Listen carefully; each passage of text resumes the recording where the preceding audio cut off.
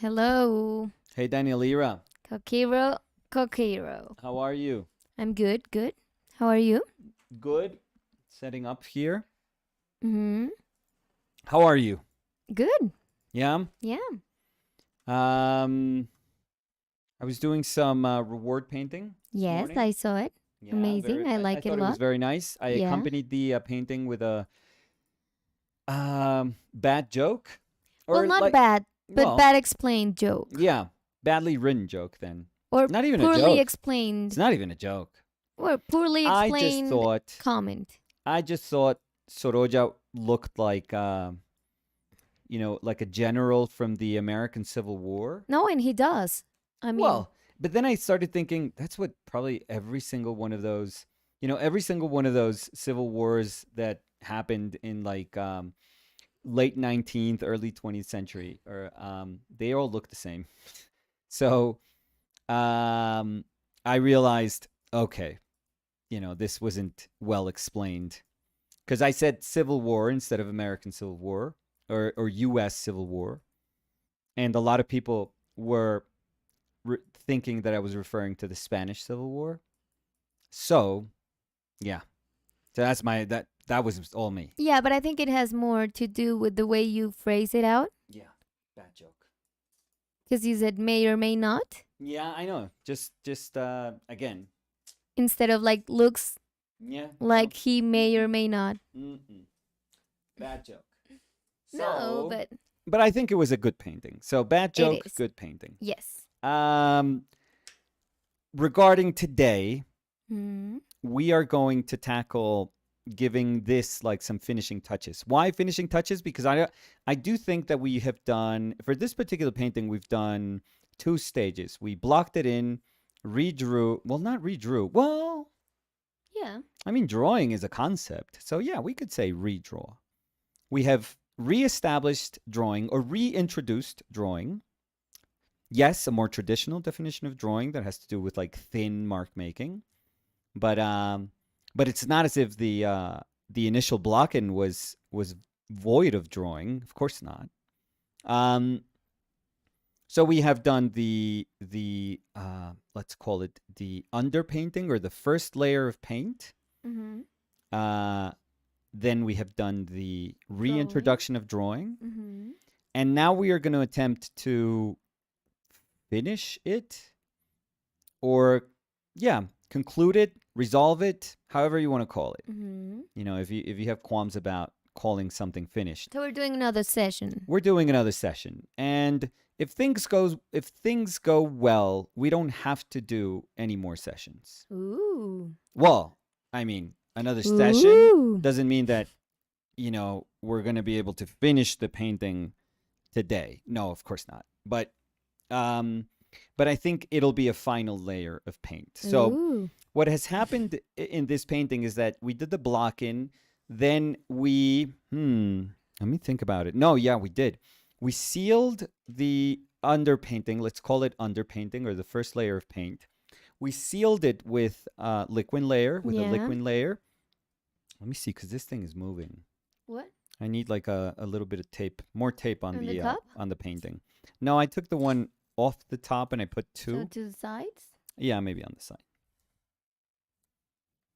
Okay, we're good. Yeah, we're good. What was I saying? So I think we did a layer of liquid.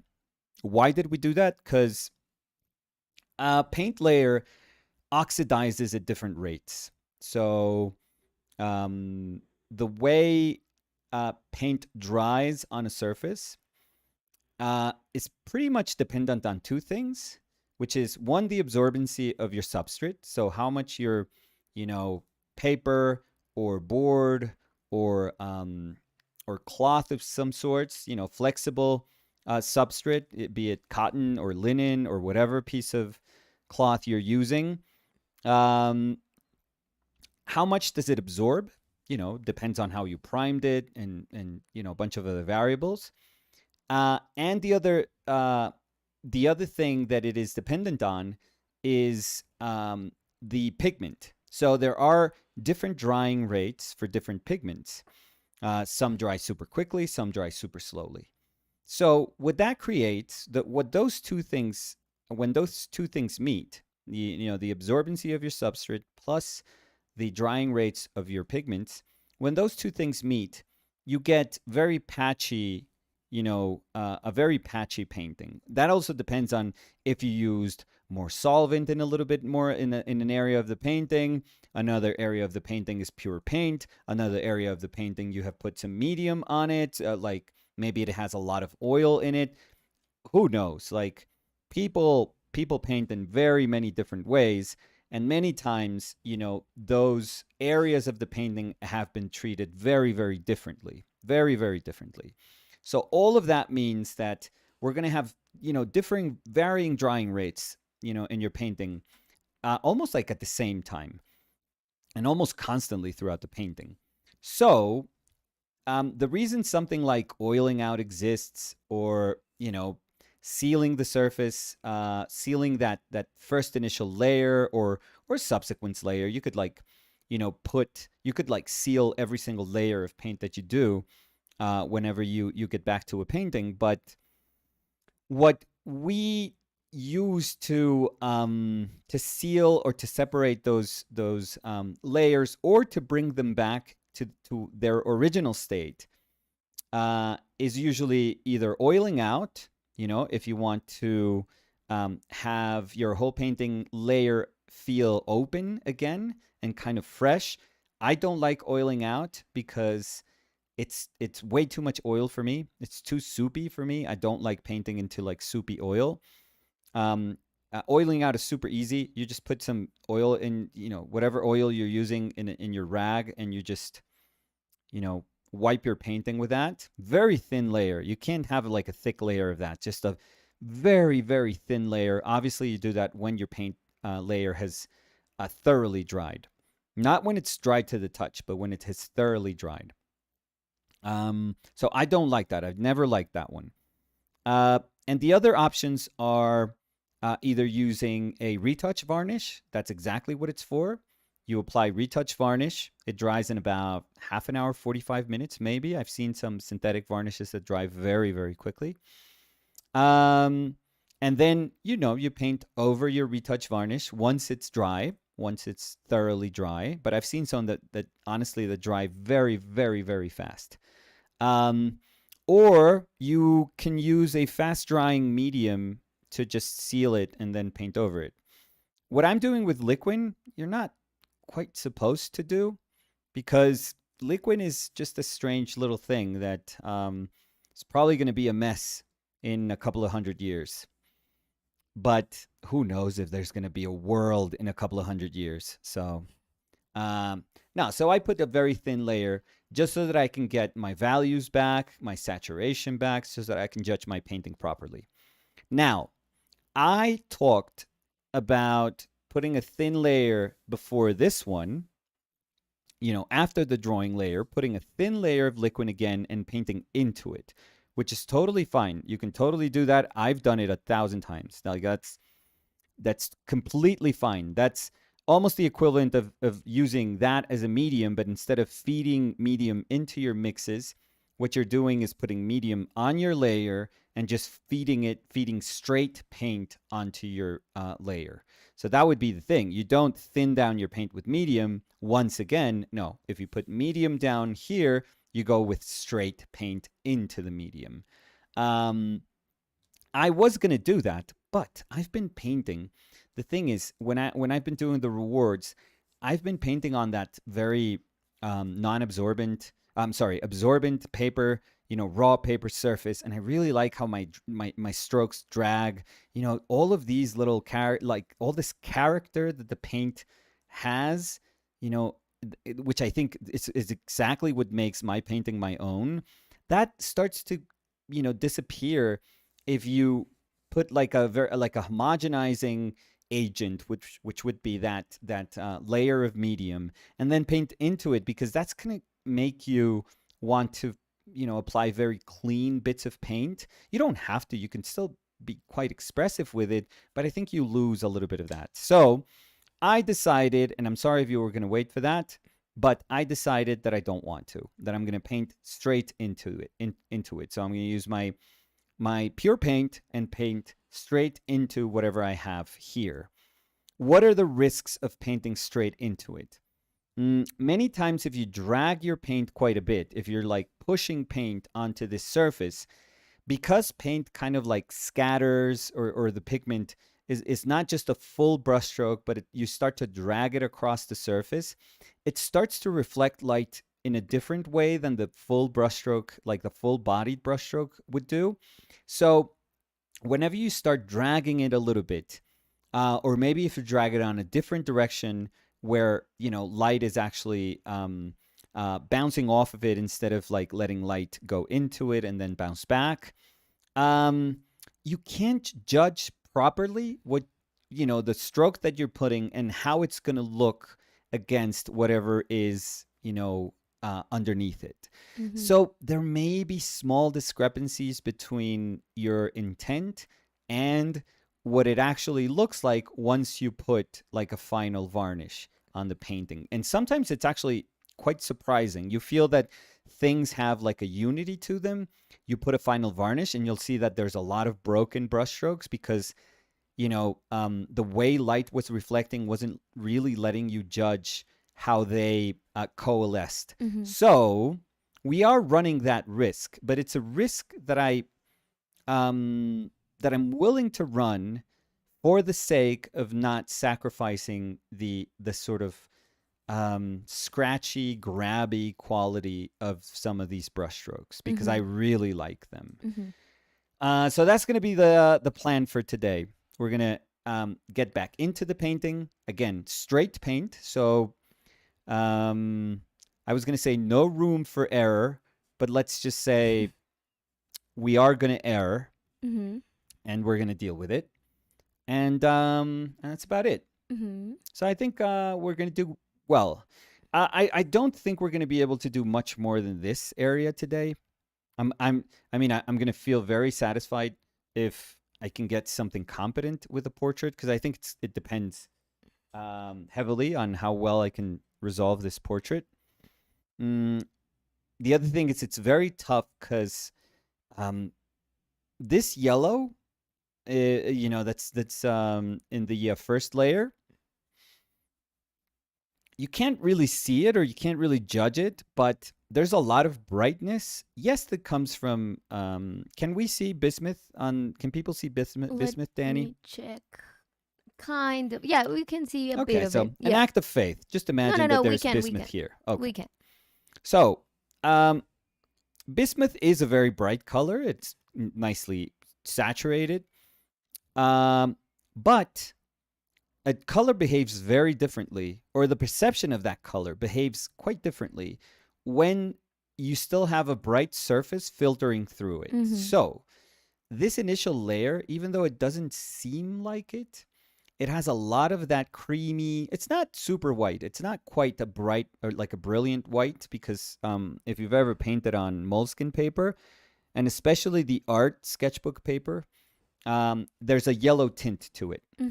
So even though there's like a bit of a hue to it and a bit of warmness to it, it is still bright, and it does shine through the paper. It does kind of like, it does shine through the layer of paint.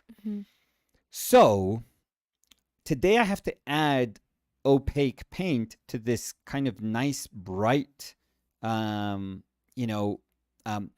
of, there's a feeling of wholeness that gives that is yellow is providing to this portrait. That's very cool. It would be really bad on my part if I start, because I want to model a nose and model lips and model eyes, because if I let myself get too caught up in modeling the features, we're going to break up this unity. I think that would be a huge miss.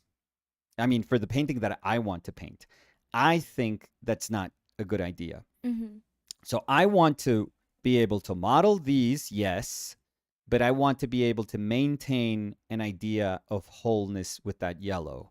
I think that's the hardest thing to do with the portrait right now. It's yes saying I mean, right now we're obviously saying I because it's completely dependent on the drawing. But now that we're going to try to flesh it out a little bit more, if we're not careful with the value, because this is all about value, obviously, if we're not careful about value, or we start to introduce like a little foreign notes of different hues into that yellow, we're gonna mess it up. We're gonna fuck it up, and I don't want to do that because it's very nice. I think it's very nice. I like it. So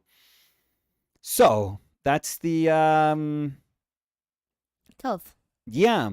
But And that also, but those are the objectives for yeah. today. It gives us something very basic, very like obvious, easy to explain to ourselves. And if we have those directions, if we give ourselves those directions, like those are directions that we can follow. Mm-hmm. When things are like super super vague, it's harder to sense, as we're painting that we have like a footing, Mm-hmm. like there's a safety net underneath, or that we can take chances, but we already know that okay, we can go back to something. Mm-hmm. If we don't have that, it's very difficult to paint. It's not impossible to paint, and you can just make things up as you go along, but I often think that it's far better to just have a bit of a north star that is telling you, okay, this is the intent for today. So let's see how we do. I think we're going to risk there's going to be a risk of losing a lot of this character from the drawing that's quite beautiful. The more I look at it, the more I like it, but the more I also know that I want to keep going. That even though this is quite nice, I want more. So, or more, not as in like it's going to be a better painting, but it's not, but this wouldn't be the image that I want to make. Mm-hmm. So let's see if we can get a little bit closer, start to get a little bit closer to the image that I want to make. I was gonna say tough, but also tough for thinking about the ground color of your palette. And I know you're used to like mixing in that gray palette and then painting on white paper. Yeah. But I would be so challenged to mix in that palette to paint on that bright yellow. Because as you were saying, it's super bright because of the paper. Yeah. So I would be terrified. I have a bit of a dirty brush, but not Mhm. really. It's the one I was using to paint Soroja.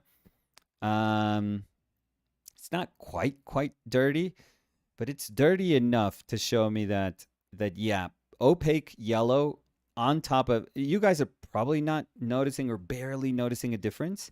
No, we can see. I mean, of course, it's not gonna be like if you were putting a stroke of, I don't know, purple on top no of no it. no yeah. But we can see. At least I can see it. I don't know Yeah, if it's going people to be can. very subtle today, but hopefully the end result is quite rich. So, let's see if we can pull that off today.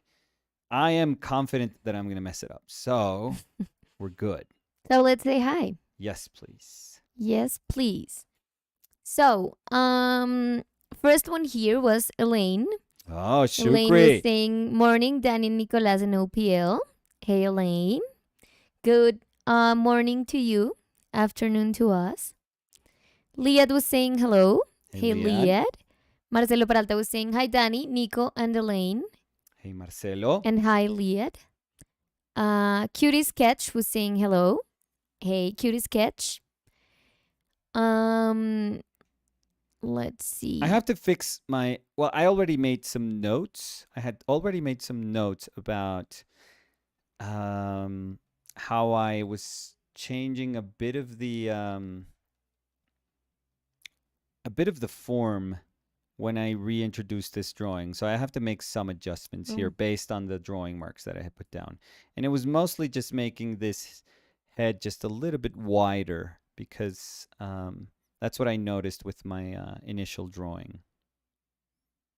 So we're also going to start to introduce that bit of shadow mask, that little bit of shadow mask that we were missing off to the side. Your mom was saying, "God, that's wonderful painting." Hola, Thank you, Olguita. Olguita. Juan Delgado was saying, "Why do you do underpainting?" Why does one do an under, like in this particular case, or No, why would you do like in a bigger? I guess they're asking, like, as a global, like, what's the good thing about doing an underpainting? So I'm gonna answer that, but let us know if that's what you wanted. It like if that was the intent of your question, or Yeah. if it's something More towards your exactly towards this particular painting. So Yes. one does an underpainting to introduce oneself to a painting. So if you're trying to paint something and you know that maybe it's something a little more complex, or maybe your substrate, your dimensions in which you're painting are a little too large, and you know that perhaps you're not going to be able to tackle something and resolve it in one single session, and it's going to take a few sessions, and it's going to take some time.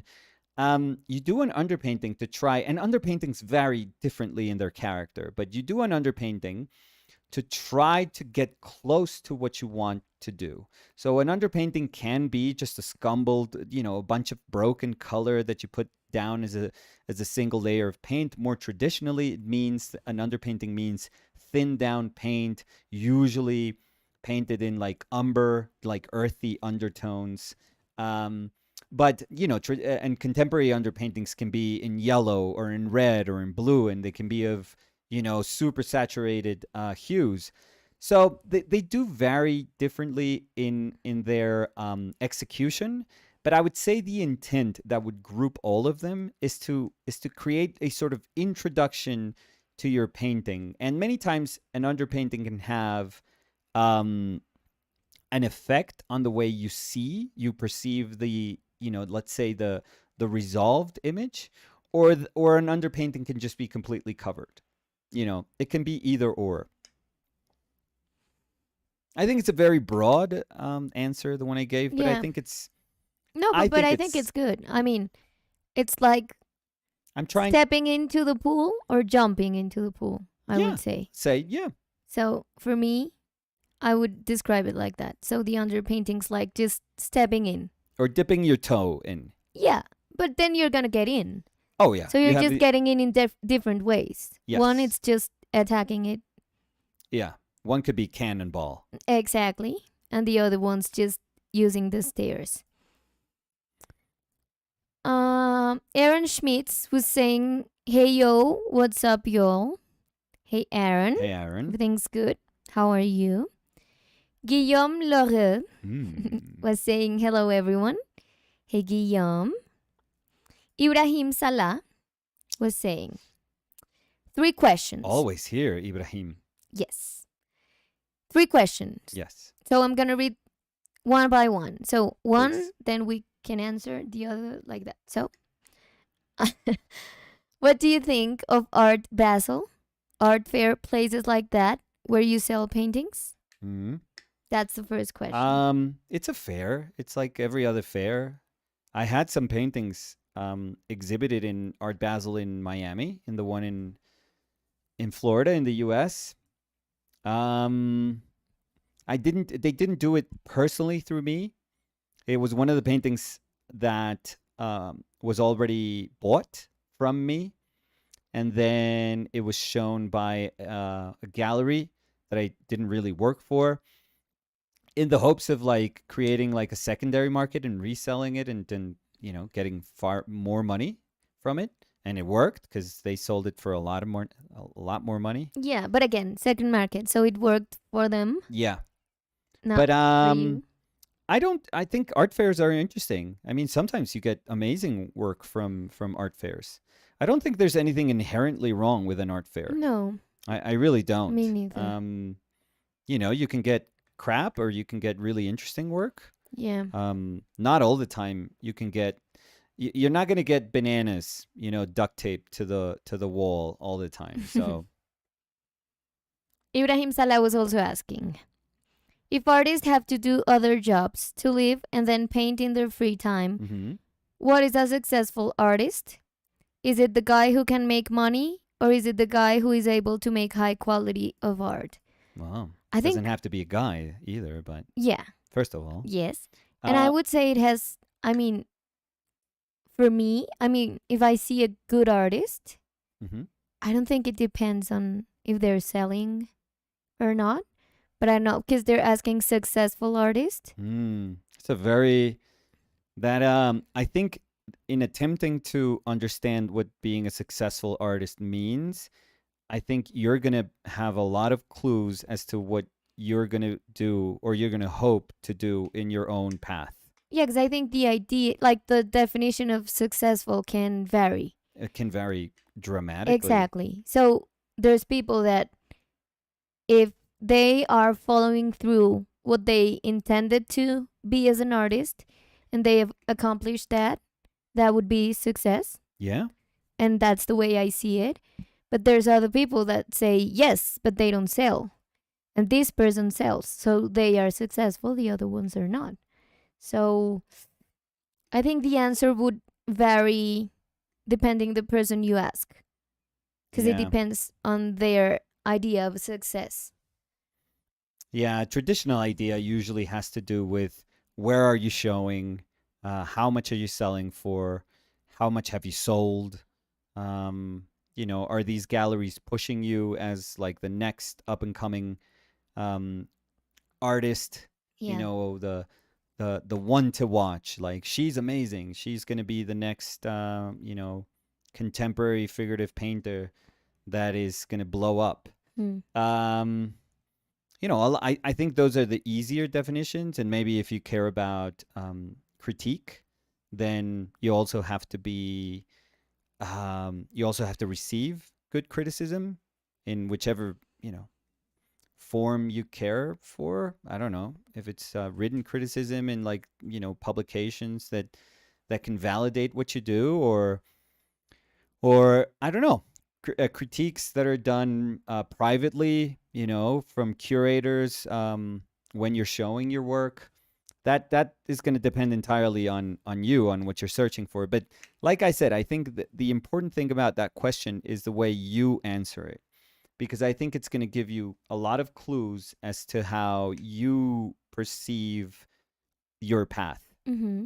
Because for some people, it can be as simple as I'm going to think of myself as being successful if life gives me the chance to paint the things. Let's say you're a painter, to paint the things that I want to paint. Hmm. So if I have the opportunity, if I'm granted the opportunity, the time to paint the things that I want to paint, then that to me is enough. Then I'm going Yes. to be happy and I'm going to feel like that's what I wanted. I just wanted to have that chance to say the things that I wanted to say. And that's it. So it doesn't matter if by the if you have a show and by the end of the of your show you sold everything or you sold nothing. The fact that you were able to socialize your work in some way and have people meet around your work and talk around your work, and if that's what you wanted, great. But for some people it is going to be about the gallery that you're working Hmm. at and the price points that you're going to command and the publications that will validate what you do. The people behind publications or um, I don't know, write-ups that are going to validate what you do. That's going to be super super important for a lot of people. So Yeah, because I think even in the people that feel or define success as selling, it would vary because you can sell everything, but you are selling every painting in $20. And to some people, that could be success because you're selling everything. For other people, that's not success because they see success, as you were saying, as like these bigger galleries with super high prices. So, or you could be selling work that you don't want to paint. There's a lot exactly, of that people too. that work in galleries that have they have compromised their work so that they can sell, and maybe they're making more money than you or I will ever make in our lives, and they're not happy. Yeah, because They're they're like not painting what they super want. So, frustrated. yeah. They secretly live in a very very frustrated state, just because they know that they have they were never able to honor like the sort of art that they wanted to do. They believed that was the art that they were meant to do.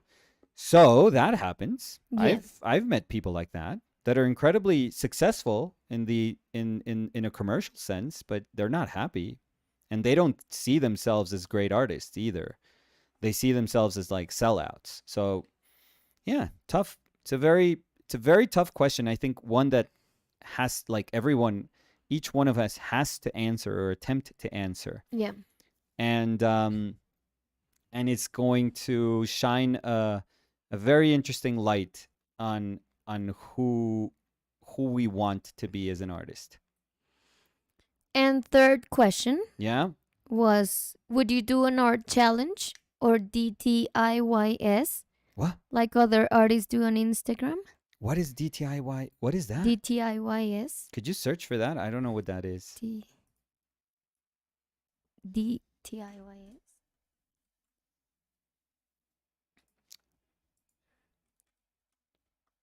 What's that? What's that Michael Jackson song?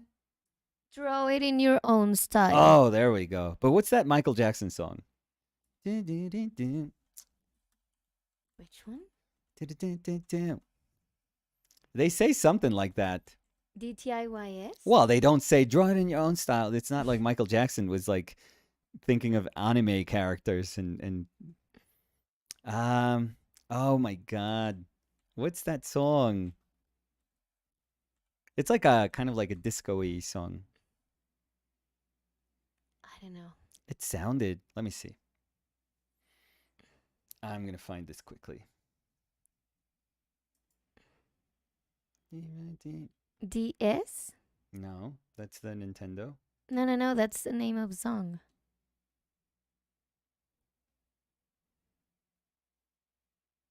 SD. No. No.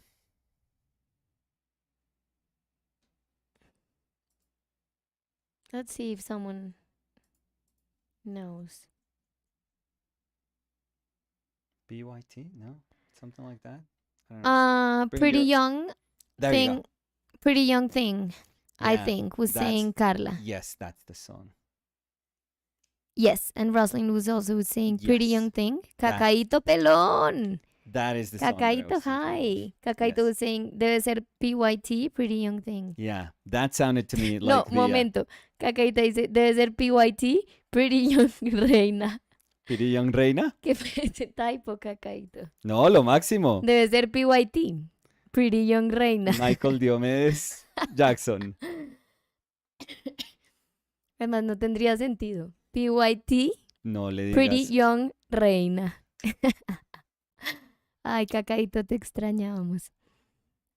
So what? So what was it? Draw it in your own Oh. style. So, would you do an art challenge or do it in your own style like other artists do on Instagram?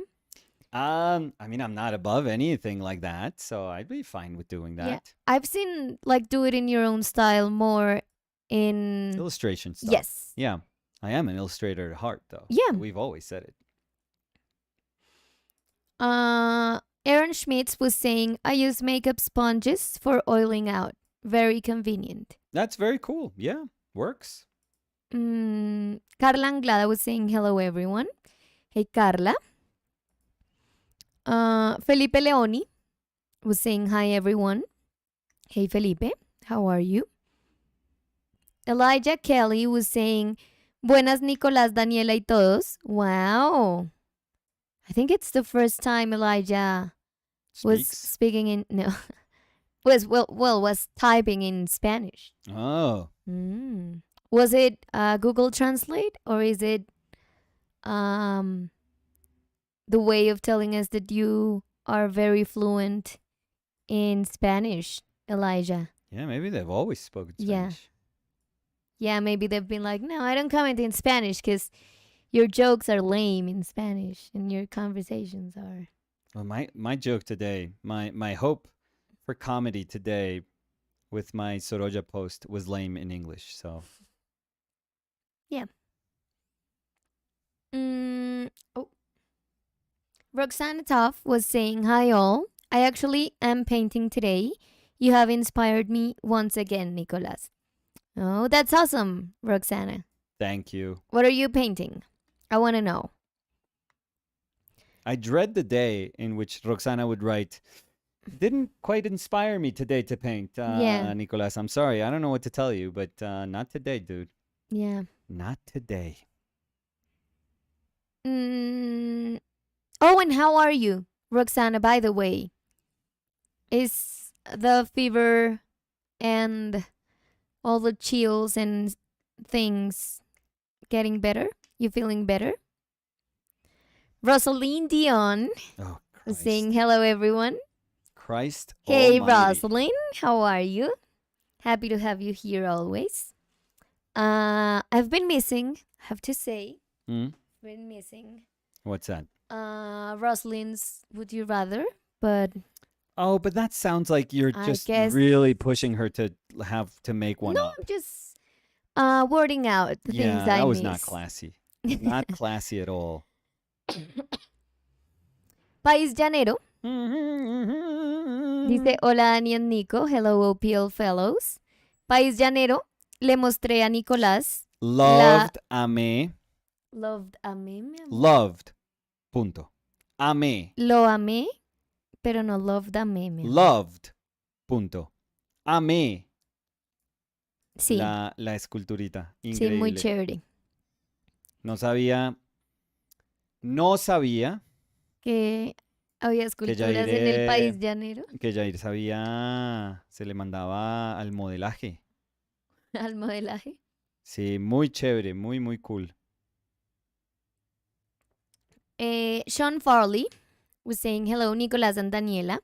I would love for the two of you to expand on how you know Mm. when you're quote unquote done with a piece Mm. and how often you change your mind after you reach that point. Mm. Tough question. I would say, Yeah, in you my start. case, sometimes it happens. And I think we've discussed that with you too. With you too. With you, Oh, no. Nicolas. That sometimes I change my mind, but because I've done more, instead of wanting to revisit it to do more. I don't know if that made sense. Like No. sometimes Well, I didn't I'm in understand it. like so. I'm in a good spot. For Okay. example, if I'm carving or if I'm sculpting, Mm-hmm. and I'm like I know I want to leave it like that. Mm-hmm. But then something in me says, "No, go ahead, do more." Do for yeah. And go then I further. regret doing Oh, it, yeah, doing that, more. yeah, So usually I happens. overdo it, and that's when I change my Yeah. mind. But I think it does not happen to me that I say I'm satisfied with it, Yeah. and then I have to like revisit it to do something else. Because I'm pretty Imping. intense with my process. So I could show it to, I don't know, Nicolas or to my sister or to whomever. And they could say, oh, that's so cool. Leave it like that. And I'm like, thank you, but no. Like, I know this is not the place I want it to be. And I could be there, like, shifting the same little spot for 4 days until I know I'm in the point I wanted to be at. But how to explain when I'm done?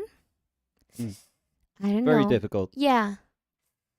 I don't think there's an objective way to do that. No. And I couldn't like rationally say, like, if I place myself in that moment that I'm doing something and I say, yes, this is it.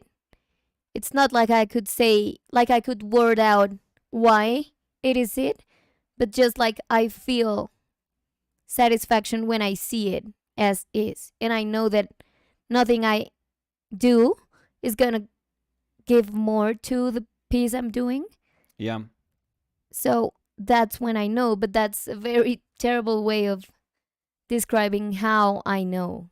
Because it's like, no, I just feel it. But I mean there are the very tough thing, and I'm going to speak as somebody who is an instructor and who was a teacher. So it's very tough to, when you're looking at somebody else's work and you're saying, I don't know, I don't feel it's quite finished. Because I said those things. I'm 100% sure I said those things to a bunch of my students throughout the years, for sure. And the thing is, I would probably base that judgment on conversations that we had prior to looking or to judging that state of the painting at that moment, where I was educated enough in the context of the painting to know that it hadn't reached what they had set out to do. Yeah, like the previous intent, the initial Yeah. intent with the painting. Yes. Yeah. So you have a conversation with somebody and you tell them, okay, what's the idea with this? And they'll say, I want to do this. And you tell them, look, that's a great idea. Let's go for it. These are the things that we have to be careful about. These are the things that we have to look for. Awesome. Like, go for it. And, based on that initial small conversation that feels, sometimes it feels like it's nothing, but it's actually like super important. That gives you enough tools to start to recognize if you're nearing, that intent or if you're straying far from that intent. But I think when we try to do that with ourselves, Yes, and we 'cause tend to be, I think it's different. far less, I don't know. The conversations that you have, try to remember the conversation that you had with your teacher. They have like a different character than the conversations that you usually have with yourself, because you can't really 100%. evaluate yourself. It's Yeah. almost like you can't play chess with yourself. Mm-hmm. You can't say, oh, I'm going to do this move, anticipating what the next move from your opponent is going to be, and your opponent is yourself. Mm-hmm. Like, it doesn't, you can't have the same nature of an exchange. Yeah. So I think that when you're with yourself, yes, you can tell yourself, I'm going to try to do this, but you don't have another person to tell you, okay, we should be careful about this, or this is how the other person perceives it, or this is how, traps that are probably going to be there from my point of view. Because you then start to realize that the other person is always telling you things from their own, little shore, from their own little bit of shore that is, their own experience. But many times it's not yours. Sometimes you can love your teachers, but you can disagree with them, and that's totally fine. So eventually you realize that you have to teach yourself how to almost like check yourself and keep tabs on yourself. And what Danny was describing about going too far, it's one of those, is one of those experiences that there is no substitute for in when developing an artwork. There's nothing that can prepare you to messing up a work. You can be timid when doing something, and that's probably going to cause that you don't push as far as you should, because when you're being a little insecure and you want to play it safe, you're never going to see how far you can push something. You're always going to be, okay, this is enough. This is enough, because if I do another brushstroke, I'll ruin it. Yeah, but It's I like, think no, I don't want to ruin that eye. I did it with 2 strokes, and it's like, no, I don't want to develop it. But I think the important thing is not to say it's enough, but to say, like, I'm really satisfied. Because I think when you say it's enough, it's like you're in the bottom limit of satisfaction with what you're doing. So it's not, I've reached the level of satisfaction I wanted to, but it's like I'm kind of touching that level, so I'm scared, so I'm gonna like stop. Mm-hmm. And I think that's when it's different. Because I think when I was saying, I don't want to push further, like I don't want to put anything else because I'm satisfied as is. It's not like I'm okay with what I have, but I've pushed. Like I've been in that place where I say, yes, I'm getting there, but I've pushed and pushed and pushed, and I know I'm in that high level of satisfaction, if that makes sense. Mm-hmm. So, yeah, I do think it's different. And when you were saying about wording it out with a teacher, I was just remembering, and I think it's very different to word it out with a teacher, yes, but I think you kind of do it with yourself when you start something that you want to do. Mm-hmm. You always know, I mean, you have an intent when you start something. The thing is that you don't word it out. And sometimes you have like the abstract notion, and if you don't word it out, it's harder to like think of evaluating those things. But I think in my case, I think I have those things clear in my head beforehand, Mm-hmm. And that's how I know when I'm done. Because it's like my own brain is like ticking the boxes. Like, yes, this is what we were looking for. Yes, this is why this image was important if I'm doing a painting, or this is why we wanted to do the sculpture. Like, I'm feeling what I wanted to, like, do with the sculpture or with the painting. Or I think when I see it, I can see or I can read the intent I had. Mm-hmm. So I think even if you don't word it out, you kind of know like what your intent is. Yeah, and that's when you recognize your intent. Like we're taking for granted something that is very difficult. No, of course, no. Like That's why I was saying, knowing why you're doing something, yeah. having that figured out previously, oof, very tough.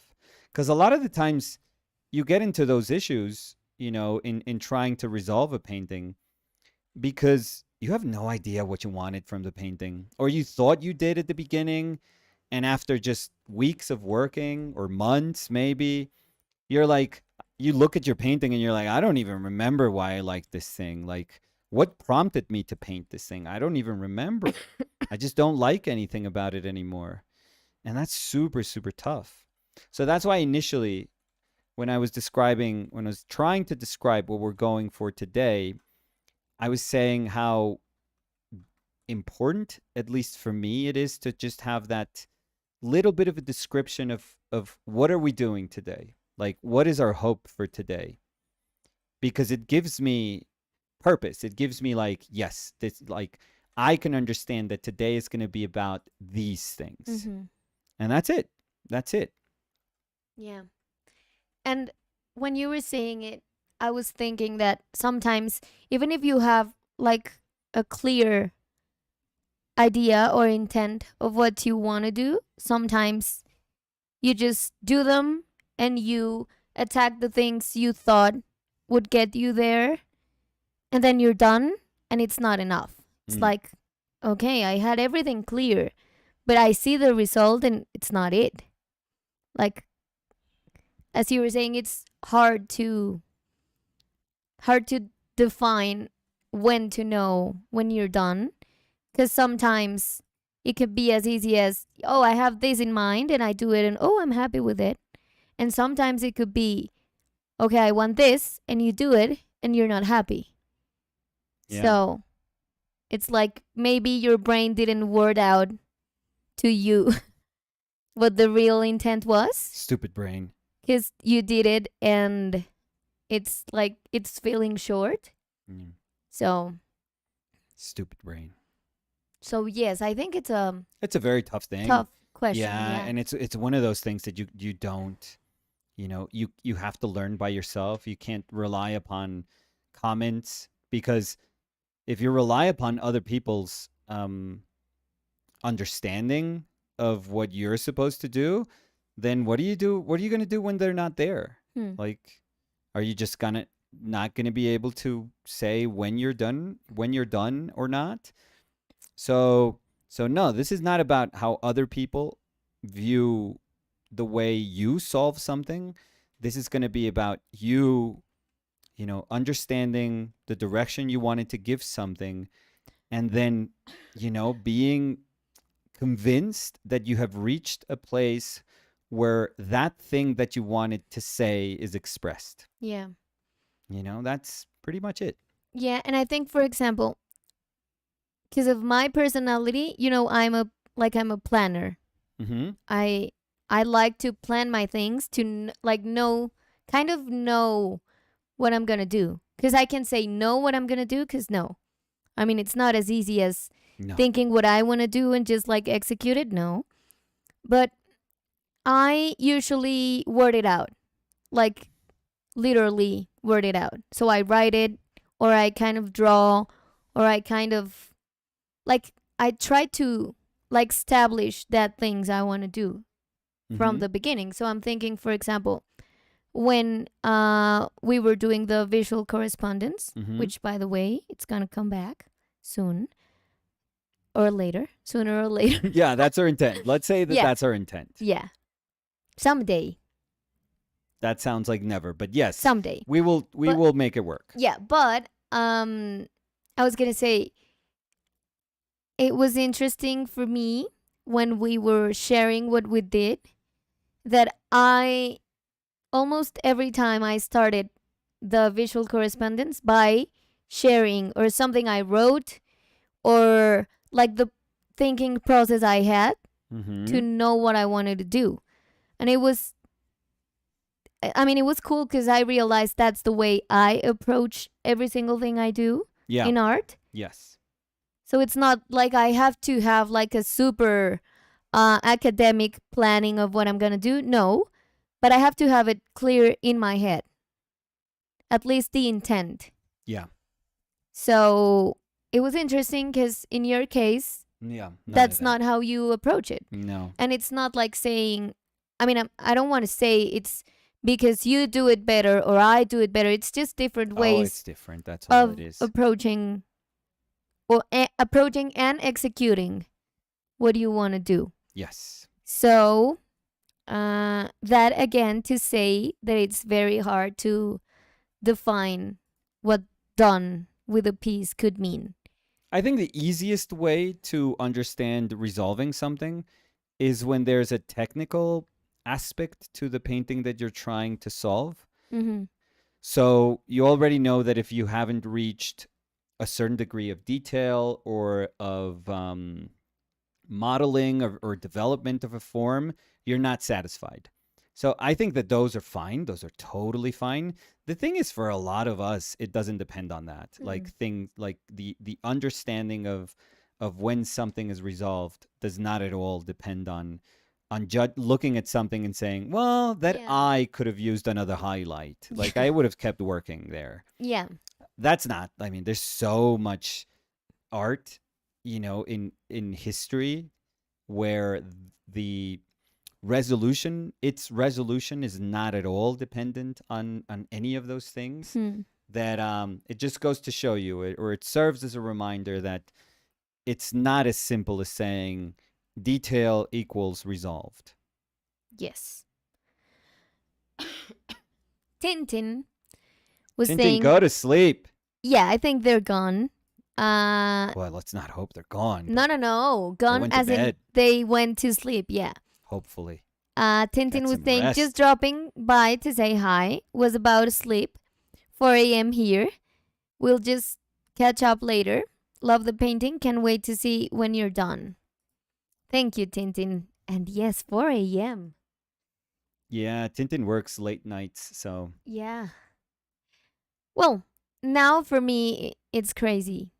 But when I was working yeah, as a bartender, yeah. that was like that was your bread and in the butter. middle of work. Yeah. So, well, no, kind of finishing, Yeah, but tail end. still. Parting Mist was saying, when you were describing what you wanted to do at the Mhm. beginning, they were saying so true. So to not break it up, you're gonna have to stay in a narrow value range. I take it. Well, yes, but now I'm realizing that in my shadow side, I do. I mean, there's opportunities to model form. So let's make an addendum to that, and let's say yes, keeping everything in a narrow range within the light, Mm-hmm. just so that I can give myself a little bit of leeway in my shadow side, because I don't think the unity is super compromised if I break up my shadow side. Hmm. Yeah, because if it's very, very narrow, you can't model. You can. Well, but you like can. in a very subtle. Yeah, modeling. It's because that's kind of what I used to do with the paintings that I did of very narrow model value ranges. And you can describe form, but the thing is, the manner in which it's being described, it's really interesting. It's really strange. Mm. Very, very It's like strange. washed out by the light. Yeah, yeah, it's very cool, but it does make your brain kind of go into a knot a little bit. Sean Farley was saying, thank you, N and D. I agree that no one else can tell you what your finish. I love to hear how other artists approach it. For me, I am, in all caps, never satisfied fully, but try to realize that it's time to move on. Well, that could be a way too. I mean, that's why we're saying it's so different. Yeah. Because there's artists that like revisit paintings after 8 years or something like that. So again, it's so different. Let me see if I can find this super quickly. I kind of know what you're trying to say. Yeah, the Dickinson quote is Yes. just gorgeous. Gorgeousness. Like as soon as I said it, I was like looking at you to see if you were going to say something. Let me see. Oh.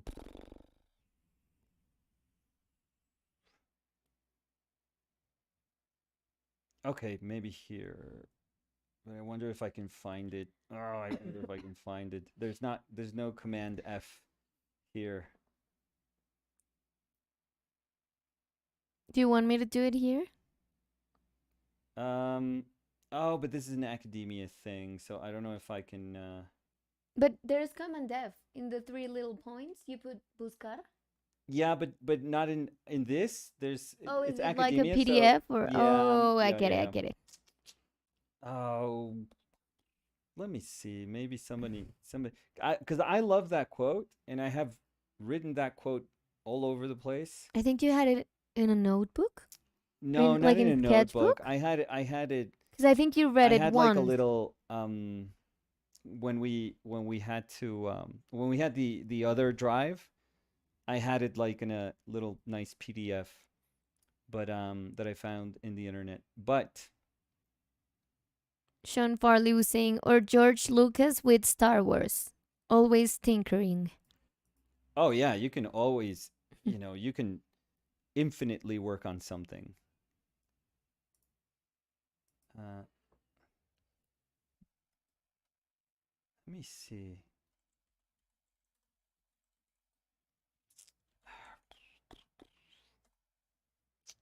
Because I wanted to give the whole quote, which I think it's really nice. No, I can't find it. So I'm owing it to you guys. I'll search because I also don't have my Dickinson book here. Um, did we use that quote for the last book? I don't think we did. No, I I don't don't think know. I've ever printed that quote, which is gorgeous. Ah, that's a shame. Anyways, I don't want to misquote it. I much rather just search for it. And I mean, I know part of the quote, but I want to give all the quote. So we'll search for it, and I'll give it to you guys tomorrow.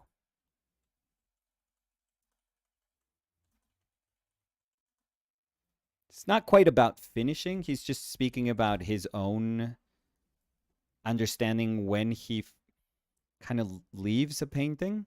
So, yeah. But I forget where I found it, you know.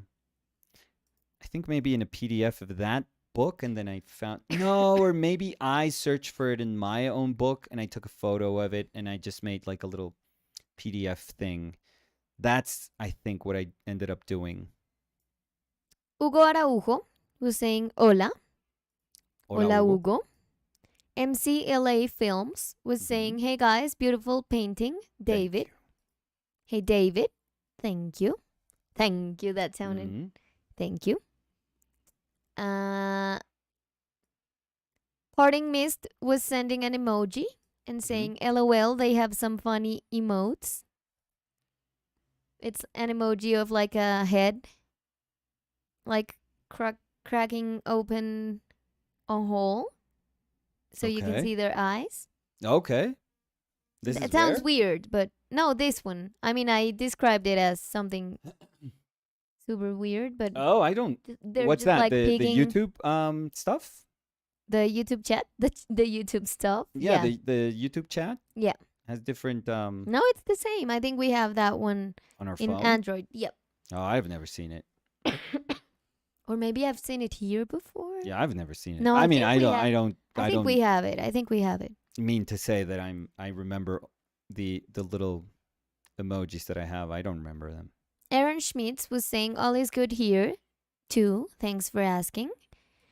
Cody Winicky was saying, hey guys. Hey, Hey Cody. Cody, how are you? Paston was saying, hello Danny and Nicolas. Hello everyone. Hello Roslyn. Hey Paston, how are you? HCK was saying, hi guys. Hello, HCK. Cacaíto Pelón dice, Mm. Oli, volví, jaja, ¿cómo han estado? Extrañándote, mi cacaíto. No, pero Cacao me contó que es que está estrenando celu. Entonces no había Mm. puesto las notificaciones. Sí, claro. Para que vean la diferencia que hace poner las notificaciones. O el grado de la mentira. No, Cacaíto, no me dice mentiras. Bueno. Nicolás Olivari dice, Nico, Dani, hola. Primera vez que los encuentro en vivo, ¿cómo les va? Me gustaría saber si es posible que en algún momento, en algún live, hablen un poquito del proceso de editar un libro a través de crowdfunding, Sí. buscar editores, maquetearlo, etc. Bueno, no. Buscar Hola editores Nicolás, no existe. ¿cómo nos va? Muy bien. Sí, pues, o sea, Es que nosotros hacemos todo el proceso, Nicolás. exacto. O sea, nosotros utilizamos crowdfunding como la plataforma para saber el número de copias que vamos a tener. Eso es como para lo único que lo utilizamos. Después no buscamos editores. Nosotros mismos diseñamos, maqueteamos el libro y nosotros mismos nos contactamos con una imprenta para imprimir el libro. Los envíos también nosotros nos encargamos de eso. Por eso vamos a estar viajando a Estados Unidos. Sí, no sé si quieras decir algo. No. La verdad es que, bueno, siendo 100% honestos, antes de lanzar el proyecto por Indiegogo o Kickstarter o cualquiera de estas plataformas de crowdfunding, yo sí traté de hablarme con unas editoriales. Yo traté de contactarme con unas editoriales y la verdad, ninguna estuvo interesada. Entonces, yo creo que esos son el tipo de cosas que más como que le refuerza a uno que, pues cuando uno quiere hacer algo, uno lo hace. O sea, si uno se queda esperando a que exista el interés o el apoyo de otra persona o otra compañía, pues uno se puede quedar esperando ahí con los brazos cruzados toda la vida, pero al final nadie va a hacer las cosas por uno y uno tiene que hacerlas uno. Entonces, sí debo decir que yo creo que esta vez le escribí a unas 4 editoriales, creo, y no, ninguna estaba interesada. Sí, Y en los siempre me queda el anteriores. resentimiento como de querer mandarles cuando termina la campaña, como, Pero ¿y para qué, mi coco? no sé, por ego y por resentido, obviamente que son debilidades que uno tiene como ser humano, pero pues que uno quiere decirle a la persona que no creyó en uno como, si ve. Pero eso no. No, obvio no, y nunca les mandé eso, por eso decía que, o sea, uno tiene ese sentimiento, pero pues no, yo no actúo sobre esas cosas. Sí, pero en los libros anteriores tampoco. O sea, también lo ha hecho Nicolás. El libro anterior em, lo, lo hiciste tú con los envíos Sí, desde acá. La sí. vez pasada fue con los envíos, o sea, la vez anterior a esa fue con los envíos desde Estados Unidos. Y la razón para contactar algo es porque, pues sí, lo hace uno, pero es muchísimo trabajo.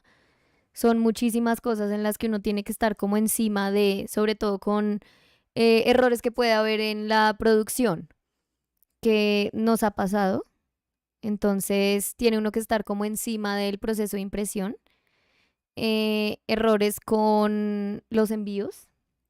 Entonces, sí sería mucho más sencillo si uno cuenta con de pronto una editorial que ya está establecida, que ya tiene, eh, pues, o sea, tienen como toda la metodología tanto para la impresión como, o sea, tienen sus propias imprentas, tienen su propio sistema de envíos y pues es solamente decir, listo, esta es la idea del libro, tomen una parte, yo tomo una y listo. Sí. Entonces, sí. Nicolás dice, gracias por la respuesta, me confundí, quise decir editorial o imprenta, jaja, no editor. No, no, entendimos. Sí, pero no, lo de la imprenta, pues la verdad es solamente uno contactarse con alguna de las imprentas, nosotros lo estamos haciendo acá en Colombia y Pero yo coticé con uno, imprentas por todo el mundo. sí, sí, sí, pero o sea, de la misma manera que lo hicimos acá, uno simplemente busca cómo contactarse con la imprenta y pide una Ah, cotización. sí, la imprenta, o sea, acá Entonces, quien le vaya a imprimir, o sea, si usted le paga, imprimen lo que sea. exacto, eso no es, Eso no no. es como no es como que uno tenga que tener un contacto de otro contacto de otro contacto, no. Ellos tienen un número, uno los contacta, hace la cotización y según la cotización, pues si uno está interesado, le asignan a una persona que va a estar como encargada del proceso de la impresión y ya. Em, let's see. Marcelo Peralta, Peralta, Ujú. when you were talking about the yellow Yeah. in the face with the paper shining through it. Yes, yes, yes. Marcelo was saying, you just described precisely my suffering with the light pinks in that bougainville branch. Oh, you know that. Yeah, yeah, yeah. Um, Nothing quite can compete with that definition of brightness, the brightness that comes from your substrate shining through. That's why there's a beautiful the let's say the richness in high Renaissance painting that comes from a lot of glazing and just that very bright, because it's one of the brightest grounds that you can ever work on, which is a traditional glue gesso ground.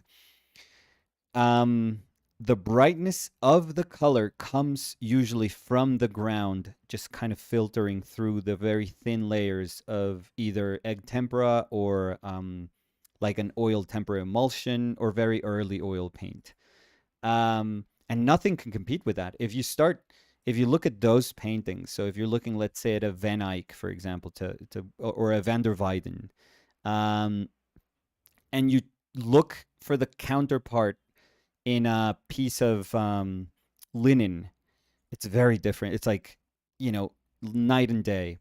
In Florence, it's beautiful because you have two Botticelli paintings that one is made on wood and the other one is made on canvas, if I'm not mistaken. I hope I'm remembering this right. And one is like the one of Primavera is so much brighter than the Birth of Venus. So much brighter, like richer and brighter. And I think that's the difference. Could you yes. like fact check me here? Because I don't know why I feel they're either technically they're not the same. Like one is, with tempera or oil, but I don't feel I if I'm misremembering, like I apologize, but I don't feel I'm super off. Are they both on wood? Espérame que estoy buscando. Let me see. So,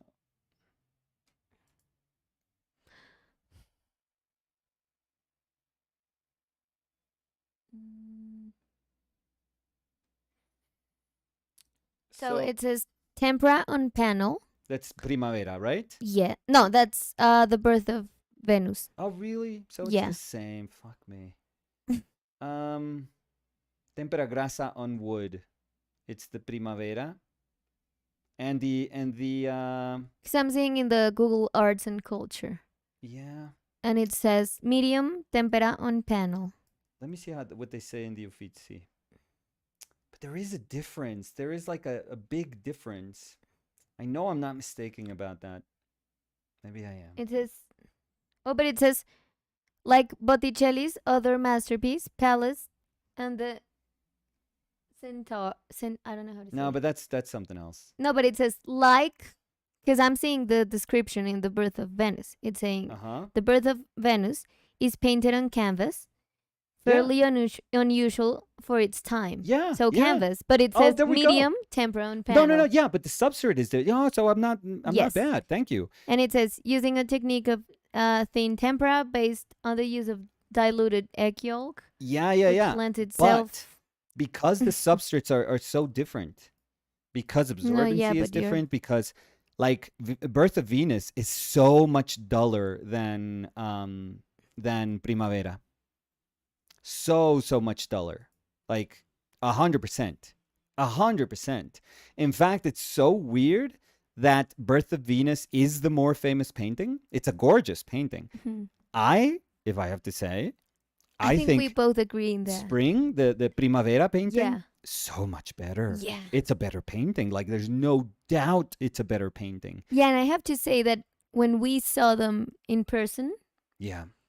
the Primavera is just Oh, it's shocking because how both beautiful both it is. are amazing. Both Yeah, are but very one is like, beautiful. oh But my God, like this is pinnacle of Botticelli. yeah, I think it probably has to do with the pose and the fact that she's Venus, and I don't know that there's a poetic quality to it. I think as a painting, oh, the other one has. I mean, it's so much more complex. It's so, it's like there's beautiful. such a range. I mean, there's like thousands of like species of flowers in that damn painting. It's Yeah. so ridiculous. But if you look at them, like one speaks so much about the transitioning towards flexible substrates, and the other one speaks about the tradition of painting on panels and how different the painting feels, because it does feel dramatically different, I would say. Hmm. Let's see. I was going insane because I was like, did I don't I remember this correctly? I'm glad that I did.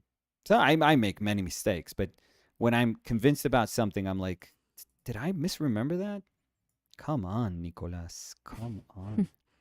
Tom Thumb Jordan Okay. is saying, I think I saw somewhere that botanists Yeah? identified over 100 species of plants depicted in Primavera. Yeah, it's ridiculous. Yes, it's crazy. Santiago Zúñiga was saying, love that hand tattoo. Oh, thank you. I've heard I've heard like people comment, nice painting, stupid tattoos. Really? Yeah, yeah, yeah. Why are people so rude? Oh, not rude, just you know, Rude? ignorant. I don't think you Uh, should comment on. Oh, people mean- can. Well, I mean, you can comment on anything. People can Yes, but comment on anything. Well, you could do anything in this Yeah. life, but Yeah. I think And you on- should not. I mean, I would never, if I don't like something, what's the point of saying, hey, I hate that tattoo? Well, because you just want to voice it. Why? No, I don't know. That's not how I function. Well, that's why you don't tweet. Yeah. No, thank you. They're all the tattoos that I have are my kids' drawings from when they were, I think, up to 4 years old, maybe maybe even less, I would say, judging on the manner, on the quality of the drawing. But maybe Not 4. quality as in like how good or bad they are, but I would say, yeah, up until they, anywhere from 2 to 4 years old. Which, I mean, this is just my take on it, but I think it's the most fascinating time to watch like a kid draw. Like after that, they get a little self-conscious about their drawing. They understand themselves more as a collective. They see themselves as part of a collective, so they tend to compare themselves to others. Developmentally, they're in a different stage. Like their brain has understood things differently, so their aim is quite different with their drawings. But I think this is the most fascinating. Like those, judging from my 2 kids, but this is something that is, objectively true, because we all go through those stages. It's not like, oh my God, that's a fascinating drawing. Look, my kid is amazing. It's like, no, it's everyone's kid.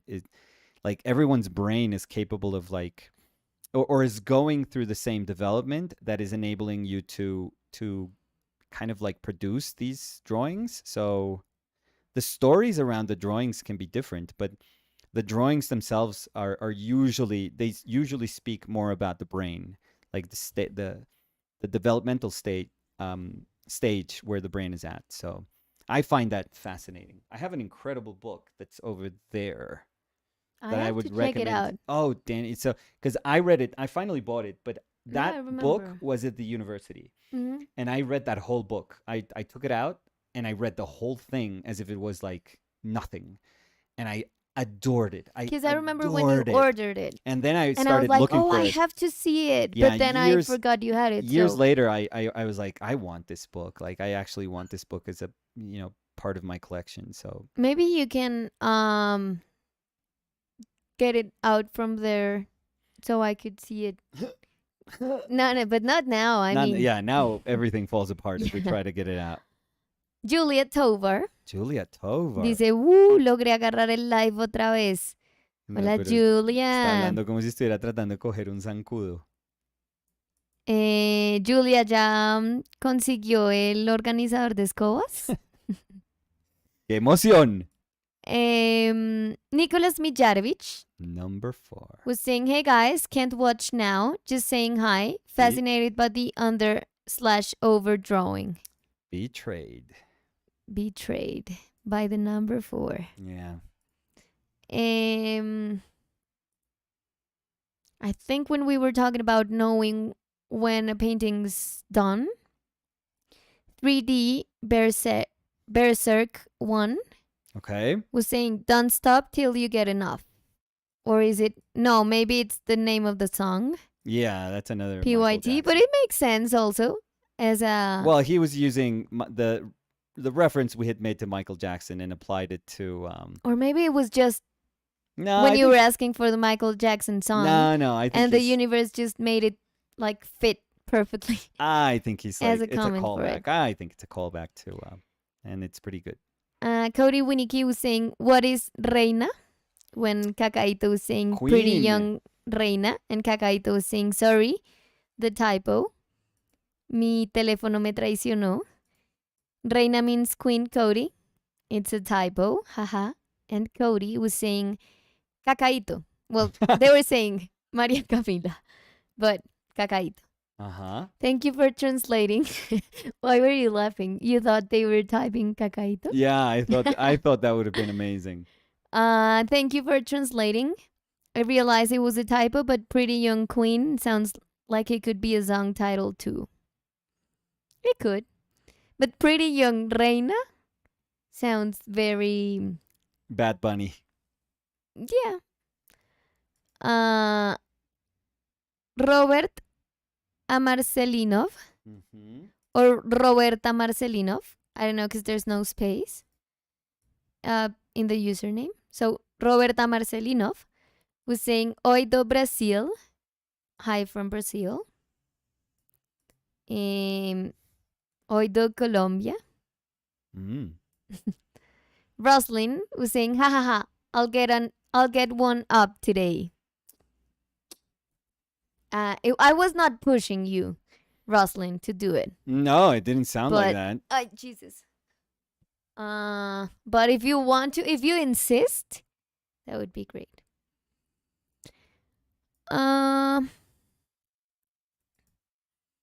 Irving Torres Art dice, hola, hola a todos, comiendo pollito y escuchando. No, pues. Uy, Irving, hoy Nicolás preciso estaba hablando que tiene Ujú. antojo de un guiso de pollo. Uy, sí. ¿Qué tipo de pollo está comiendo? Bueno, pues no, ¿qué tipo de pollo? ¿Qué tipo de preparación gallina. de pollo está comiendo Irving? A ver si es la misma. Y el pobre Nicolás empieza a babear. Sí, pero me toca como decirle a mi mamá que sí, por favor, lo hacen en la casa Pues ella lo haría feliz. Yo intentaría, como el sábado Pero para ir a yo- visitarlos. pero yo no. No, es que es complejo porque es Pero un... tú sabes que a mí me encanta intentar cosas de comida. Pero un guiso toca... Pues no toca. O uno se quiere demorar 6 horas ablandando un pollo o una olla express. Pero es que olla tengo express no tenemos. unas ganas de un guiso de pollo que hacen en la casa de mi mamá. Y no sé por qué me antojé en el almuerzo, pero así impresionante. Pero el almuerzo estaba rico y no tenía Delicioso. Una sopa, nos comimos una sopa de espinaca con zanahoria. Espectacular. Pero no sé por qué, como que empecé a pensar en un guiso de pollo.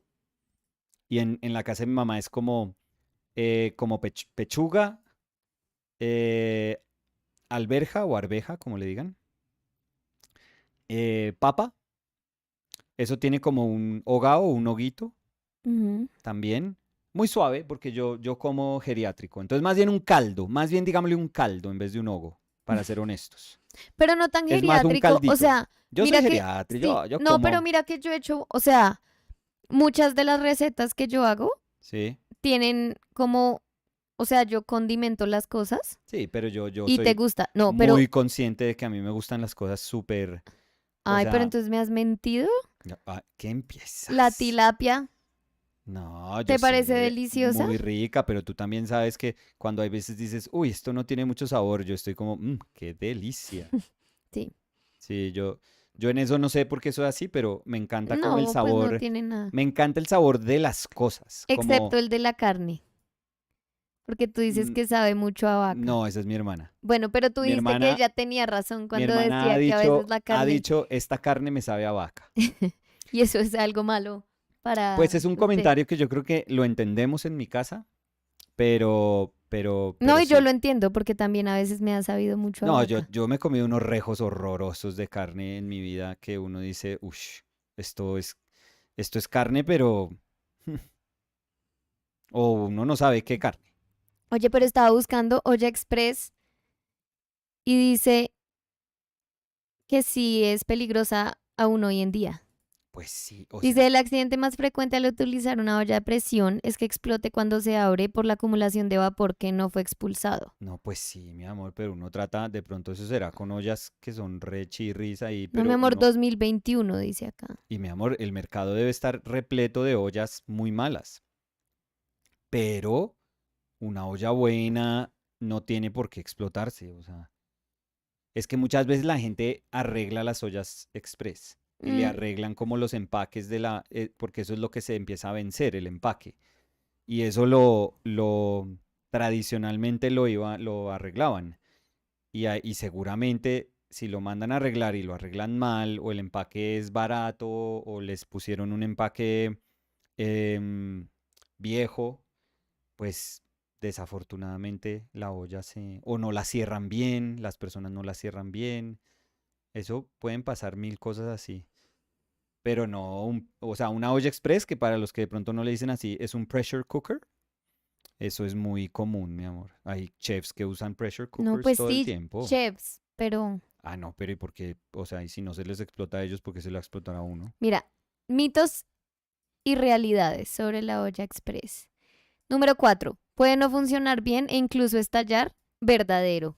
Pues es que obvio sí puede pasar, eso ha pasado resto. Pero no quiere decir que toda olla express que está afuera ha explotado, mi Muy amor. importante mantener limpia la válvula que libera el vapor.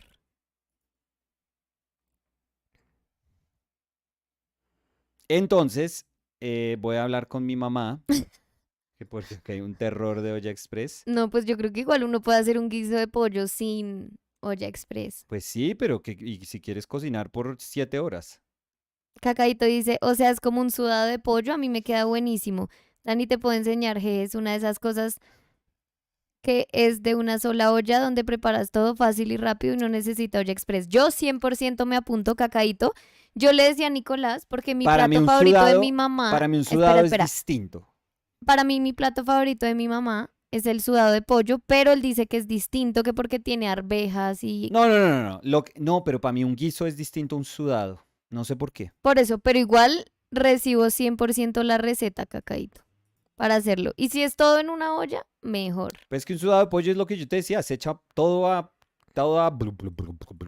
Uno echa todo ahí a que se Gracias. cocine todo junto. Em, a ver, ¿Cómo, Roxana, ¿qué? cómo se dirá? Guiso de pollo en inglés. Guys of pole, Guys, mi amor, ¿no? chicos de pollo. Eh, Roxana Tough was saying, I'm painting a female figure, Ujú. only face and torso, in front of a cement wall. Also, I'm better today, miserable yesterday, had a 24-hour migraine. Uf. Ah, uy. I have very few migraines. I don't usually understand what spurs them. But I take, whenever I get one, I could take like Tylenol or Advil, nothing that like that works. Nothing, absolutely nothing. And the only thing that works for me is Neosaldina, which I don't know what it has. Did Yeah, you check and see what it but has? this is not a recommendation. No. First of all, Ask your I'm not a doctor, doctor. I'm not a doctor. And the other thing is, these sorts of medicines are like in Colombia are like over the counter.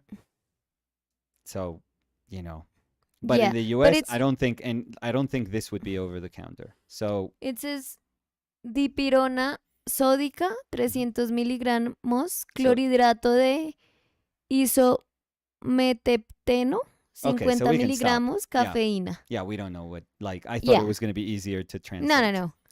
But it's really good Neosaldina. because Oh, I don't know if you realized, Coco, but yeah. I'm really happy because I used to have for a period of time like hard migraines. Mhm. And I think it really helped me when I changed my glasses. Yeah. Because it was weird because my formula, when I went to check, like to get my new glasses, they told me I have hypermetropia, ¿cómo digo? Hipermetropía. Ajá. Entonces, no miopía. Mhm. No, you're farsighted. So you're farsighted. Yeah. That would be easiest way. Y no enfoco. Astigmatismo. And pues. you're and astigmatism. And astigmatism, yeah. So my astigmatism was No, I'm little sorry. bit You're worse. nearsighted and you have astigmatism. Nearsighted, yeah. Oh, yeah, because it's nearsighted. And my astigmatism was worse, but my near sight was better. So that's why every time I used my glasses, and I used to use them a lot for editing, like every time I was editing, I got a terrible migraine. Mm. And I used to have to take the medicine a lot, Yeah. but now it's been better.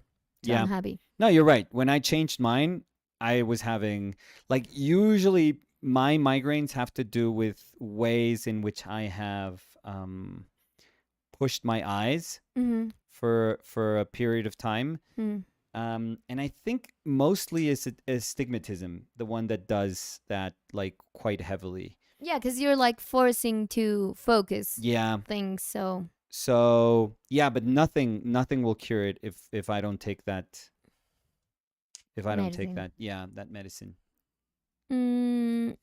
Cacaíto dice, yo le pongo igual arvejas y eso, Uf, pero te paso ahora la receta muy buena. de una, Cacaíto, y la probamos. Y si no me sale tan rica, toca ir a probarla donde Cacaíto. No, pues le digo a mi mamá. Pues, pues sí, pero Cacaíto dice que Déjenme la de ella es ¿Me buenísima. dejan comer tranquilos donde mi mamá? Pues Yo igual, aquí. si tu mamá hace el sábado, pues yo estaría feliz de ir a No, vete comer. a donde Cacaíto.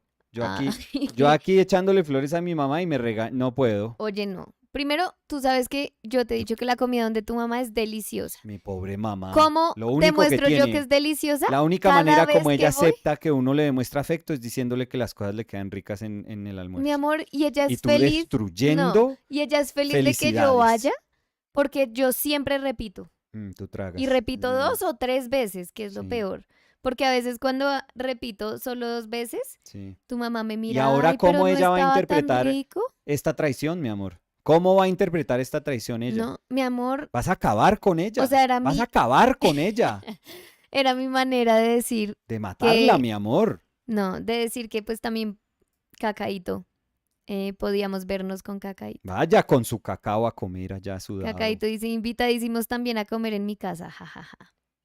También, ¿sí ves? Es que no tiene que ser esto Vaya o con lo su otro. cacao a comer Mi allá amor, sudado. estás gritando, o sea, el nivel rojo de la pobre consola de... Pues es que defiendo a mi mamá. Pues sí, yo también la defiendo siempre a tu mamá. A ver, ¿dónde estábamos? Pobre, no puede comer guiso tranquilo. Elijah Kelly was saying, estoy tratando de aprender español porque tú y otros amigos son inspiradores, jaja. Look at that. That's Así que algún awesome. día no tendré que usar el traductor de Google. Wow, but that's excellent. No, but if they're saying, así que algún día no tendré que usar, maybe they were using it. But it's great that they... It's still good redaction. Yeah, yeah, yeah, yeah. But very, very happy that you are learning Spanish, yeah. interested in a beautiful language. Then you could understand our lame puns in Spanish. Your lame puns. Your lame puns are lame in English and Spanish. Yeah, today I didn't do. Today I thought I had a good joke and I couldn't execute. So yeah. Example number 1. Yeah, So, yeah. Luis Fernando Bernal dice, hola maestro y Dani. ¿Hay algo de hoy relacionado con la paleta de Zorn? Bueno, gracias y felicidades. Maestro y maestra, no. Momento, porque yo así no puedo. No, maestro, si me va a decir maestro es porque pues yo me gradué, no, ni siquiera, no somos maestros. Yo me gradué maestra en artes visuales, yo así ni se siquiera, llama. ¿yo qué soy? Yo no sé qué soy. Yo soy Bachelor of Fine Arts. ¿La maestra y el bachelor? No, yo tengo un BFA. ¿The Bachelor? Un BFA con énfasis en ilustración. O sea, en mi cartón decía maestra en artes visuales con énfasis gráfico. Qué pena. Entonces, si acá dicen maestro, la verdad están diciendo maestra porque la única maestra que hay es Dani. Entonces, hacen el favor. La respetan de la misma manera que yo le exigí respeto a Dani con mi mamá. Mi amor, la pregunta. No me acuerdo cuál era. ¿Hay algo de hoy relacionado con la paleta de Zorn? Gracias y felicidades. Sí, muy amable. Esto es Zorn más amarillo bismuto. ¿Quién era la persona? Luis Disculpe. Fernando Bernal. Y yo sé que don Luis Fernando entiende que era como un chiste. No, pues obvio. Mi amor, todo acá es como un chiste. Y si no, pa' afuera, hijo de vida. Briley Hoy no acepto nada. Hoy no acepto nada. Estás alargando los chistes. Mi amor, es que fue mi mamá y el guiso de mi mamá. Cosas sagradas y un guiso de pollo. Háblame de Briley. So Cody was saying, yes. Then I'm going to go to Briley, but Cody was saying, I missed the bad pun by Nicolas. Did he get put in timeout? Or at least as turned Nicolas? No. Well, no, it's even worse. I had to change edit my Instagram post and we were having lunch that it was just a bad joke. He shared the joke with me and I was like, well, to be honest, yeah, you can't figure it out as a joke. It wasn't even a joke. It was just trying to have it a smart observation. But I was like, maybe you could do, and you were like, no, I'm not. And then you were like, God damn it! Somebody else commented on it. Yeah, corrected it because nobody got it. So Nicolas, no, Nicolas, edit that. Yeah. Briley was That's saying chloroform, Nicolas. No.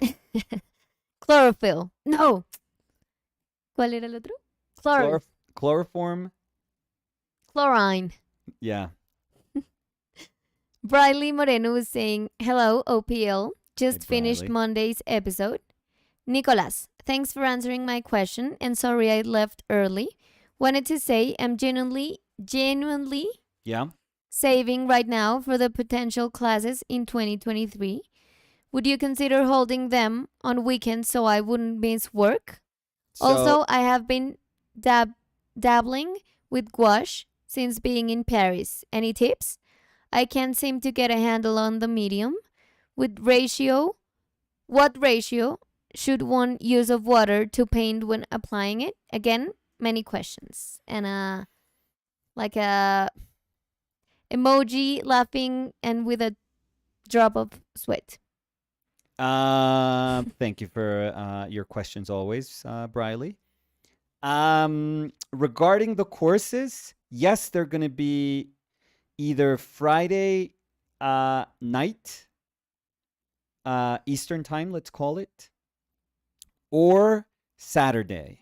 We have to decide that. Or we have to see if we do. No, but we know that the schedule that we want to have for those has to be one that allows for people to work. No, no, no. I'm just saying we have to decide between Friday and Oh yeah, Saturday. we don't So like. we We're would not saying let exactly. everyone know. We're not saying exactly what's the hours that we are going to use, but we're to answer to Briley. Yes, we are super aware of what is more feasible for people that have jobs, and we want to be super respectful of other people's time and availability. So yes, we totally have that in mind. We're going to try to make it in a schedule, fit into a schedule. Obviously, we can't quite fit it into a schedule that satisfies everyone here in the OPL community, because this community, the one thing that we adore is that it's like So as big as the diverse. world. Yeah. So, in the same way Elaine clocks in with our late afternoon Saying good yeah, morning. saying good morning, Yeah. we have realized that, there's no way we can fit one one space of time that would satisfy everyone, but we're going to try to at least make it in some days that we know that people are off of work. So Yes. so that's first part, and thank you again for your interest. Second part is about gouache that I'm not super I never feel like I have enough experience with gouache to be able to answer those things competently. I always say, Danny, you speak about your experience in gouache. I think Danny's a far more competent gouache painter than I am. Um, and I'll let Danny speak about how she goes about it. The way I go about it, Briley, is that I start gouache off as a watercolor, Mm-hmm.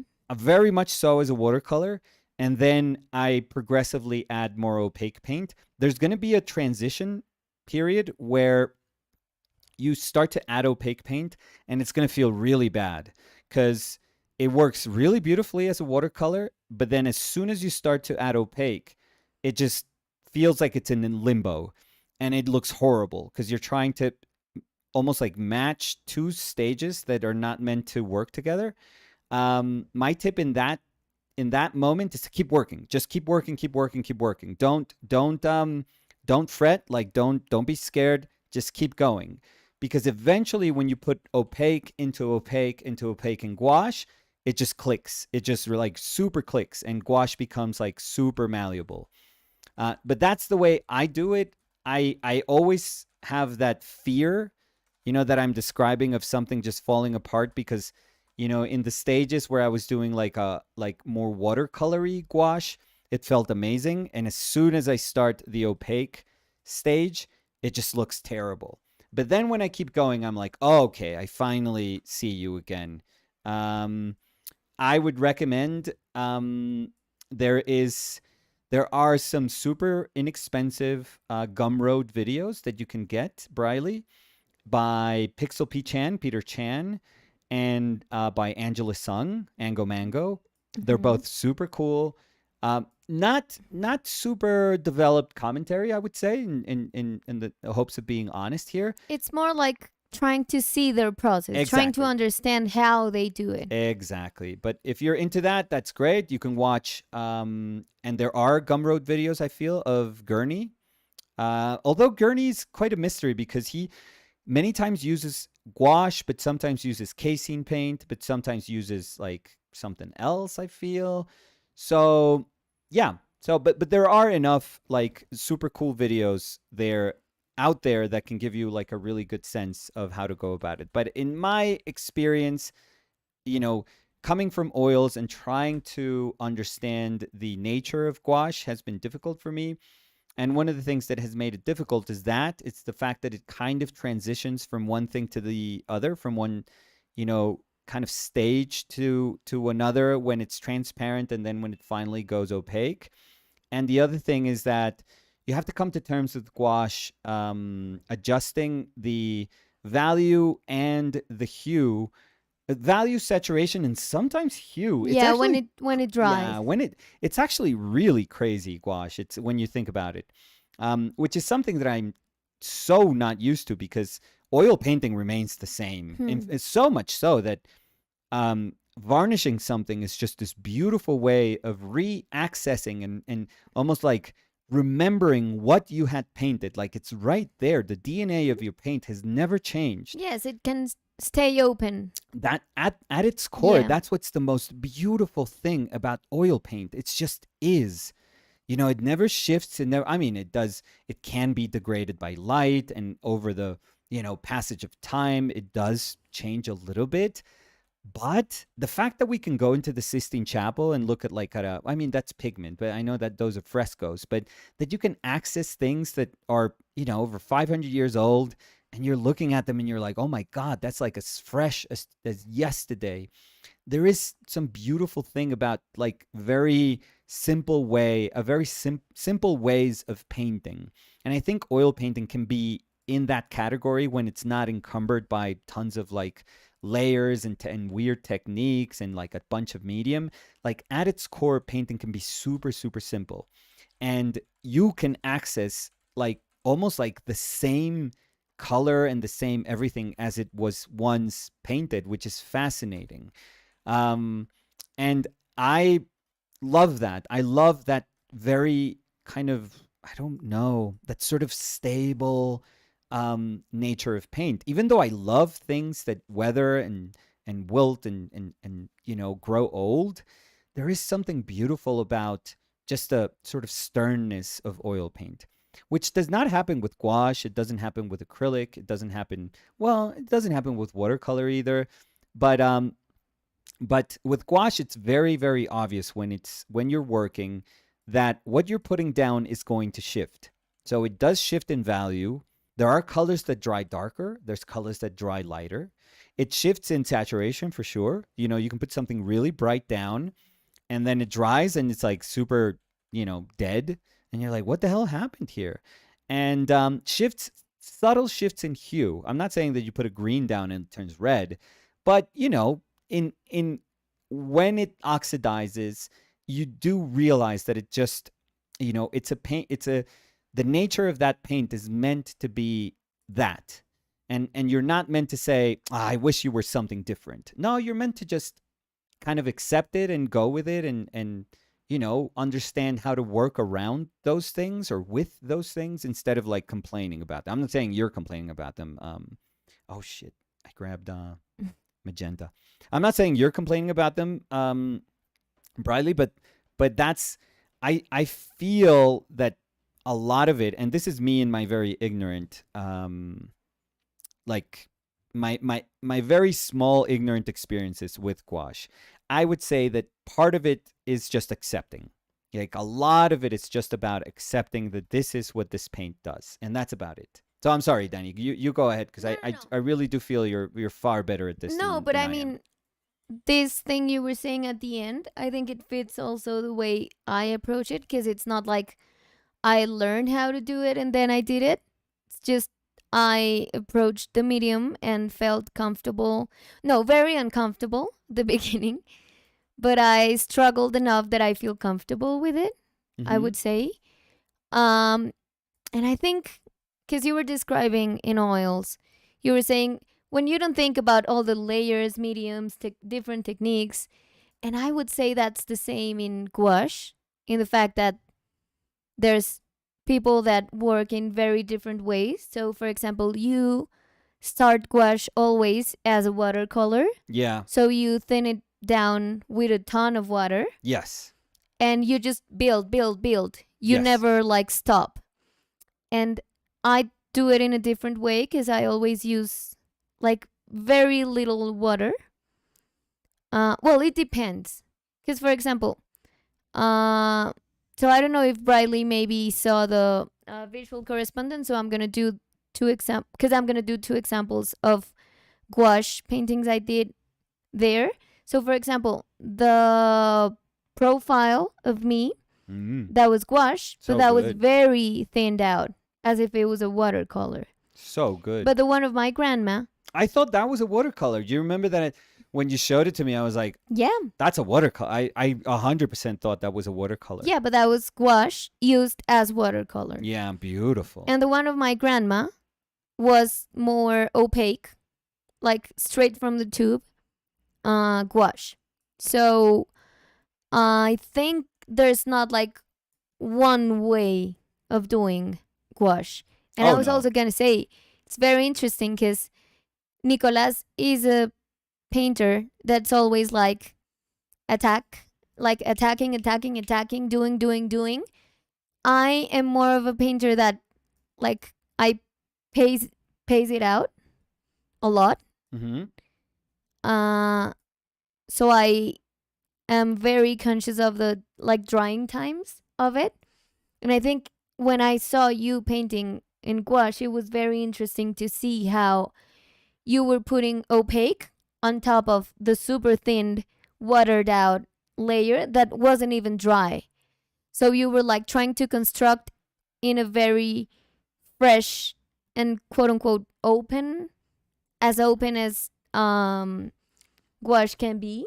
Yeah. But it's very interesting because for me it's different as I do it very opaque since the beginning. I'm I'm putting it and it's drying super quickly. But I also think of the times. So if I work, even if I know it dries out very quickly, I wait a time, so maybe 20 minutes, 30 minutes, so I can work the things right next to that. Or I just wait to build up on top of what I'm doing. So, I think that's the answer there. Like Danny's like super conscious about, like, she can look at a painting and say, I shouldn't work on this on top of this right now. Like, I have to wait. And she understands that she has to wait. I just for the life of me, I just don't have. I think you understand it, I but you under just Yeah. can't fight No, my the hands urge are of doing itching. it. No, because my hands are like itching to, like, let's go, let's go, let's paint. Like, Yeah. come on, I even paint, paint, remember when paint. you were doing the Himi gouache week. Yeah, That I mean, we were recording because these were edited videos, and you were like, "Danny, help!" And I'm like, "What's happening?" And you told me, "I need your hair dryer," because yeah, you were like putting so much water, yeah, and we have a 45-degree table that everything was dripping. So yeah. you needed the hair dryer to kind of accelerate the drying process. Yeah. So yeah, it's very interesting. And again, it's I think there's very different approaches to it. Oh, So for sure. It's like paint. It's like painting. It's almost as if you ask somebody, "How do you paint with oils?" It's like, oh, okay, how much time do you have? Because there's not a way of painting yeah, with and oils. I think at the end the answer is how do I paint with gouache or how do I paint with oils?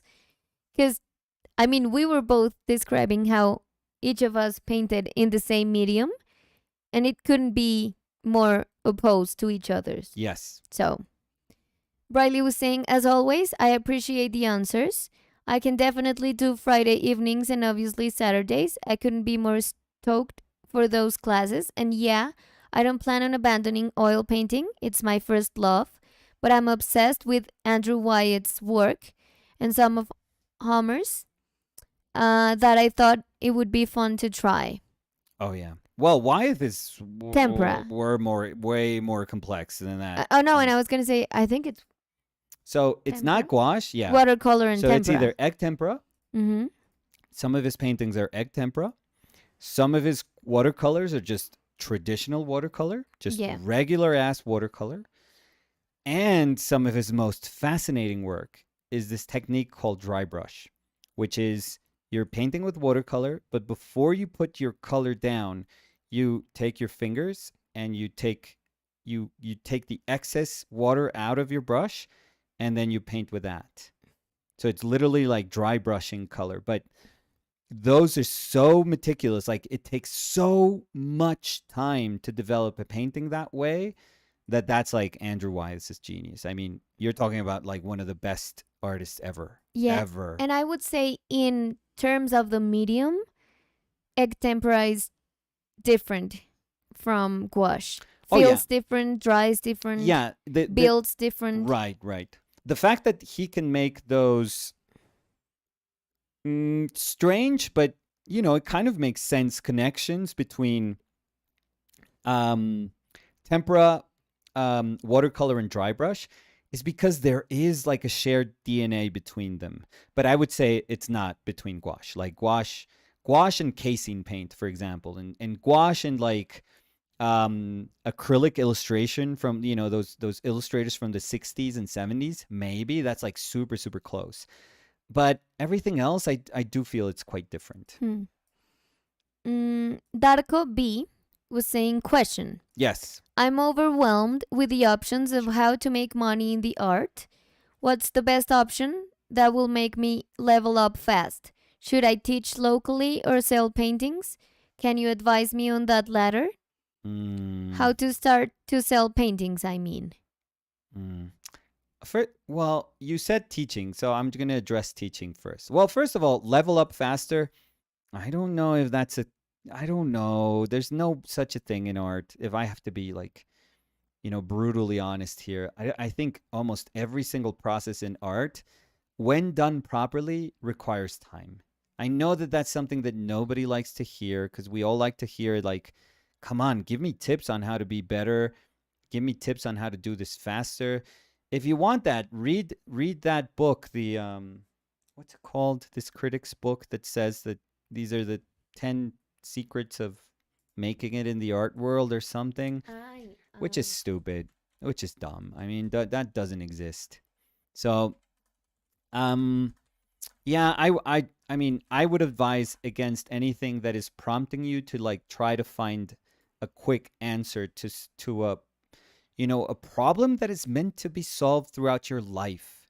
I think art is something that you're supposed to see it as a path that is going to take, so like it's almost exciting that you see it as a path that is going to take your lifetime to solve or to try to like traverse.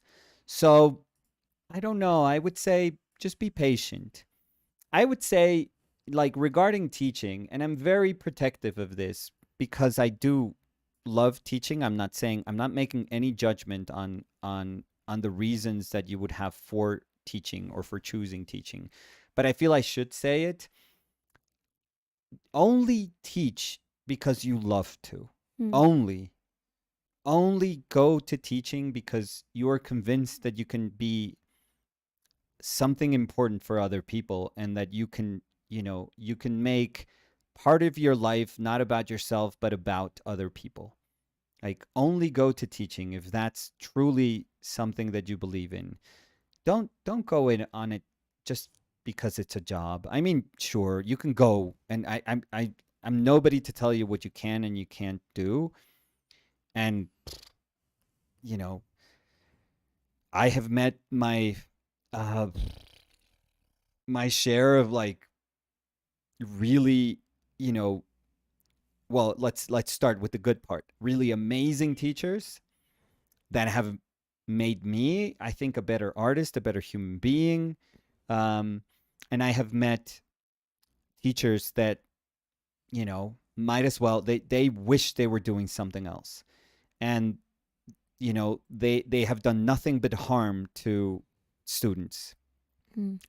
So hopefully if you consider teaching, it's not because it's just a way of making it or because it's just a job that is there, but it's something that you truly, truly love, that you think that you can be, you can be part of somebody's like a moment that somebody who's starting out or who's young is going to look back and feel it was a very special, relevant moment in their lives, and that they were lucky to have somebody that could accompany them through such a tough, demanding moment.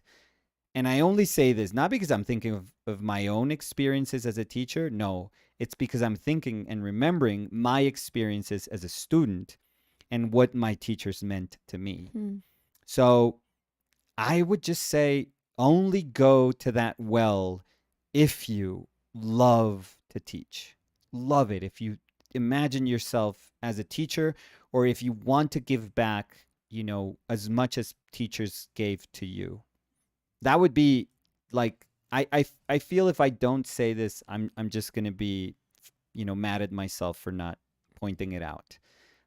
Again, I'm not making any judgment based on you because I don't know you. So forgive me if at some point you think this is direct personally to you, but it's more of like a general opinion that I have, and that I wish that people that would go into teaching would understand that it's not just about saying I'm going to get my MFA and I'm going to end up teaching because that's what MFAs are good for. And Um, it's a decision, I would say, that at the end, it ends up affecting a lot of people. right. It's not just So you. it could be Exactly. harming a lot of people if you're doing it for the wrong reasons. Exactly. So, um, and then the other thing, honestly, in trying to answer your question, there's no easy answer. There's no one path that suits everyone. It's like what we want from art world, what we want from our own, whatever we produce, it varies so much. And I think again, in attempting to identify those things that are important for us and the paths that we are hoping to take, I think we're going to start understanding who we are as artists. And Ibrahim was asking about being successful at the beginning of the video. Hmm. I think this is an extension of that question in the Yes. sense that, you know, a lot of the decisions that are going to make here are going to speak about, why am I doing this? Am I doing this because I need a job? Am I doing this because I love this? Am I doing this because I need money right now? Am I doing this because it's going to be almost like an investment on my future? Because maybe right now it sucks, but I know that if I keep at it, maybe in a couple of years I'm going to see the fruits of this labor. That all those things are going to tell you so much about you that I think that that's what's going to start to illuminate your path. But I hate to say it, but whatever I could say, I could describe to you my own path, but that doesn't have to be yours. Like there's no reason why that should be, like, those should be your priorities. Imagine, me having like two kids. Like I'm 45, I have two kids. And imagine the reason for my working hard being, I just want to work really hard for my two kids, and we have a conversation and 20 minutes I'm talking about do it for them and their lives, and you have to be proud of yourself as a parent, and as a father if you're a father. And you're like, dude, I'm like 25 and I don't want to have kids. Like, what are you talking about? Like, this has no connection to me.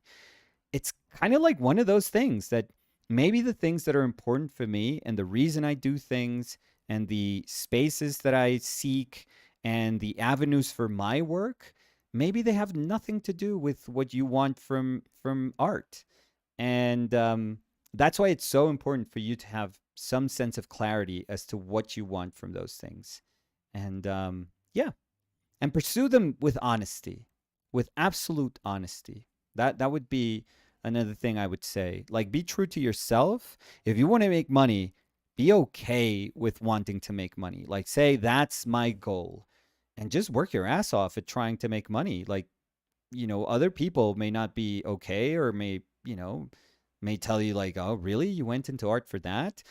But those are your reasons, dude. Like, that's, we shouldn't judge any of that. There's plenty of artists that have gotten into art just to make money, and plenty of artists that have made a ton of money. So, this is you. This is all about you. So, Darko B was saying, I can teach, well, I can give my best, but it's not my end goal. But okay. because I want to make living in the art, don't want to do a regular job. Okay. But But at the end, I'm sorry, because I think, yeah, go ahead, as you baby. were saying, um, I mean, I think you, as in you, Nicolas, decided to be a teacher because you really wanted to teach.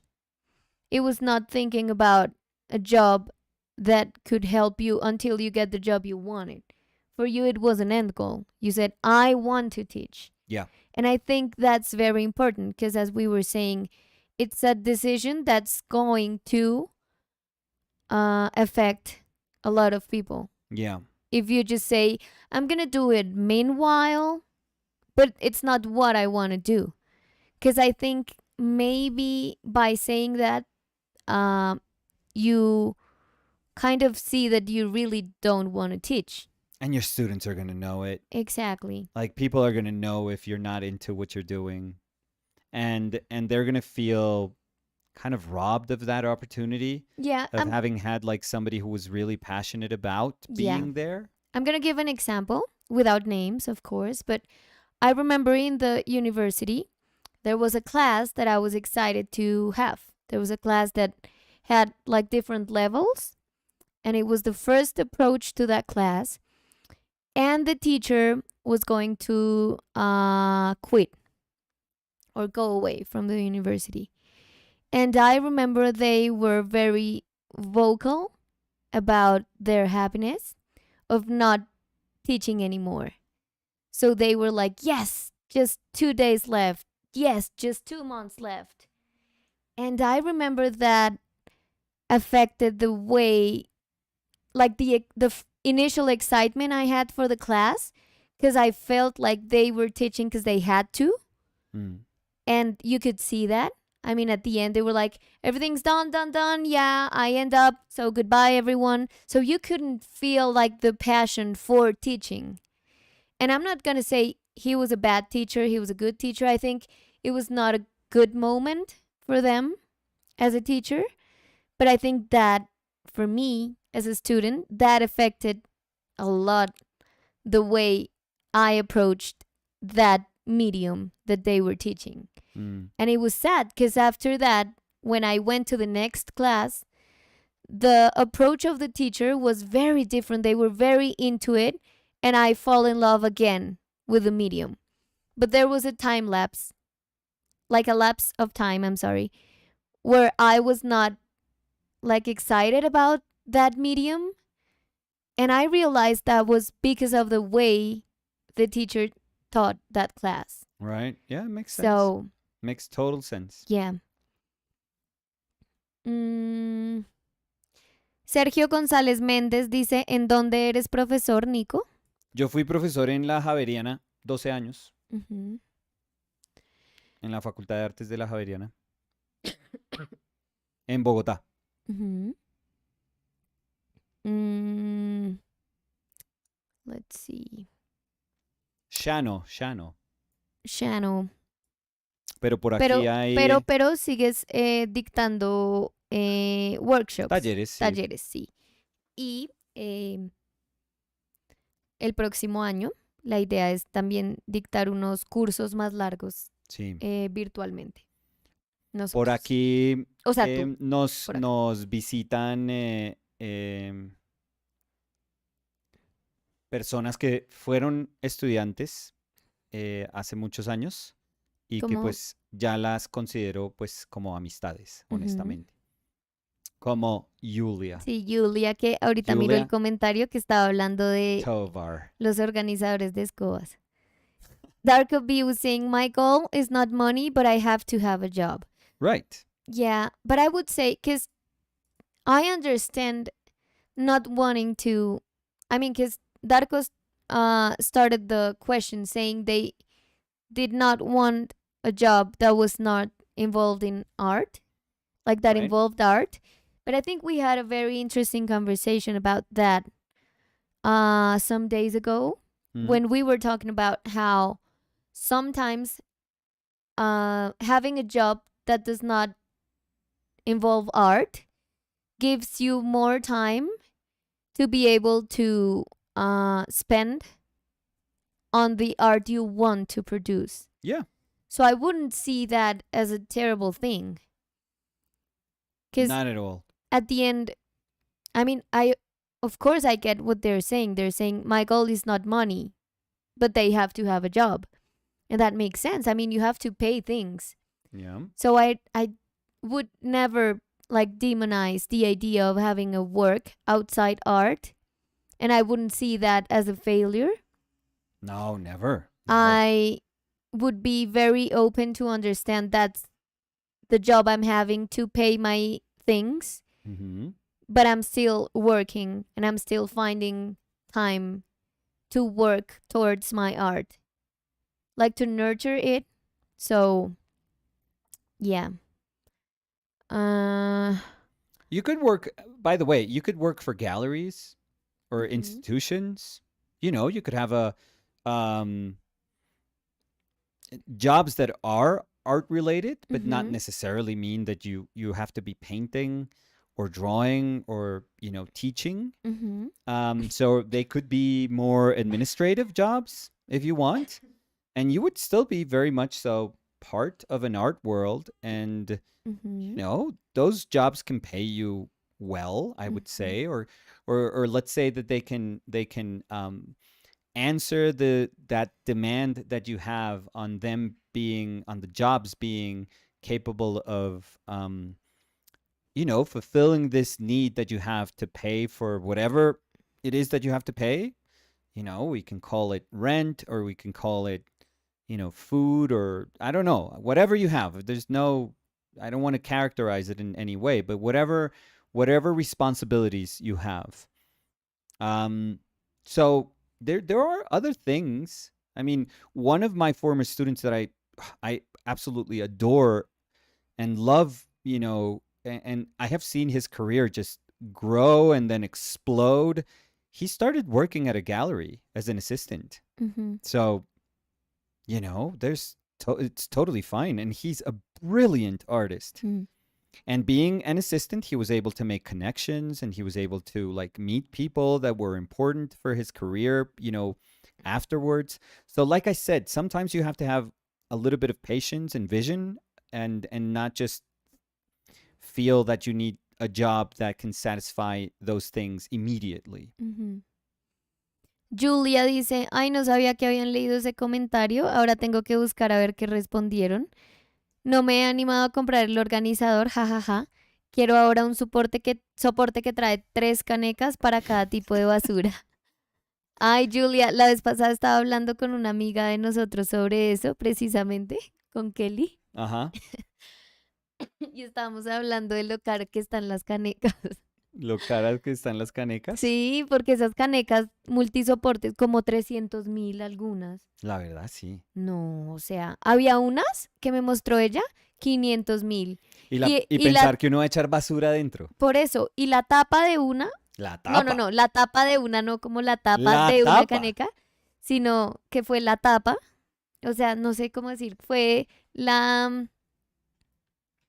gota que rebosó la La copa de copa. la conversación, Uy. una disque millón y pico. Ah, no, mi Y amor. yo ¿Pero le qué? decía, ¿qué? Y ella No. me decía, ¿millón y pico una caneca? No, no, no. Para que esté Sí, llena de. Para que huela o hediondo. sea, No, no, no.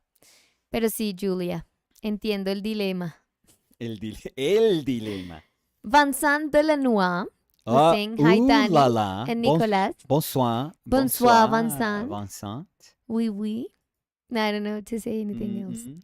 You don't. What? Do you know how to say something else? No. Croissant. Was Well, that terrible? no, I think it's fine. Now Vincent is saying what? She's saying croissant. Well, Croissant. when I'm talking about, when I'm trying to say something in Italian, Yeah? I say la ragazza mangia la mela. Oh, yeah. So if I say croissant, Mm. I think it would make sense. You get the same response Yeah, as la ragazza mangia la mela. mangia la mela. But I think it was very cool. In Rome, there was a model, an Italian model, Mhm. that was learning Spanish. And what was the thing the model told you? La muchacha come la manzana. Exactly. So la ragazza mangia la mela, and you were like, "Oh, Danny was doing Duolingo," and you were like, "Danny, what do you say in Italian?" And I was like, "La ragazza mangia la mela," and she was like, "Oh my god!" Yeah. So It's the international phrase for I'm starting another language. it's a conversation starter. Mm. You could say that, and someone's like, "Are you also learning?" Duolinguing? Yeah, Duolinguing. So Vincent was saying, "Hi, Danny and Nicolas. This helps is quite a statement. I love it." Uh, M. What? I don't know. Referring to? Mm, I don't know. Yeah. But thank you. I mean, that sounds very generous, Vincent. So thank you. MMBorg00 was saying, what book? Hi, Danny and Nicolas. So when we were talking about the book, maybe it was about our book, the crowdfunding book, Possibilities on Kickstarter. Well, it's not on Kickstarter anymore. Well, the campaign we had on Kickstarter. Yes. Bravo Chen dice saludos a ambos desde México. Hola, Bravo Chen. Saludos también hasta México. A ver. Emily Painting Elk was saying, hola a todos, más vale tarde que nunca. I'm loving Oh. that yellow face so much. Oh, so Emily is talking in Spanish too. I mean, she goes to Mexico, so yeah, yeah. she's got a sense. She's got her Spanish moves. No, that sounds like dancing. Yeah. We don't know that then. Well, yeah, I don't know her Spanish moves. Yeah. So, Kravesen54 dice, díganle que vea videos de japoneses pintando con gouache. Para mí son muy buena manera de entender la técnica de gouache, al menos para mí. So I think that was for Briley. Oh yeah, somebody was suggesting like Japanese artists using gouache On YouTube, and yeah. or like Studio Ghibli. You know, those artists that make the backgrounds for the Studio Ghibli animated movies. Those are amazing.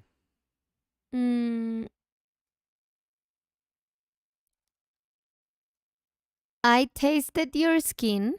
What? Was saying, do you guys have any advice on how to overcome this block when you can't really express anything using your art / through your art? You really want to, but you just can't do it physically, I think. Sorry for this off-topic question. Love your artworks. Oh, thank you. Oh, that's tough. I mean, I feel for you because that's I mean, it sounds like that's probably the worst obstacle that you can encounter, right? That you want to say something and that you feel the need to say something, but you just don't have the ability or the experience or the will to fight through it and kind of figure it out. Or maybe the answer just escapes you constantly. It's very tough. I would say don't feel weird or alone in any of that. That is just what we do. That is part of the nature of what we do. Like, don't feel that this is something that speaks wrongly about you or that is showcasing something that you're doing, wrong, or that you're not committing wholly to something. Or it's just tough. It's just one of those things that is very, very tough, that sometimes you're like, I know I want to speak about this, but then you get frustrated because you don't have the tools to speak, about those things. And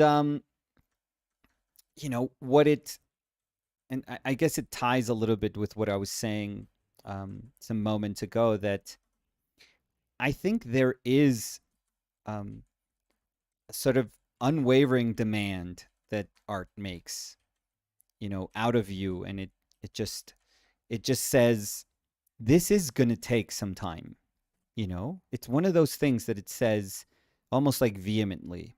It's just, this is going to take time. And I think we know this, like when we get started and we see how frustrating it is or how complex it can be, we are aware that it's going to take time, but it's one of those things that we just don't like interiorize quite well, or we don't want to.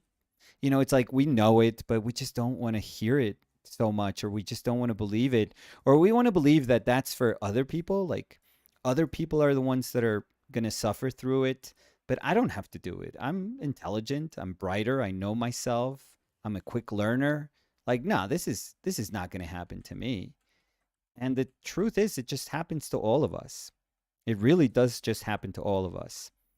So I would say it's one of those things that we have to come to terms with. Like, art is quite unforgiving if you don't accept things that you're supposed to accept, that you have to accept for you to move on with what is going to be essentially the rest of your life, but be okay with it. Like, just to say, hey, this is what it's going to feel like.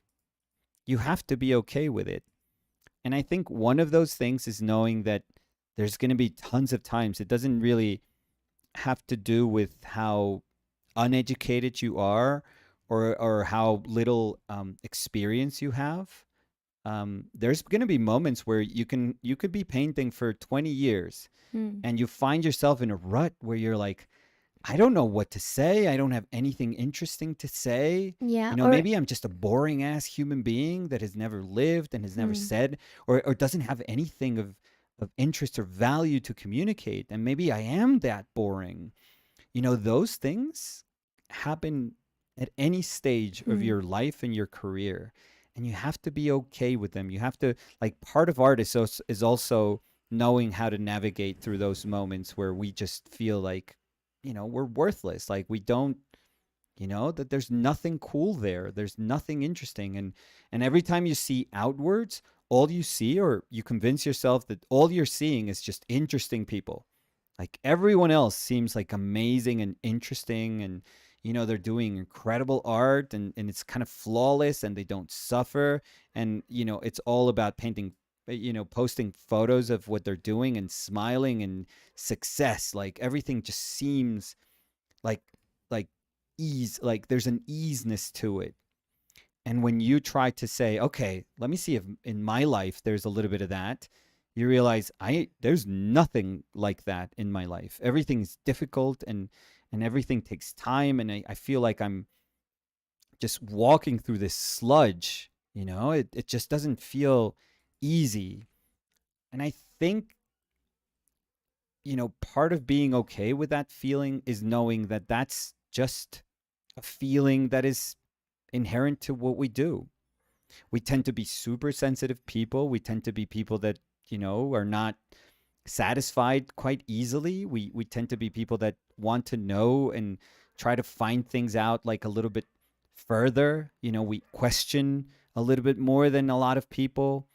That's that is what puts us in that place where it's like we're not going to be satisfied easily, and we're not like maybe an easy fix is not enough. It's just not enough.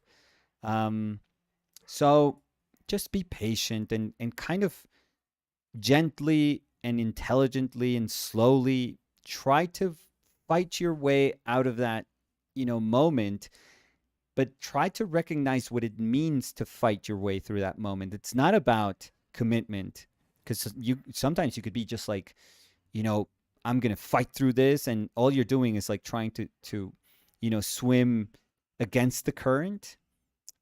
So you have to recognize, you have to be super intelligent in trying to recognize what it is that art is asking of you to do. Maybe it's not, maybe you're in a rut, and maybe what you have to do is like put things aside and maybe think about something else, or read a cool book, or just have like other sort of conversations with somebody else. Or maybe at times it is about sitting down and, saying, fuck, I need to work. Like, I need to work a lot more in this. And I just wasn't putting in the hours. Or maybe at times you just have to evaluate more honestly what you're doing. And you can tell yourself, I was convincing myself all this time, like almost lying to myself, that what I was doing was cool and was fun and was of value, and it's not true. Like, I'm not in anything that I'm, like, I can't see myself in anything that I'm doing.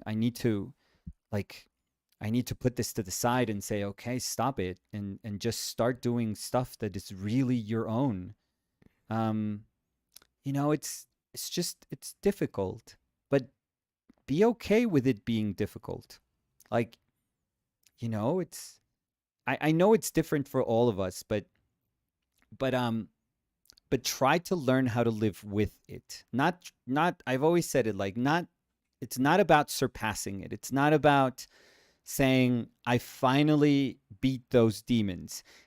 I think it's better to recognize that those things are never leaving your side. Those feelings are never ever going to leave your side. And it's more about you saying, I'm okay with them. Like, you wake up and that thought is there, and you're okay with it. It may not be like an edifying thought, But it's a thought that's there, and maybe it's a thought that eats you up, and but you have to learn how to live with it, like how to understand those self-doubts and the self-deprecation and the feeling of just not being interesting or intelligent, or your life just not having anything of worth to like speak about. You know that those things are not true. You know it. You know it. Like, human beings are fascinating. Every one of us out there is fascinating and has stories to tell. Mm. We just have to be okay with knowing that those are the stories that we're supposed to tell, Mm. and not trying to live other people's lives or through other people's rules Yes. or with other people's priorities. Like, it is about saying, like, what can I do? What can I speak about? What can I say? And that's all. I mean, I was going to say that's all there is to it, but you know, that is just such an enormous, obstacle. But and that's why I was saying, this is your life. This is going to be the rest of your life. So, you know, get used to it, but not get used to it as in like, get good. Like when you play a video game, like get good. No, or like, shut your whining and just that is what we do. No, no, no. I think we can do it like in a more gentle fashion and realize, no, this is it. This is what we're here for. And it's exciting. It can be super exciting. It's not easy, but it can be really nice. It could be, a beautiful challenge, like a beautiful, ongoing, tough challenge. And that's our life. And it's okay.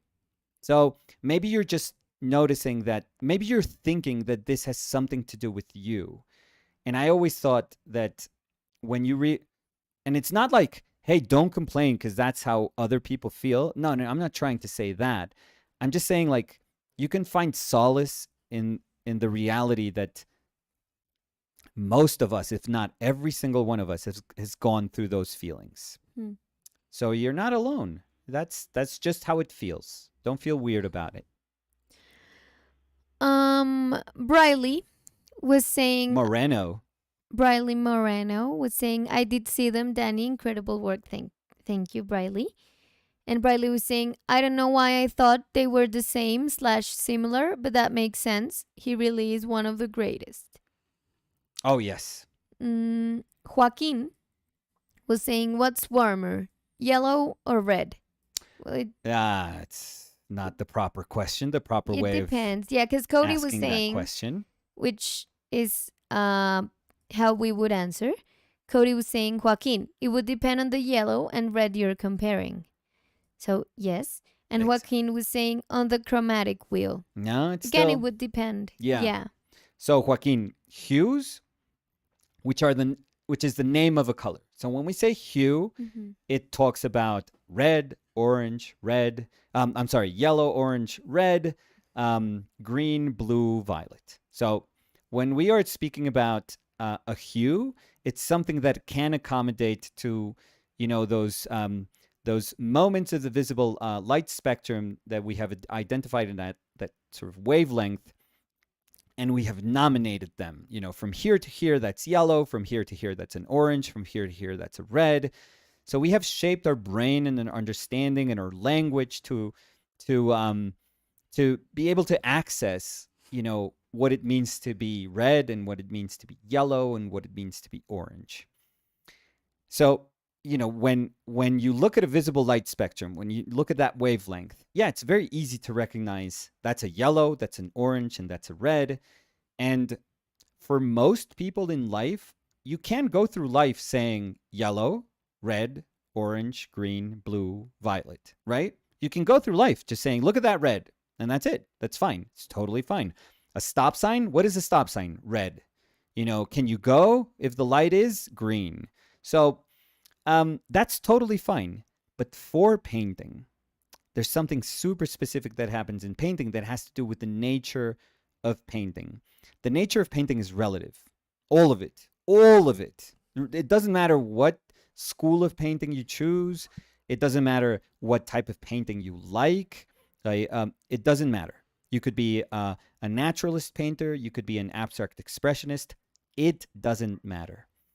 Because painting works in ways in which we have to train our brain to see and to understand, which is that something on its own has a meaning, it comes with a meaning, but it actually activates, or you can put to use those qualities, those properties of that yellow when you put it against other colors.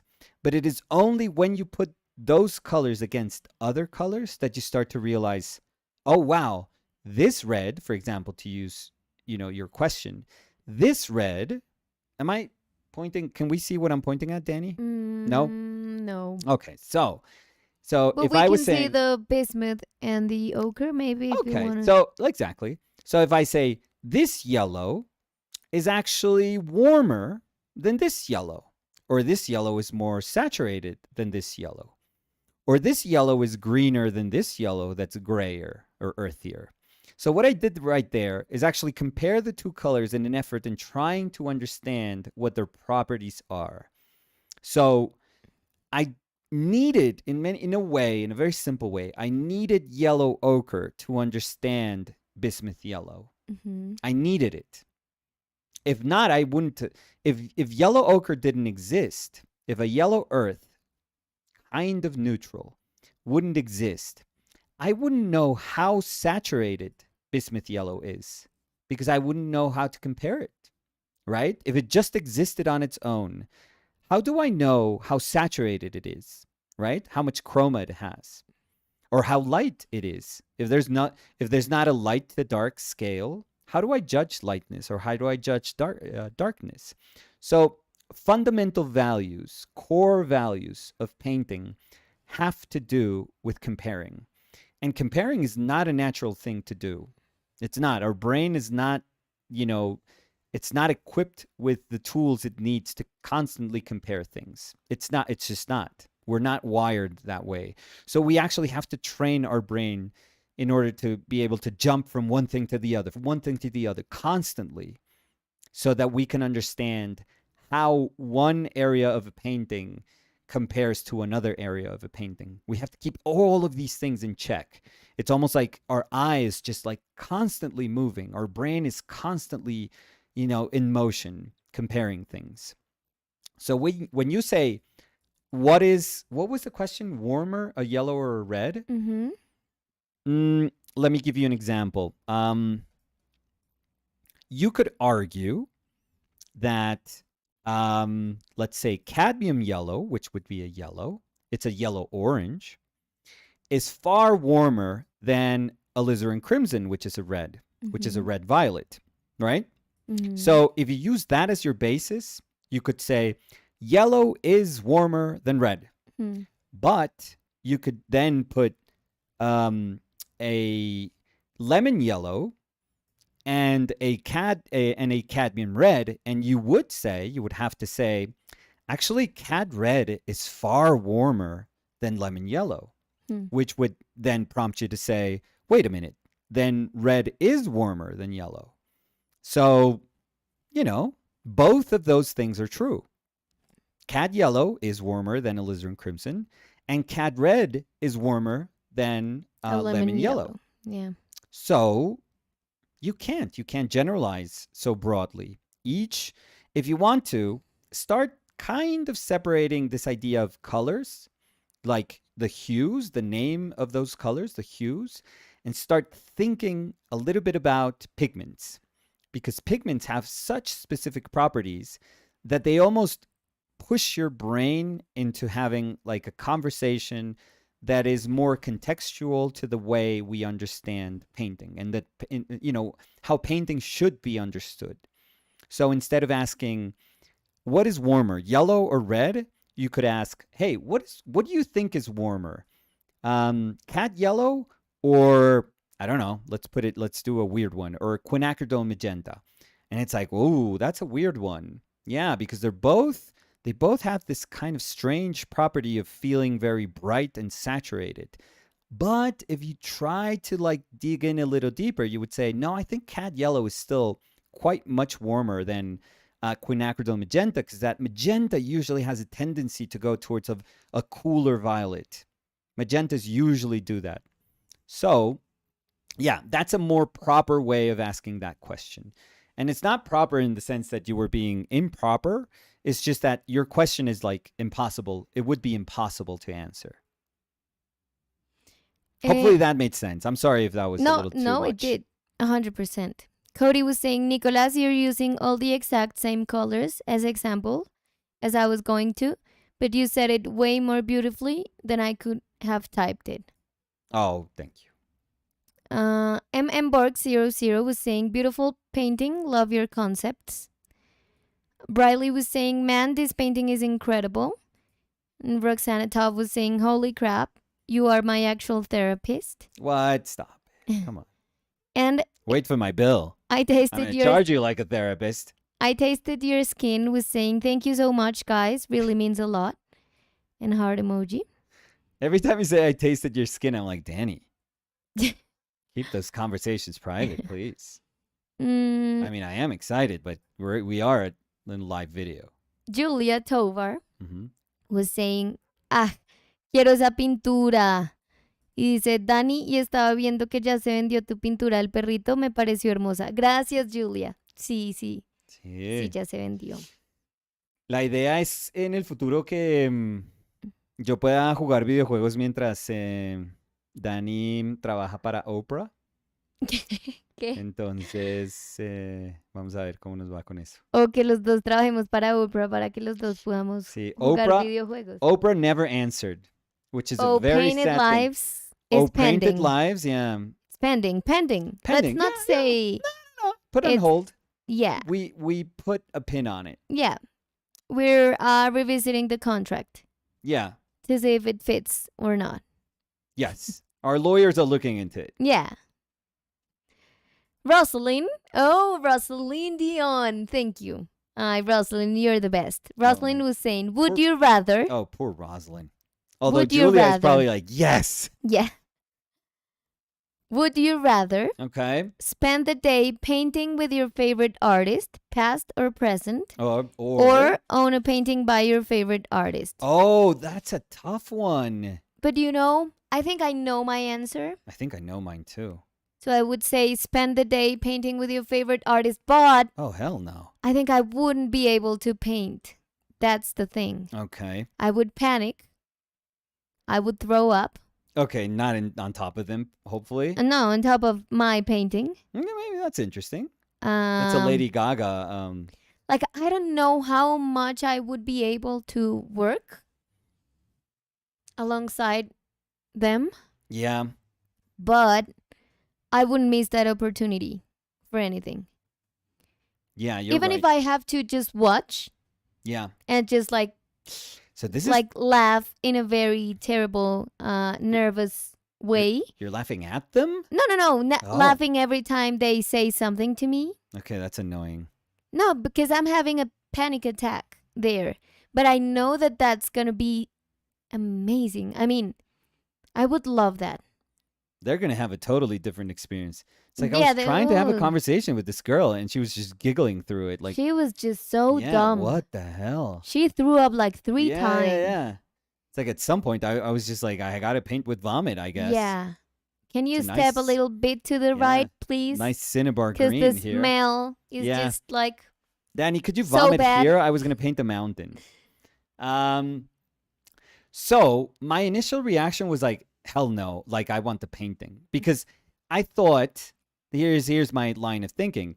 I was thinking I can look at that painting forever and, well, for as long as I live and learn from it every single time I look at it, which is amazing. Like that opportunity doesn't present itself all the time to you.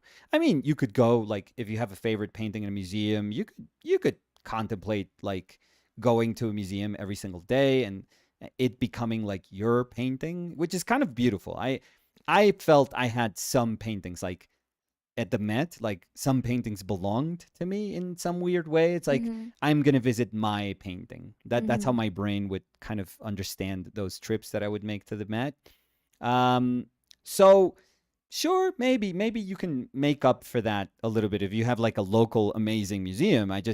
I was lucky enough to have like one of the most gorgeous museums in the world available to me when I was, in my formative years. So maybe that's why, I can think about that. But if you don't have that, and if you've given the opportunity to just suddenly live with this piece that, of art that is going to accompany you through your whole life, like how amazing can that be? It just, I don't know, that could be incredible. But now that I'm thinking about the other, I was picturing Danny, well, hopefully not vomiting, but painting alongside somebody, or sculpting alongside somebody, or doing whatever alongside like the artist that you kind of wish that you could be a small part of their life for like a tiny little moment. um I was wondering, could you imagine if you could sit behind, like, I don't know, Mariano Fortuny, Yeah. and just, for hours, for some hours, just watching paint? Like, that could answer so many stupid, like, so many of the questions that you could have Yeah. during your lifetime when looking at a painting. Yeah. You could have the answers to those questions just because you were there watching them work for hours. Yes. That's why I would choose that. Because it's like kind of peeking into their brain Yeah. and seeing how they function, how they decide, how they mix, how they like put the brushstroke, how they maybe, if you see they are covering something they did, trying to understand what was that they thought it was missing. So Well, the that they purpose was to cover up the vomit, I think. so that they were like repainting that part of the painting. I don't know. For me, that would be worth so much more than owning a painting. Now, do you think Which that would be overpowering? Like, over I think I would, like, if I saw Mariano Fortuny paint, I would make it the path of my life to try and emulate that, to try and paint kind of like that for the rest of my life. I don't think I would try to paint No? in that way. I would just try to like see how I can apply that to my painting. And I know it's easier said than done, because I think that could condition very much the way you see painting. Yeah. That's my fear. But no, I would still choose that. It's like it becomes, I'm afraid that they would become like this, without wanting it, they would become like this teacher, this eternal teacher for some reason. Like, that's, I would be afraid of that. But you a know little the good afraid. I mean the good thing in that is that if I think of my favorite artists, Yeah. or like even huge artists that, because for example, your favorite painting, Rembrandt, Yes. it does not have to be my favorite painter. I think Yeah. he's absolutely amazing, and I would 100% prefer to paint with him. That sounds like so weird. No. Paint with him, paint with Rembrandt. Yeah. Sounds like, okay, calm down. Yeah. But Could I you would- imagine that you're painting alongside him and you'd be like, I'm sorry, Rembrandt. It's a little too bright on the nose. Yeah. It's a little too warm. I'm I don't sorry, mean to but pry. Like, I didn't want, like, just yeah, I'm sorry, Rembrandt, tell but me if I'm that stepping nose, on your toes. I But don't see that plane that you're yeah, doing. It's a I think little it's too, little you really bit do think off you look to like the that? right. You really do think you look like that? No, but I think, I mean, it would be crazy what you can learn from that. Oh, Even if they're not saying a word. oh no. I But mean, he just would be seeing speaking it, Dutch. again, which, it's like trying to pick inside their brain. But imagine if they are talking to you. So if you can be painting alongside and they can be telling you things about your painting, I think that could be so absurdly amazing. And I think it would be a roller coaster, because the other option, well, you owning a started painting, throwing up, so owning a painting could Oof, be look. amazing, and it feels amazing since the beginning, because you own it and you can see it and you can love it, and you're just well, gonna, I don't know what you're doing with your paintings, but Nicolas, let me I mean, you're the like, one you can who no it no just no suddenly turned into like, you can feel Cinemax. what you Okay. can feel like super inspired Yeah, by just looking at it, and it's Yeah. gonna feel amazing. And I think the other one could feel terrible at times, because as you were saying, you would have that in your brain all the time. So it's just gonna feel like a bucket of very cold water on top of you every time you try to paint after that. Bucket of puke. In Because your I think case. that's like, that would be like the experience I had after seeing the paintings I saw in Spain and Yeah. Italy. And I mean, imagine that, but times 20. Because it's not seeing it, it's seeing the execution Yeah. of that artist. So I think that would be a roller coaster. But I think that in my, for my own sensibility, that would fuel me up more than owning the painting. Mm. So I would choose 100% being able to paint with them. Owning Even the if I would regret it by times, I would yeah. choose that. In the throwing up section of that. Yes. No, I totally get it. I totally get it. Honestly, I don't know if there's a bad answer to that. I really don't. No, and there's people answering to that. So let's see. Um You know what? But my final answer would be owning the painting. I have to say. And this is not just about treasuring something mhm. or about reselling it or about No, cuz thinking like I this is think both so options are amazing. yeah. I'm speaking about the value that I would see um from both experiences. So, So Julia Tovar was saying own a painting is my answer. I yeah. would be too intimidated and wouldn't be able to focus with the painter. With the painting, I will have all the time in the world to enjoy it. Liat was saying painting from my favorite painter because of sell it, even though I'd rather not, but I Leon, can't pass up the life opportunity. changing money. Okay. No, and that's, I wasn't going into that because I think that's like that would be like an easy answer, I would say. But would you sell a Rembrandt if you had Oh, it? Jesus Christ. That's another would you rather. Would you rather keep the painting or sell it? Oh, fuck me. Because we're talking about life changing money here. Oh, fuck. But so Oh, let me God. read I all the comments I and would then we can probably go back betray myself so much. and sell it. Well, but here's the thing. I'm going to try to be. Oh, shit. So I think I would sell it. I think I would own it for about 5 years. And I would, like you said, I would love that painting. Like I would love every morning, every night, every afternoon, like every single moment I could stare at that damn thing, I would just adore it. I would treasure those moments. But if somebody's going to give me like $60 million for something, honestly, Danny, you could like you get 60, spend 5 buying contemporary art or like stuff that you really like Hmm. and those $5 million can give you, I don't know, like 30 pieces that you can enjoy for the rest of your life. Um, that can be amazing also. Maybe not Rembrandt, but amazing. And you still have 55 million No, no, to no, I like, get that. But I think that's the good. I mean, maybe that's why I picked painting with the artist you don't I have to deal admire. with all those No, things. no, no, cuz I don't have an object. And I am the type of person that would put an experience over an object 100%. Mm. Cuz I think I could get more out of it. And we have tons of paintings and I love them and drawings and everything.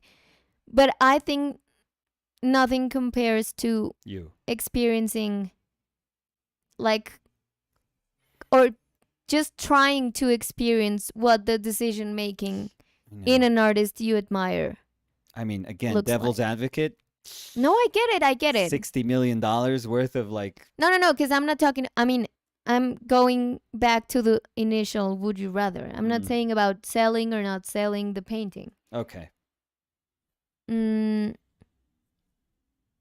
Julia was saying, I have to be honest, I would sell it too. Yeah. Yeah. When approached with like, an exorbitant amount of money, because you can pick whatever artist you want. Yeah, So you no, could and I mean, say I would sell it too. I you could could say Da sell it Vinci, or too. you could say Picasso, or you could say Van Gogh, or you could say any of the artists that sell for the most money nowadays in like auctions. Um, you know what would be awesome if you just pick like a super terrible artist, and that's it. Like I just wanted to have a conversation. Um, yeah, I don't know. Yeah, I would sell it. But I mean, there's artists Mm, that I think are so interesting yeah, to, like, I would love to talk with them, even yeah, if their work does not, like, is not in the line of what I do, yeah. but I would still 100% love to paint alongside them just to, again, try to understand their brain. We're also thinking, this is how weird artists at times. We're also thinking that they're going to be fascinating Oh, and because kind and generous. Cody was saying What if they're also, assholes? wait, yes, Sorry. Cody was saying also there is that saying, never meet your heroes. Like, what if Rembrandt turned out to be a jerk and Yeah, just shunned you the whole day? I Maybe. know. Like a terrible date. It's like, fuck you, Rembrandt.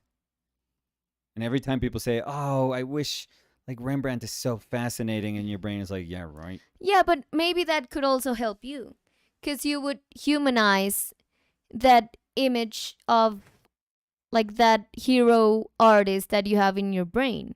Because we tend to idolize artists Yeah, but because of what they sadly do. also But ruin it it would in the process. also, but I think that would also be like a good thing in the long run Yeah. because it helps you realize not because they're good painters, they're good human beings. Yeah. And they could be assholes and still have I like the emphasis that you did on assholes. like amazing art decisions. So, As if. so let's see the comments. Roslyn was saying, I would want to spend the day, so many questions, but Julia, I really want the painting. But no, spend the day is the answer, I think.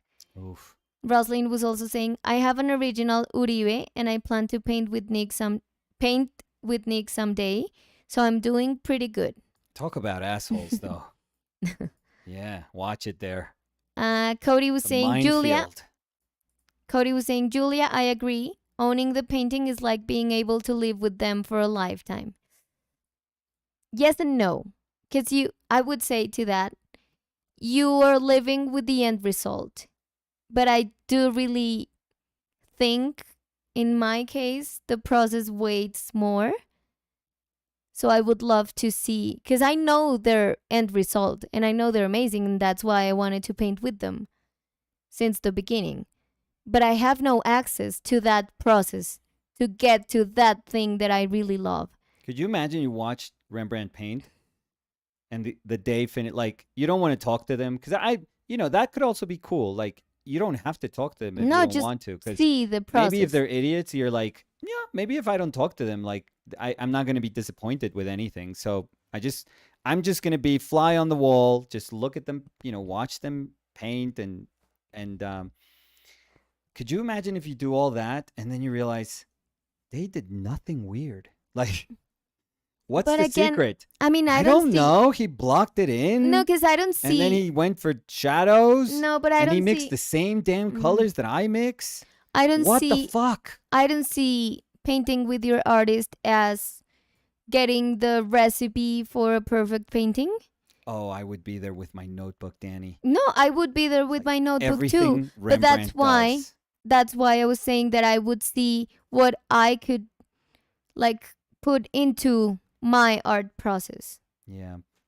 I don't think it's like, oh, I'm gonna paint with Rembrandt. Get ready, 2023, because I'm gonna be Rembrandt point like 2.0. 2.0. No, of course no. I mean, because that's why Rembrandt is Rembrandt. Even the people who at the moment saw Rembrandt painting were not Rembrandt. No, they were covered So flink. I would think I would be good with lowering my Mhm. expectations about watching them paint, because I would know that that would not make me Rembrandt. Hmm. So, I'm taking my notebook. What did he do? Is that puke? Oh my God, he puked on his painting. Cody was saying, yeah, you might ask them a question and they just say, you're such an idiot. Yeah. Maybe. Julia was saying, Danny would be great in a debate team. Gracias, la Julia. Liat was saying, Picasso didn't sound like a nice person. Big ego, I would say. Let's see.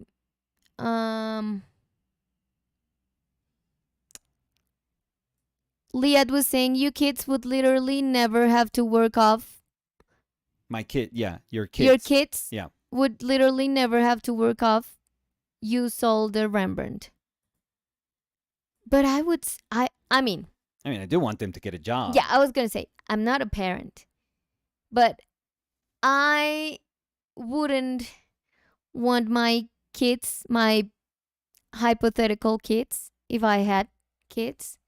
We've seen Succession. We've all seen Succession. No, but to think that everything is in life is just for their disposal. So I would think that even if we, with my hypothetical kids, had $1 billion, That's I would think. a lot. Okay, yeah, but I'm exaggerating to make a point. Mm-hmm. So I would think that it's very important to teach them Mm-hmm. that working is important, and to just not like lay there and expect things to happen, because I think that could build a not so cool human being. Yes. So,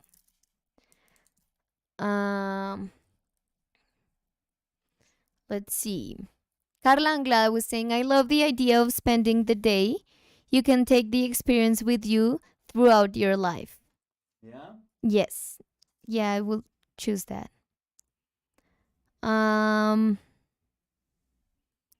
Diego Ayerbe Uy, ¿qué hubo, Diego? dice, hola Daniela y Nicolás. ¿Qué dice Diego? ¿Se podría desgastar la experiencia estética si uno es dueño de una obra? Diego, obviamente, con un hablado sofisticado. Muchas gracias, Diego, por ponerle... Pero está buena la pregunta. No, y Diego es un súper artista. Todos los ayerbe. ¿Se puede desgastar la experiencia? Estética, si uno es dueño de una obra.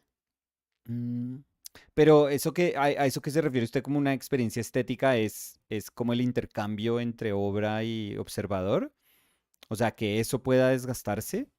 Yo creo que yo diría que se transforma. Pero es tan distinto a uno, o sea, si no, pero es una relación, no es una relación como cualquier otra. O sea, sí, es una por eso, relación pero como... yo sí creo que se transforma. Es distinto tú ver, o sea, la experiencia que tú tienes cuando conoces una obra por reproducciones que hay en internet Sí. y la ves como la emoción de verla la primera vez o la emoción que se debe sentir como comprarla en ese momento. Pero yo creo que se transforma cuando uno la tiene y la puede revisitar cuantas veces quiera y la hace parte de su día a día en su casa. Yo sí creo que se transforma, pero yo no creo que necesariamente se desgaste. Pero se transforma, o sea, se transforma también sería distinta, bueno, no, sí sería distinta si es, porque estaba pensando si uno la va a visitar a un museo todos los días, Sí, digamos. es distinta. Pero seguramente sí es distinto Pero tener piensa si como la tienes... desayunar al lado, Exacto. o sea, hacer unos huevos fritos al lado O si estás... de Exacto. un Rembrandt, pues sí se debe Exacto. sentir distinto. Pero no sé, no sé por qué se desgasta. No entendería por qué se desgasta. No sería como más bien como una relación como, aunque no sé si es una relación como unidireccional, o sea, no sé si uno puede argumentar que la obra también me está devolviendo cosas, porque seguramente soy yo mismo el que estoy como proyectando cosas y yo mismo encontrando unas respuestas desde la obra.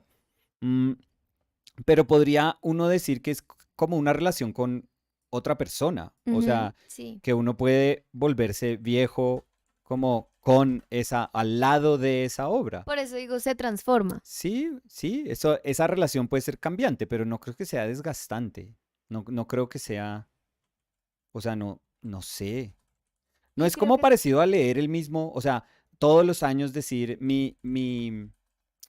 mi ritual es leerme tal libro. Hay mucha gente que se lee, no sé si todos los años, pero tiene como unos rituales de leer siempre un libro, de ir siempre otra vez a un libro y tienen como esa experiencia que muchos, o sea, es muy, muy similar a la experiencia que, por ejemplo, desde artes visuales uno diría, eh, cuando fui de nuevo a ver esta imagen, encontré cosas que no había visto la primera vez y sí, sí, sí. Yo la sí creo que redescubrí. le puede, tanto si uno es dueño o si uno la visita en un museo o la ve en internet, le puede dar cosas distintas.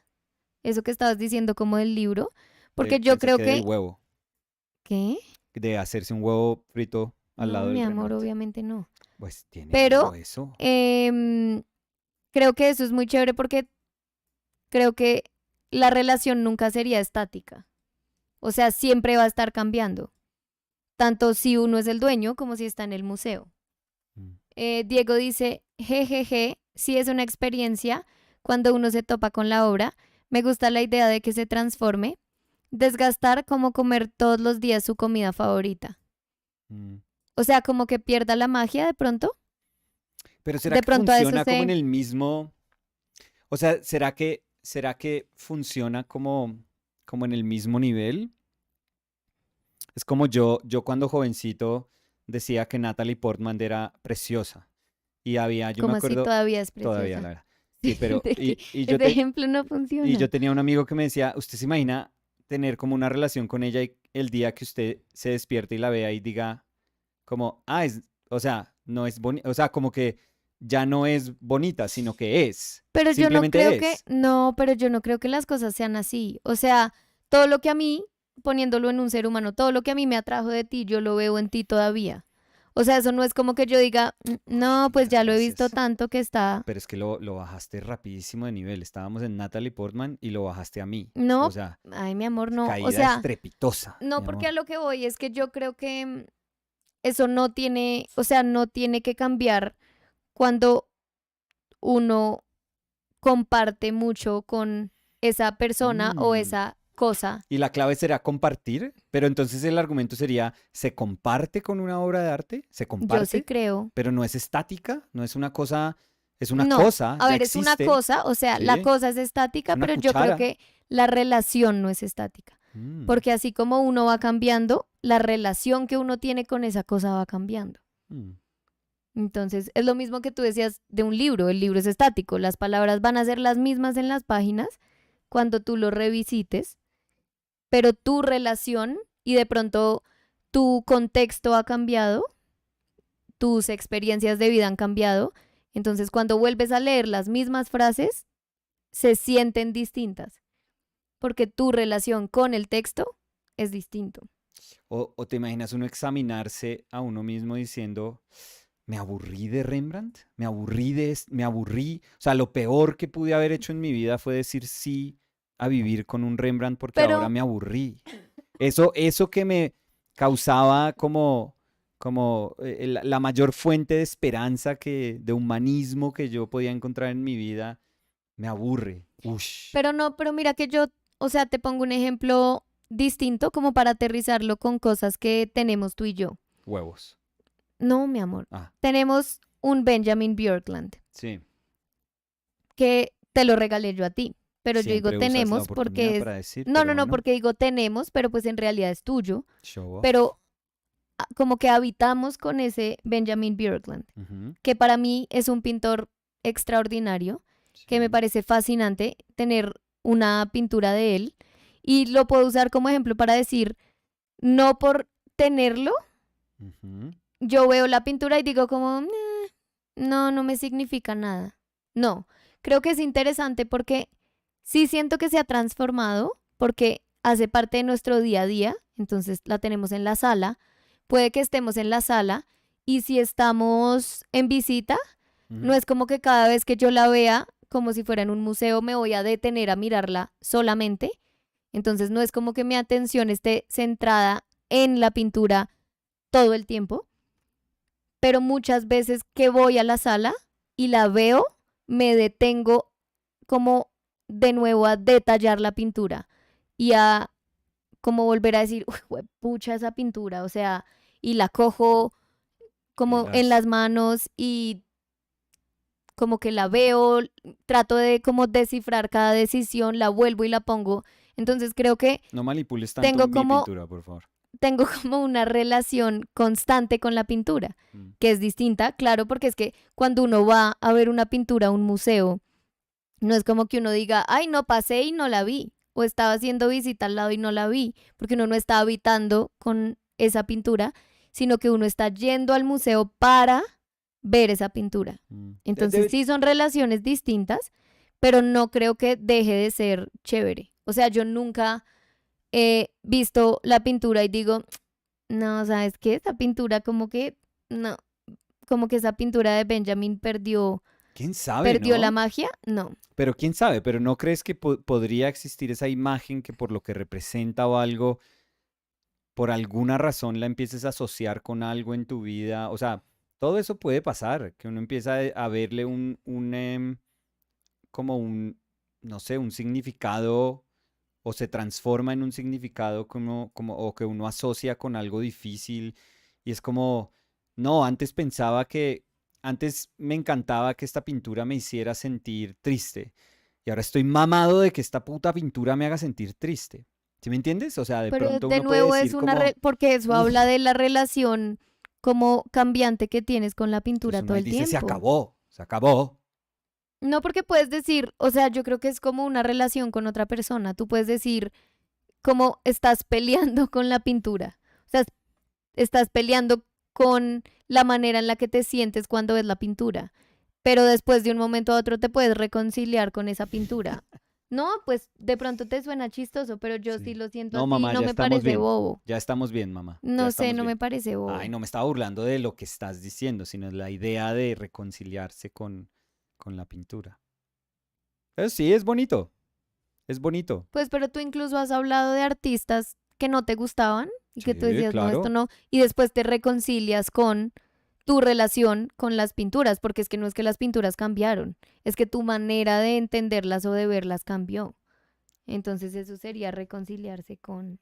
Sí, no sé si era como una relación, una rivalidad o como para que fuera algo que se tenía que reconciliar, sino más bien como que se abrieron cosas a las que antes yo estaba siendo ciego. Pero gracias por el aporte, Ayerbe. A ver. Mm, Paston was saying, I would love to go plein air painting with David Hockney. Oh, Me too. beautiful. And I think he would be nice. He's a character, yeah. Yeah. And I would Now I'm enjoy it a horrified of lot. thinking of, idiot artists. I'm just horrified of the potential of, you know, somebody just being like a horrible person and that it just ruins your whole day. Mm, Liad was saying, I'm just saying they wouldn't have to worry about money at any point in their life. No, no, no. Of course, I get what Unless you spend their money. It's um like, Dad, where's the Rembrandt money? It's like, dude, been traveling for 20 years. What are you talking about? I spent it. Sofía Lagos dice, hola, me llama la atención lo que dice Diego. Podemos hacer el símil con la música envasada.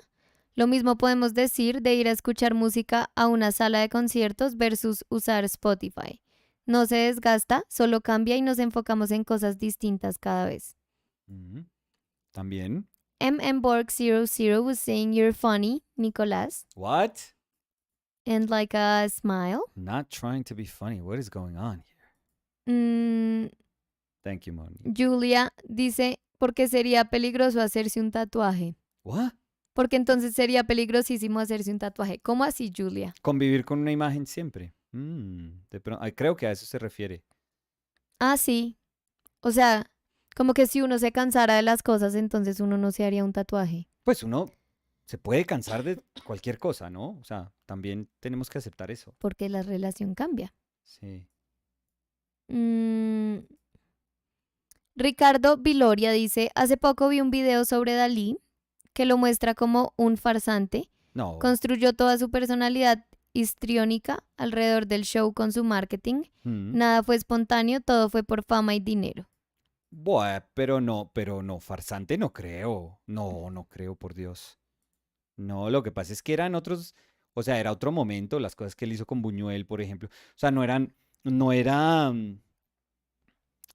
no, o sea, yo creo que parte de la persona en la que él se convierte era una, como, casi que una obligación de el empujar esta idea de un artista que, o sea, que parecía ser totalmente libre, como sin ataduras, como que podía ser absolutamente caprichoso, hacer lo que fuera, por raro que fuera, por raro que pareciera, pero yo no diría que es, o sea, yo digo que es que se convirtió en como un personaje, pero no, no, farsante no. Hay cosas que él hizo que son fascinantes. Yo no, tampoco diría que son, yo no, yo que, por ejemplo, no soy tan fan de lo que él hace, igual encuentro un valor altísimo en, o sea, yo siento que una persona como él tenía que existir.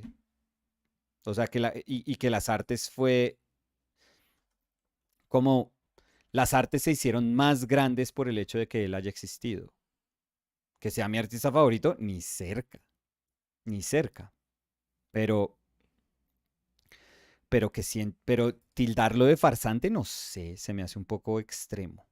A mí, honestamente, me parece. Mm, Julia dice, me traigo una mota. ¿Y en qué artista piensas tú, Dani, cuando piensas en esta pregunta? Uy, Julia, yo creo que en muchos. O sea, yo creo que lo más difícil para mí sería elegir. Si me dicen, o sea, y Nicolás se va a reír porque es que lo más difícil para mí es elegir, punto. Sí, es que ella tiene Pero un para mí sería trauma. muy difícil. No, no, no, porque es que siento que hay muchísimos artistas que me encantaría mirar como su proceso. O Bueno, pues sea, hagamos el pero ejercicio. digamos, Escoge uno. si me dicen un escultor, yo diría, uy, pucha, yo quiero ver a Bernini. Sí, O fascinante. sea, 100%. Si me dicen un pintor, yo diría, quiero ver a Sorolla. O Increíble sea, también verlo pero pintar. si me dicen, no, Rembrandt, pues 1000%. O Como sea, paso, por favor. paso, Fortuny, por gracias. favor. O sea, Paso. incluso, o sea, o sea, he dicho cien mil Como veces. 4 veces en 3 palabras, ¿sí?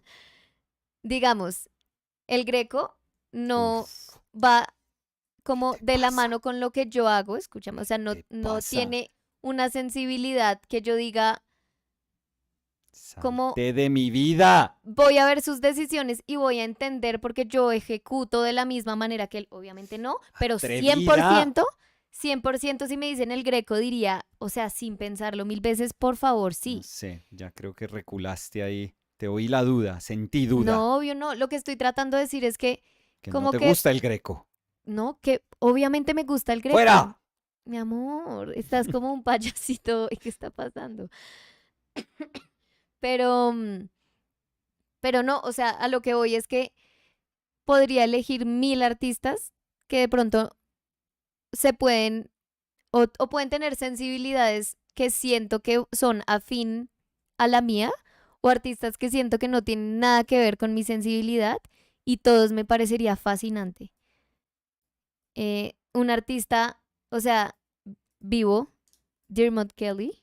¿Dermot Kelly? Dermot Kelly. No, pero eso yo, o sea, Mi amor, diría sí 100%. sí, O pero sea, no tengo que ir tan atrás para pensar en, yo porque es sé, que pero igual no, pero Julia ese, estaba ese lo tengo, diciendo, o sea, si me dijeras que eso es lo que más feliz te puede hacer en la vida, no, a lo que voy es que hay yo me tanto, demoro un año, pero nos conseguimos ir a verlo trabajar, o sea, ese no es tan mm, lejos.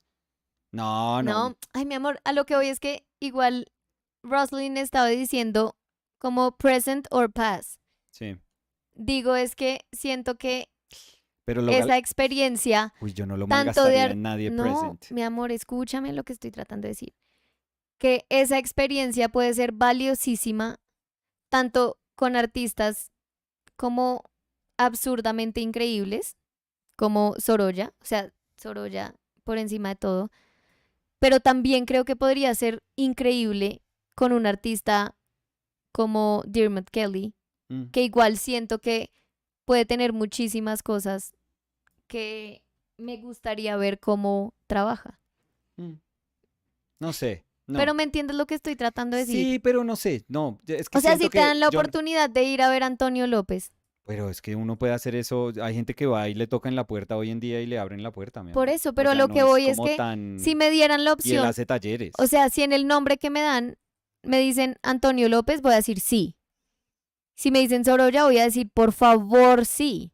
Pero en todos diría sí, ¿sí me Mm. entiendes? No, pero si te A eso dieran a es a lo escoger que vivo o voy. muerto, no, yo escojo Pues yo muerto. también, obviamente, Sí. pero a lo que voy es que le vería, o sea, le vería una ganancia, sea muerto o sea vivo. No, pues sí. No, pues sí, sí, pues es no mirarle el feo tampoco a la invitación. No, pues además el feo, mi amor, o sea, como si ver pintar a Antonio López no fuera increíble. Pues sí, pero pues hay videos. ¿Sí me entiendes? O sea, Pues uno sí, puede decir como, no, pues bueno, gracias. No, pero es que sí, creo que sí, y uno después dice como te súper estás yendo por agradecido, fuera, gracias. súper agradecido, gracias, No, no. pues sí, uno está tratando como de decir, no, no, no, pues muchas gracias, de verdad, muchas gracias. No quiero sonar mal agradecido. Pero es que Está penadísimo uno creo que ahí no como, estás entendiendo el punto de mi argumento, pero bueno.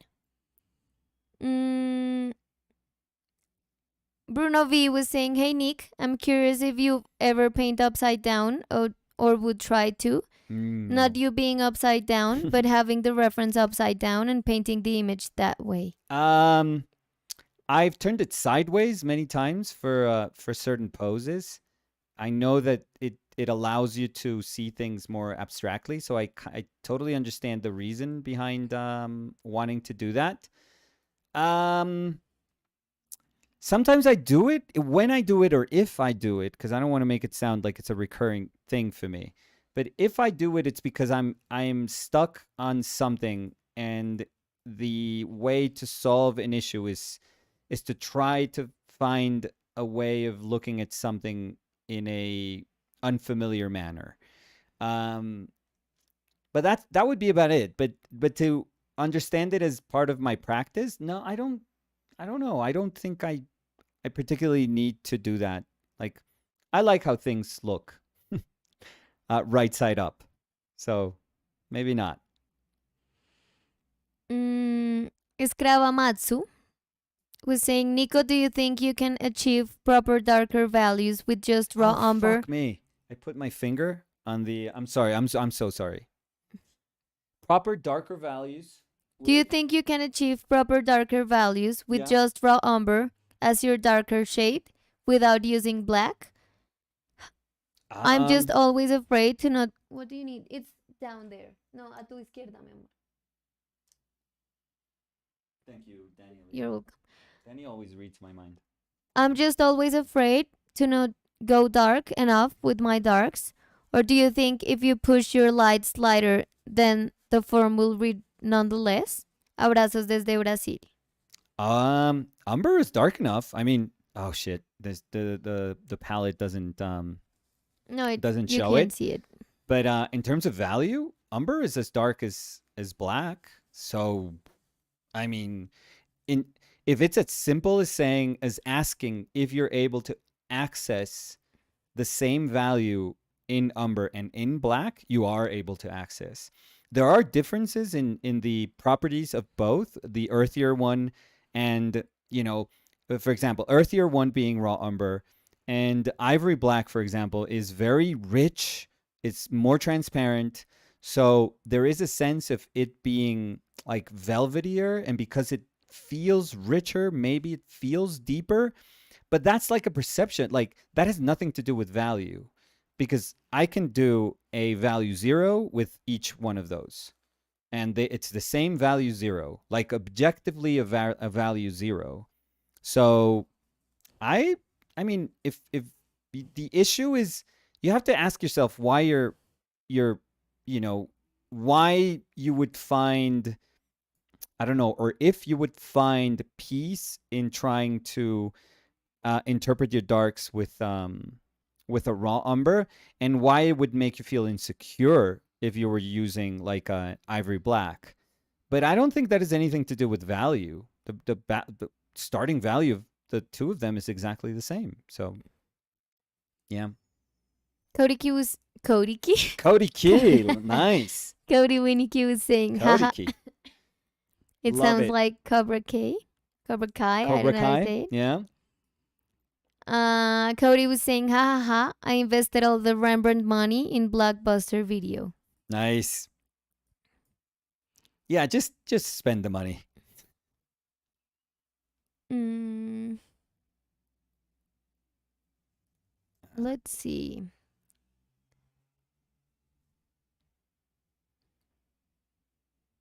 Mm, Yutaki001 was saying, hello, Nicolas and Daniela. Hey, Yutaki. Mm,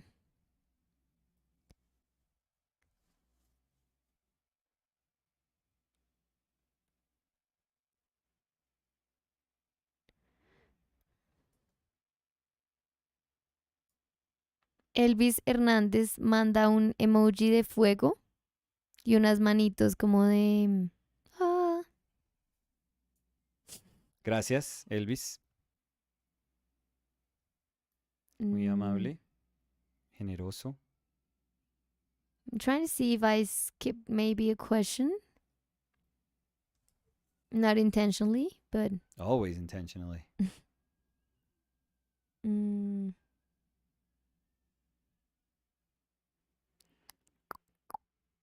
So I can speak a little bit while you search for that. oh, for sure. I can speak a little bit of what I've been doing, because I don't know if I sort of hinted at what I was hoping was going to happen at the beginning of the painting, and the things that I thought I felt I needed to go for, that would not guarantee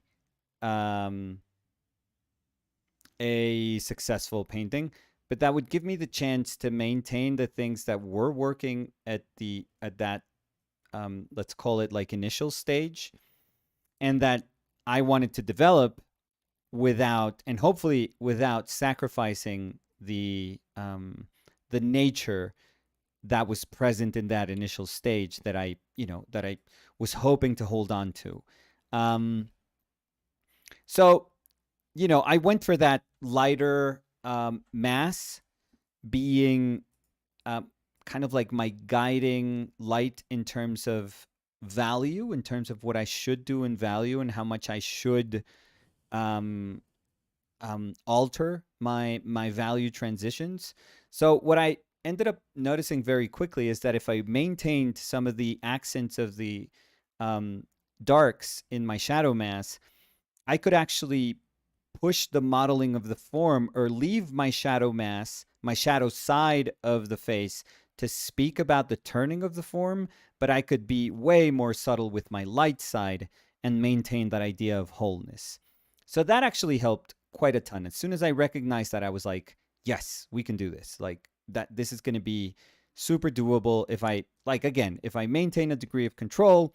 I did spot some accents in darks, especially in the nose. Nose is super important for me because it plants the head quite, dramatically. It's such a, moment in the center of the face that has so much structure, so many breaks and planes and little turning kind of facets, that it's just super super nice and important as an anchor point in the portrait, at least for me. So I concentrated there. And then I realized I could vary what I could do with my yellow and black, and then my yellow and red, just to have yellow and black, just to have more transitional kind of greener, grayer areas, and yellow and red to have some bits of warmness. I thought I was going to cover all my line work, but then I realized there is some line work there that I find beautiful and fascinating, and that I would feel like an idiot if I started to cover it up. So I left it. I'm leaving, very sporadic little moments of where that bits of line work appears, but then I'm concentrating on just this is hopefully what you see of the flower here and how it's developing.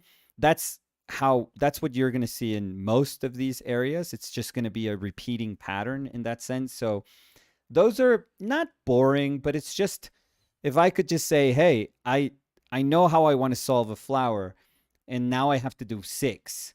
It would be nice to say like, oh, AI, take over AI. I invite you, and just look at how it did one, and just try to do these five more like this. Try it. And if you take me near to what I need, I'll be fine. Like if you don't totally mess it up, I'm not going to be angry. Just get me close and I can retouch it a little bit. But just get me close. Um Now I'm not saying it's like boring work, but it's repetition, which is fine in art. I think when the whatever you're painting becomes sort of a pattern that requires repetition, it's important that you start thinking about things like rhythm instead of like feeling, oh, this is boring. Try to see it as like, oh, this is an opportunity to speak about rhythm. So this is kind of cool now. It's not something that I had. I mean, it's not something as obvious in the portrait, for example, when you're painting a portrait. Um, so it's a way of enjoying those other areas of the painting that give you an opportunity to speak about something else. Um, but yeah, this is slow because the tempo of the painting has to slow down. It can't just be always the same, the same, the same. Um, I mean, I like those paintings when it's like super high energy and you're just attacking, attacking, attacking constantly. But there are paintings where a different painting is going to demand something different of you, and you have to recognize that and be able to adjust. And that's totally fine. Today's the one that I did, and you guys could check it out in my feed. The one I did of Soroja today, that's a single session, very direct, painting. I was tempted to do the underpainting like we had done it with the painting of my mom. So I did those the umber underpainting on the raw paper. So Mhm. that's a lot of what you see there. But everything else is like it's pretty direct, pretty quick painting. Danny noticed you know, how quickly it was painted Mhm. because it was during the morning, and sometimes it works, sometimes it just makes sense when things just fall into place and it's just like a simple painting to paint. I'm not saying it's easy, but it's just kind of everything just is really really nice. There have been paintings that Danny has also noticed that I paint not even the morning. I'll spend like a whole day, Mm. and I tell her I had to like scrape it and I'm going to like paint over it tomorrow and I'm going to Yeah. try it again because it just doesn't seem to be working. Like nothing that I'm doing is working right now. So those things are also true, very very true at times. But when it works, it's very nice. So yeah, so those are more direct paintings that I do um, during the day. But for this one, like I wanted to have like a different experience, and that's why we're taking our time with these little bits. And I hope people can be patient with that also, that you guys realize that, okay, it's not about rushing. Like, this is not about doing a painting that it's going to be after a couple of hours. It's like, oh my God, it's done. Like, we're going to, see it start to finish and this, in this small session, it was done. No, I wish. Like, sometimes some things take time. It doesn't mean that they're more valuable because they take time. It just means they take more time. That's all it means. But and this is one of the things that in order to do the painting that I want to paint, it just takes a little more time. That's about it. Escravamatsu was saying, thanks, Nico.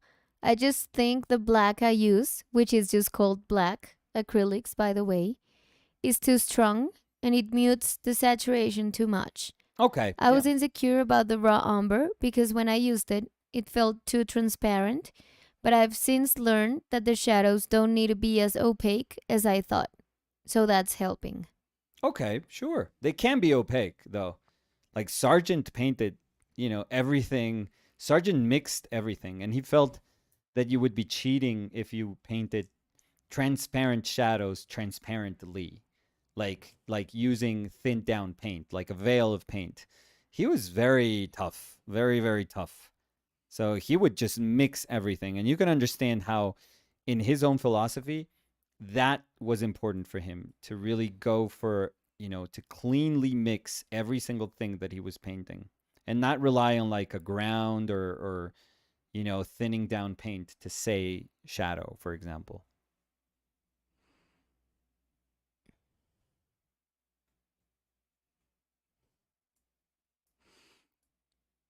I was thinking because I said What were you Sorolla. thinking, Daniel Ira? I said Sorolla. Oh, he's, And that's as good as a bet, as good as anyone else in history, I yes, feel. no, no, no. It's not that I'm saying that because I'm going to change my answer. I'm just saying that because I think Yeah. the answer for the would you rather Mm-hmm. for me Yeah.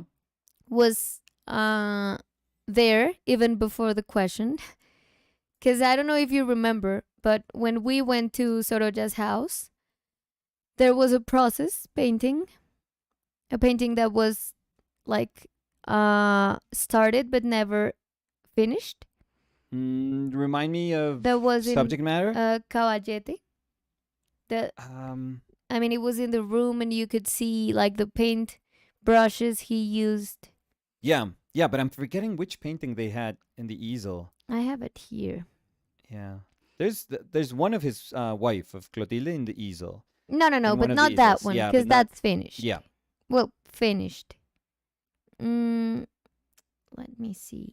Because I think what you're describing is that many times they change the paintings that they put up there, so they put in the easels. No, So because it was another easel that yeah, was yeah, to but a side. I've seen paintings that they put on easels different. Like every time I go there, they keep some things in their place, and then they shift other things constantly. So that they are known to do that. They have so much stuff of his there that they change it up constantly. I'm trying to look for it so I can show it to you. Because I'm sure you. If I see it, yeah, I'll remember, but Mm, I just don't seem to remember. It's probably like a beach scene with or no, like a it's not. boat It's a scene. portrait. Oh, really? Let me see. What? This one. Let me see.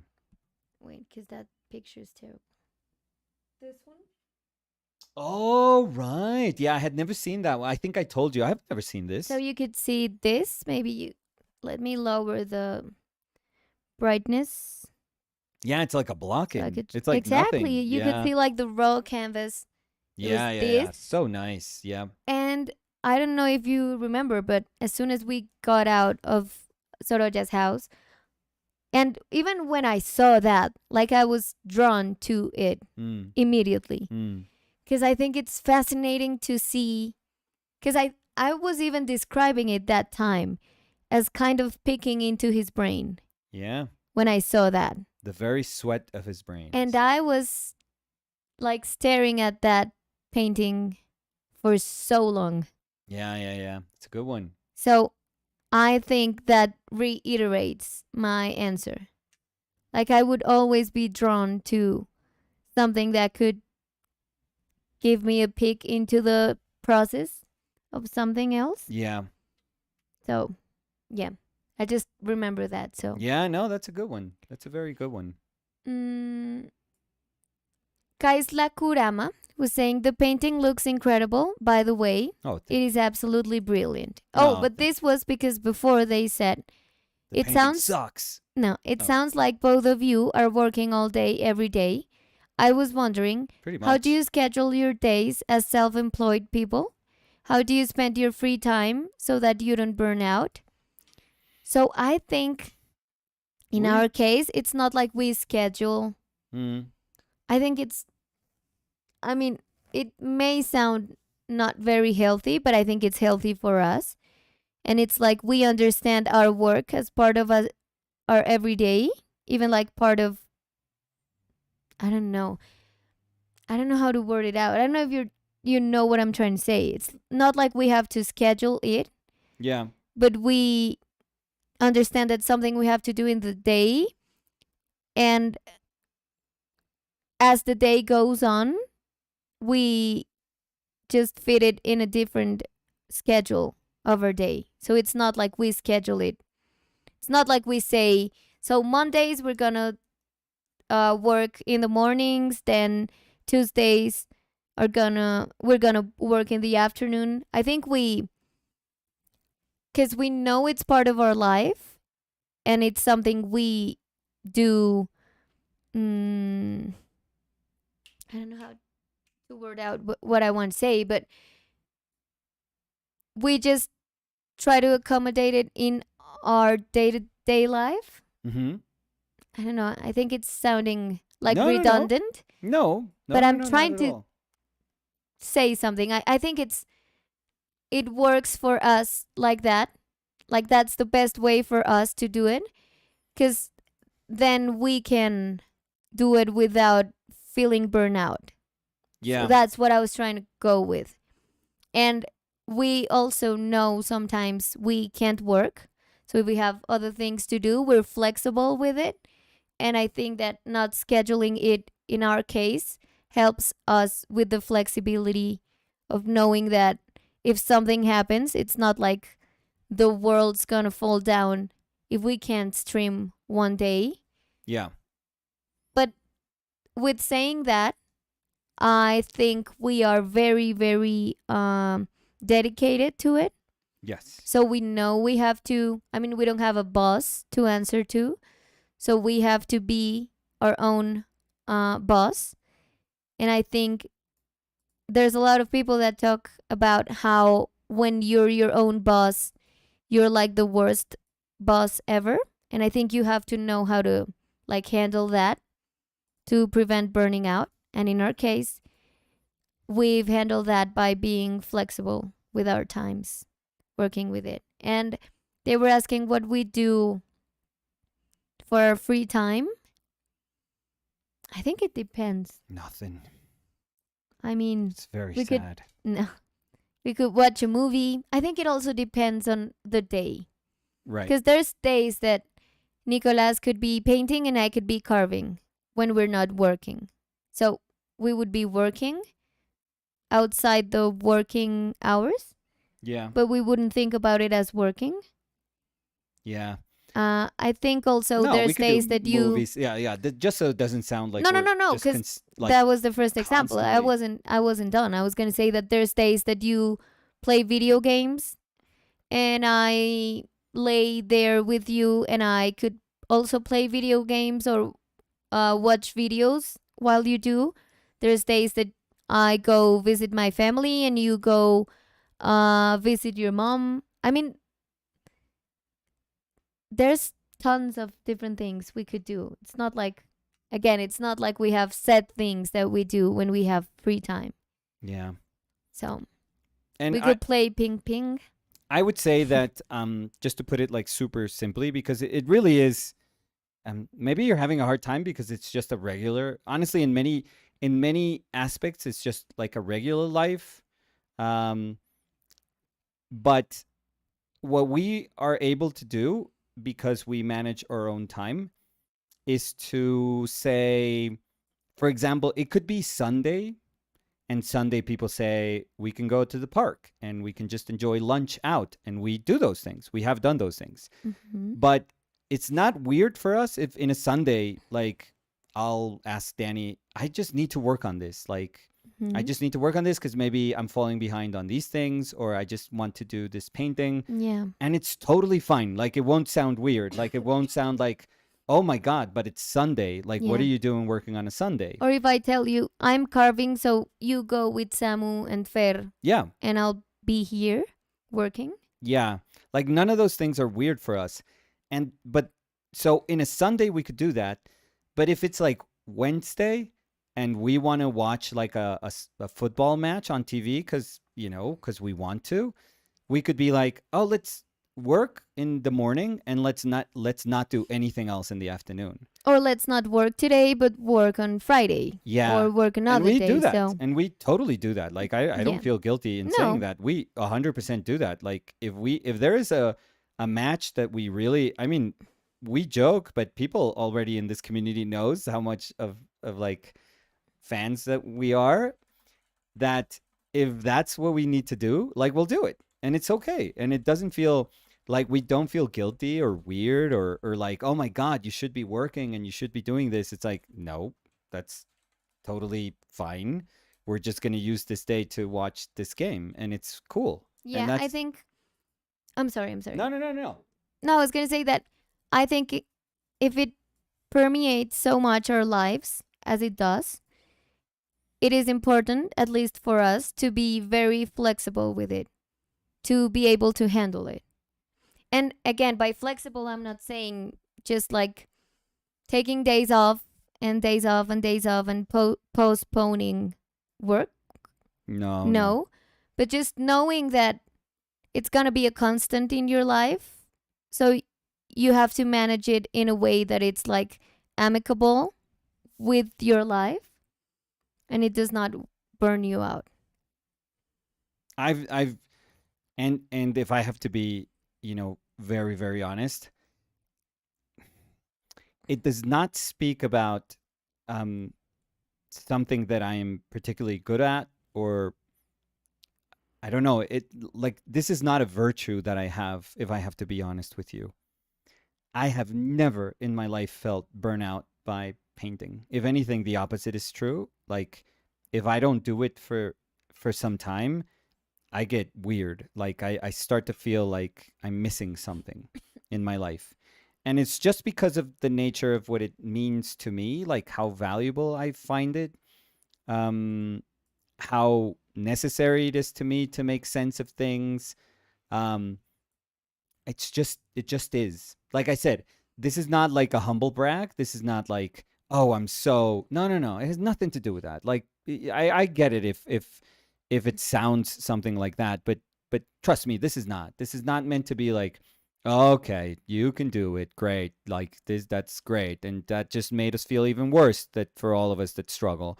No, no, no. It's just that I don't know. I don't know. I just don't feel you know how you find something in life? Sometimes you find things in life that are it's like I found it. And I think I found painting.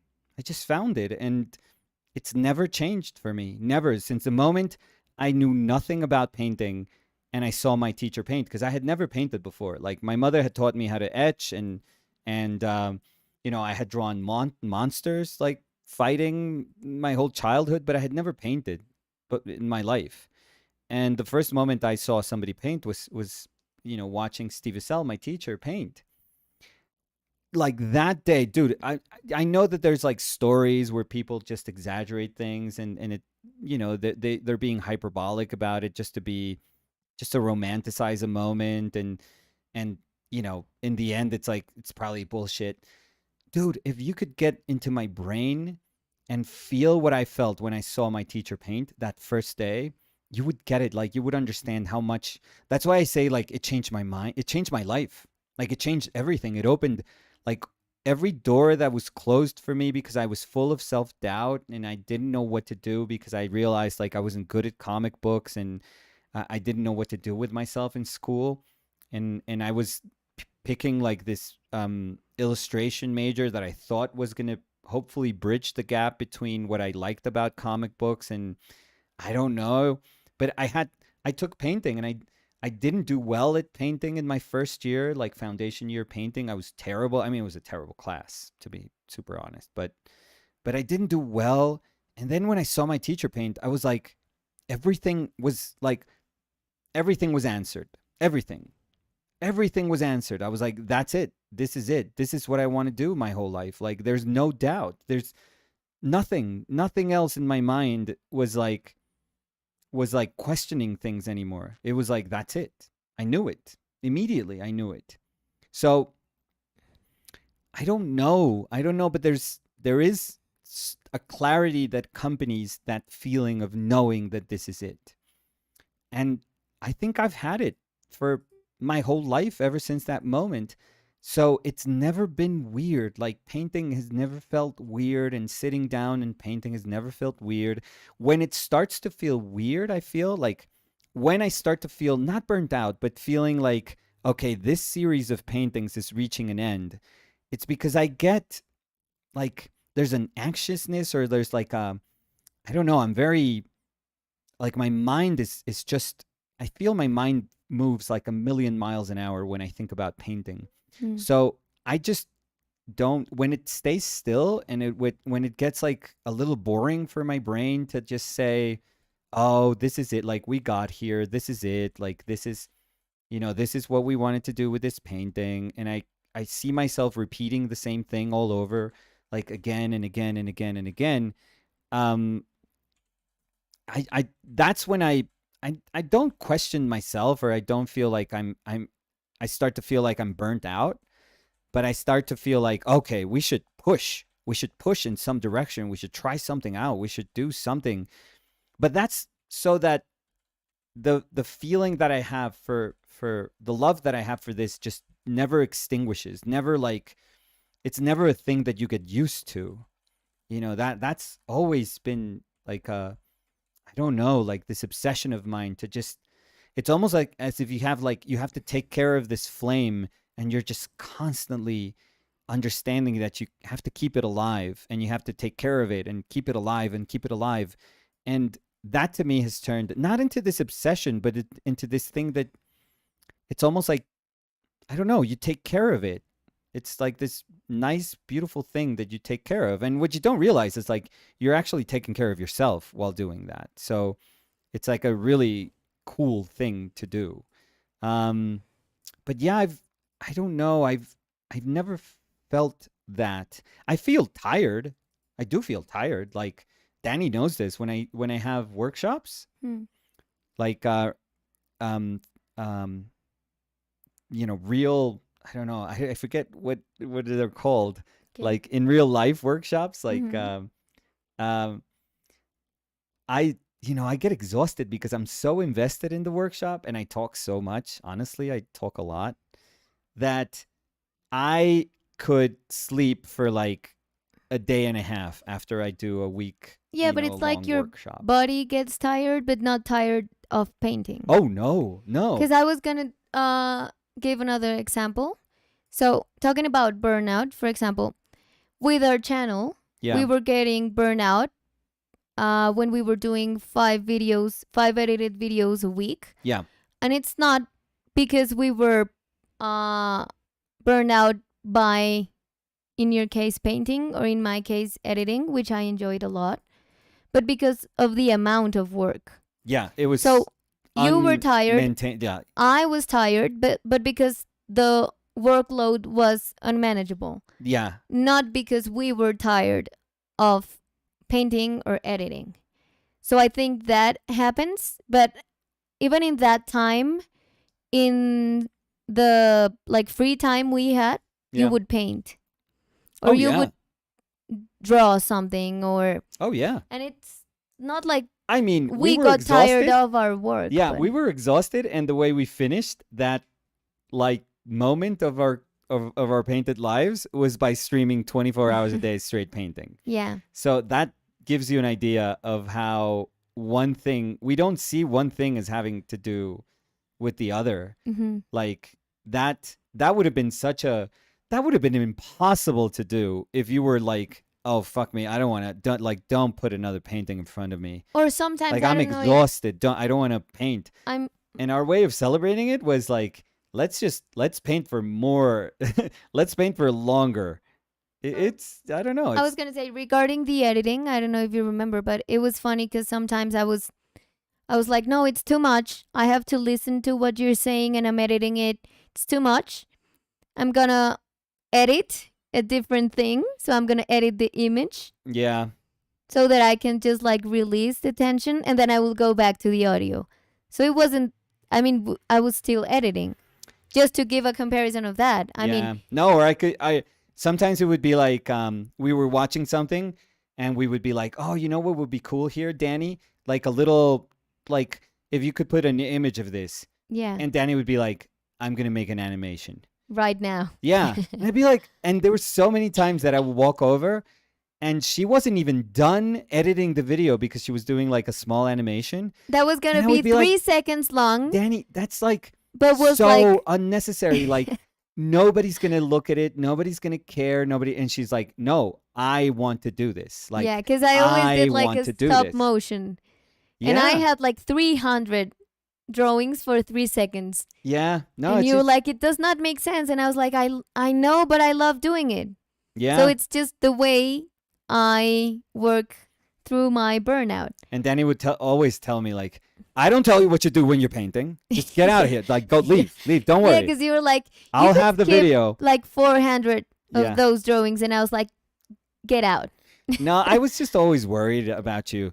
But you would Yeah, but always answer in the way that I guess you're supposed to answer. It's like, don't, like, go leave. This is me. They're like, don't mess with me. Like, no, and I was enjoying it. yeah, I know. I think the proof of us enjoying what we do is that I don't think you can do what we did if you don't enjoy it. It's Yeah. as simple as that. But I think it's also important because they were asking about burnout. And I think it's important now that we touched that topic Yeah. to say that even if you love what you're doing, you can get burnout because of the workload. Yeah. And I think it's important to notice that because then you would be paying the price. Yeah. And by that, I say not only you, but also sometimes the people around you, as it was the case for Samu and Fer, Yeah. because we were working all the time and they knew that we were working. So we're going to be here. And in the weekend, we would be working. And we could have lunch together, but before lunch and after lunch, we would be working. So we couldn't even go to the park. Well, we tried. I mean, we yeah, tried to no, have we balance. tried. But when we tried, and that was the hard thing, we had to work since very, very early till very late. So we can just like bunch the work we were doing in the week. So we could have some hours like free in the weekend. And we did that 100 times. And then we said, you know what? It's not healthy. So I think it's important to know when maybe you're overdoing it and how much you can do. Because I don't think it's bad to say, I have to change something so it could be like this work that I'm doing Balance. could be something balanced, exactly. Yeah. So I could have it longer in my life if it's healthy for me. Yeah. Because if you're burnt out and you just like continue and continue and continue, there's gonna be a day that you would be like, I can't. Like you physically can't. Yeah. And mind you, this is very different from, like, let's say, burnout that is expected of you, or if you work at an industry where maybe they don't say it outright, but you know that everyone is doing it and everyone is expecting you to do it, and people are going to look weird at you as like you're the only person that's not willing to work past the hours that you have to work. And that's not healthy. That's not cool. Mm-hmm. But I think it's quite different in the art world. You usually meet, or with creative processes, you usually find that there's many times that you just you are working crazy hard at something. Like there is this thing, as sometimes creative endeavors require you to at moments in your life to be not super balanced. I think we weren't balanced. Like, if I'm being super honest, Mm-hmm. I think in those first 2 years that we were doing this, it wasn't balanced at all. Like, you could make the argument that this was just not sustainable because it's just not balanced. Like, there was Mm-hmm. no way that we could keep this going without harming relationship with someone fair, with ourselves, with our families. Like, it just wasn't worth it. It wasn't sustainable. No, Yeah. no. So I do always, I mean, I'm a sort of person that sometimes if you had a show, you would have to work late nights and Hmm. early morning and wake up next morning, and it didn't matter if it was a weekend. Like, weekends are just the same as the other days. You just work, and it's work that you have to do. But there's like a bigger, I don't know, many times that there's like a bigger reason for doing all that work, and you're up for it, and it's okay. Like, And it's like pushing some days, but if yeah. that become your normal, No. That's when that if that's yes, exactly. If that suddenly becomes something that you don't keep a check on, or if that's something that people just impose upon you, hmm. or an industry if that's the expectation of an industry, I feel that that's like those are alarms going off, Hmm. because that's not cool. That's not cool. But when you own your own time, and when you I don't like I know maybe it sounds like a small thing, but trust me, this is like enormous. For example, for me, the fact that I can tell you that anytime I want to stop painting and I could go and lie down and watch a game for a couple of hours, like a football game for a couple of hours, just because my team is playing and I want to enjoy that little bit of time watching my team. The fact that I know that I can do that and that I don't feel at all guilty about it at all. Like, I don't have to give anyone explanations. I don't have to, like, people don't have to be like, hey, we paid for your streaming and you're not streaming to, like, what the hell? It's like, no, dude, you're not, like, that's not the relationship we have. Like, I, I wanted to watch my game, and I'm actually going to share with you that I want to watch my game. So, many times we jokingly go like, today we're streaming early because, and people that already know us, it's like, oh yeah, Liverpool is playing today. Hmm. Of course you're streaming early. So it may seem like a small thing. It's enormous for me. Enormous, enormous for me to just know that I can say, whenever I want to stop, I'll stop. Hmm. Whenever I want to. Whenever. And in the same way, if I feel like, hey, should we do this right now? I start. Or if I wanted to, like, if I felt that, the painting is going really cool and I want to stop the stream, but I want to keep painting, I'll stop the stream and I'll keep painting. I've done Hmm. that tons of times. So, yeah, I don't know. I think again, it's one of those things that only we can answer. Only we know when too much is too much. When Hmm. something is lacking balance, when, things that we hold dear are being are suffering because of our commitment. Uh Only we can know that. Hmm. And I would say that the healthiest thing to do is to be in a place where you can do something about it, where you can say, it's too much, I have to do something right now Hmm. to, like, shift this. Like, it can never get ahead of me. If it gets ahead of me, it's harder to, like, try to balance. But if I'm always kind of keeping my, like, checks on it, and if I'm always willing to do what a more balanced life is asking of me. And for example, we are, the path that we chosen is one that we share things with you guys. So I think that if we're always honest, and we from the beginning we started by saying, hey, this is, streams are going to be this, but they're going to be free. So, you guys, best way to do this is not by subscribing or, like, joining a patron and us always, scrambling and trying to say, oh my God, we got to stream today. And, Well, subscribing would be nice. You do, guys. But no, a paid no, subscription, I I get mean. what I was trying to Yeah. just. But, no, but the way we did it from the beginning was like, hey, we're going to be here. And we promise you we're going to be here. But it doesn't mean that we're going to be here at exactly one, like, in a particular time, Or or that we're like going to be talking every, about art every time. yeah, or we're going to be here every single day. Hmm. Like, we even know that sometimes we have, like, work, uh we already made commitments with work. So, maybe there's a workshop and maybe we have to go for, like, a week or 2 weeks. And we are free to say, hey guys, there's not going to be anything, like, for the next couple of weeks, and it's okay. Hmm. And we'll be back, and it's okay. I think that those sort of things are super important, because right from the start, you're not, you know it's not as if you're lying to people. It's not as if you're withholding information from people. No, we're sharing everything. So it's I think it's really cool if from the start you're just super open and you say, hey, this is going to be this. And if you like it, that's awesome, because you're gonna, help us grow, and you're gonna grow with us.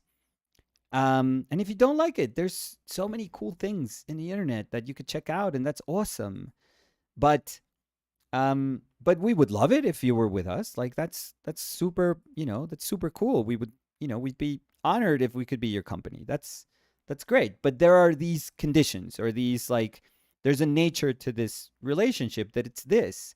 And if we're all fine with it from the start, and if we're all okay, and we all agreed upon it, then it's so cool, because you don't need to, like, bend over backwards to, like, try to satisfy, like, this expectation that, many times that's what kills you, like, thinking, oh my god, I got to do this, I have to post this, I have to tweet this today, like, people have to hear from me today, because or else I'm not going to be relevant anymore.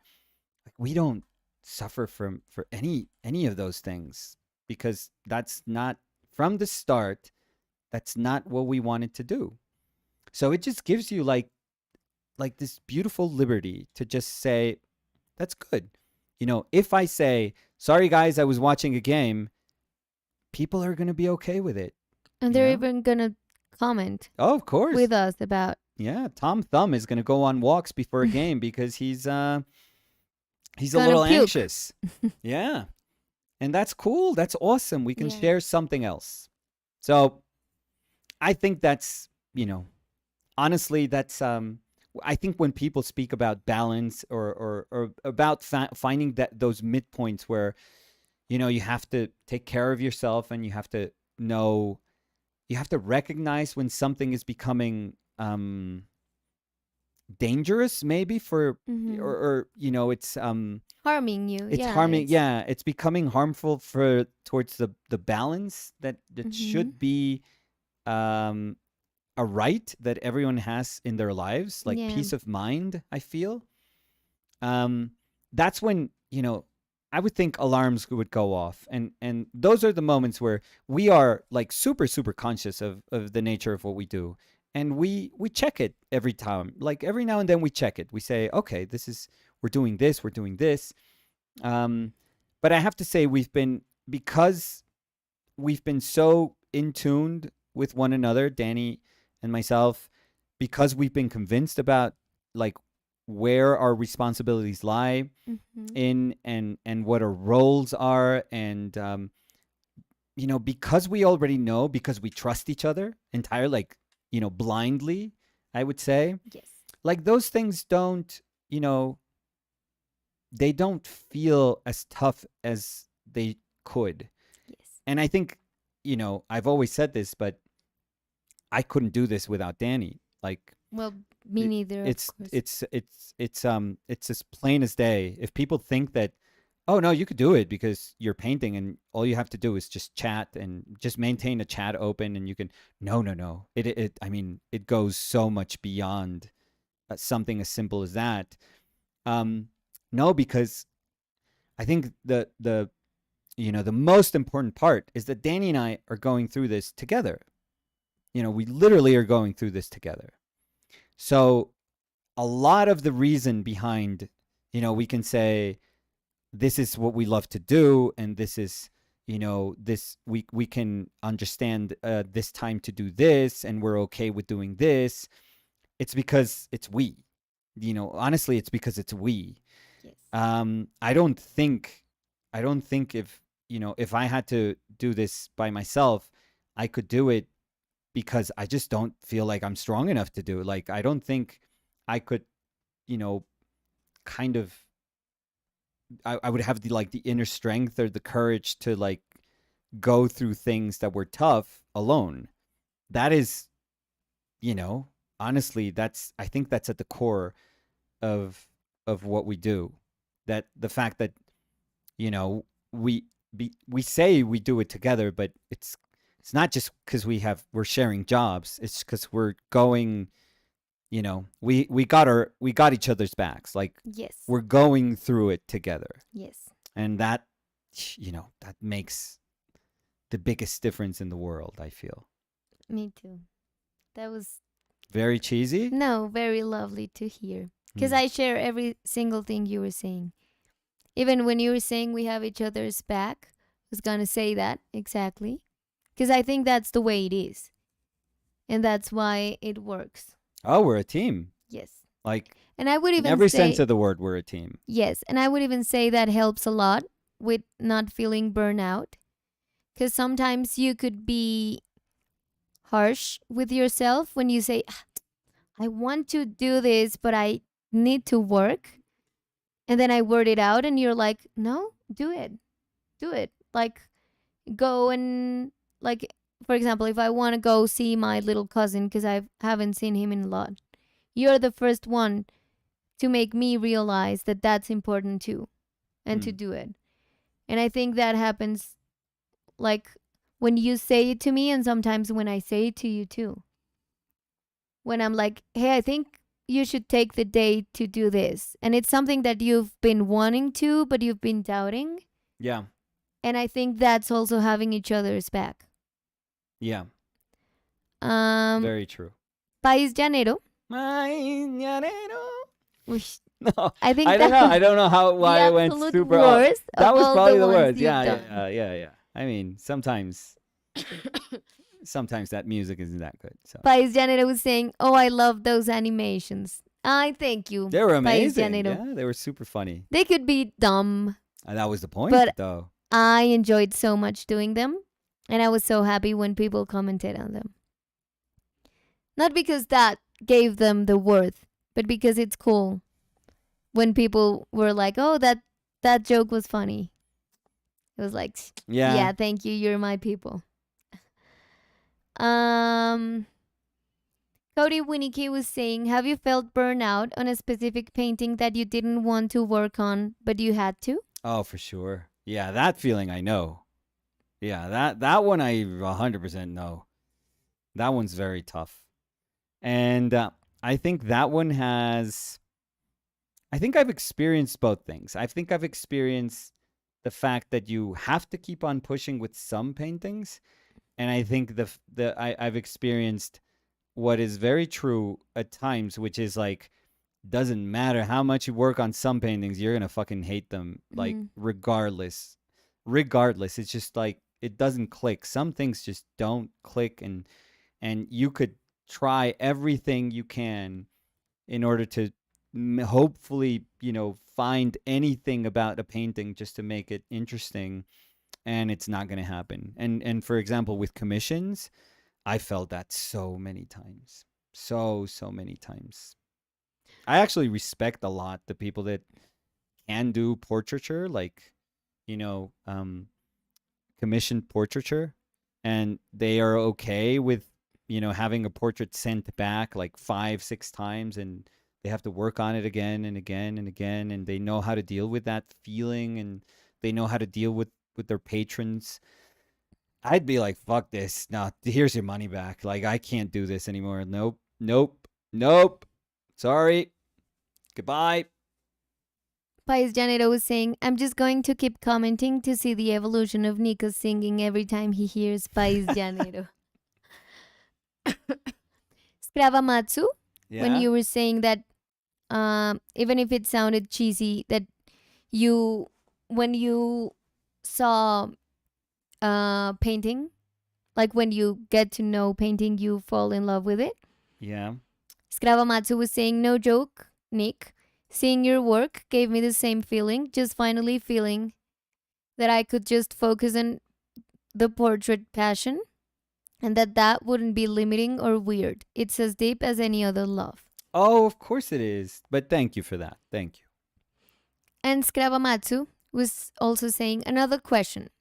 How do you guys define the line between figuring out your own way of working and breaking out of your comfort zone? Like respecting your own time of doing things, but also pushing further to see what you're capable of. Sometimes I feel the line between going at your own pace and being lazy is kind of blurred. Mm. And I want to know how you guys think about this sort of stuff." That's a pretty good question. It's a really good question. I don't know. I think that's one of it's the sort of thing that you know. Hey, I was going to say that because I was going to say that I am, for example, a slow worker when I do my art. But I know when I'm saying I'm slow and I'm really being lazy because I know it. You always know. Yeah. Because when you're going in a slow pace, you know you're still working, and that's just your pace, and that's fine. Yeah. But sometimes you even say it out loud, like, "No, that's just how I do it." But you know, because you can't lie to yourself, and you know you're being lazy. So I think the line is blurrier for people in the outside that you're trying to uh, talk about your working time with, but it's not blurry for you because you really know when you're being lazy. So, Yeah, I would answer almost like exactly the same. I think that um you can recognize the need for pushing because you are like, you're actively working towards something and you're like, okay, like, this is a moment where I can push, push, push. But, the counterpart of that, which is like coasting, like saying, oh no, this is what I know how to do. And it's, this is my comfort zone. Like, honestly, I don't fucking have a comfort zone. Like this is painful every single time. Like every single time I try to do a painting, I'm like, there goes this painting. Like I'm gonna fuck it up. Like I had so many doubts today when starting this painting. I was like, I love this drawing. I was telling myself, I fucking like this drawing. I'm gonna mess it up. Like I was doubting myself. I was like, I don't know how to redirect this so that this drawing is still good. Like so that whatever I'm gonna do maintains what was good about this drawing. Um so I don't know. If I have a comfort zone, I've never felt it, to be to be quite honest. And what Danny was saying, and I am brutally honest with myself, which is the person that is most important that you're honest with. I'm brutally honest with myself, and I know how to evaluate myself. I really do. I really, really do.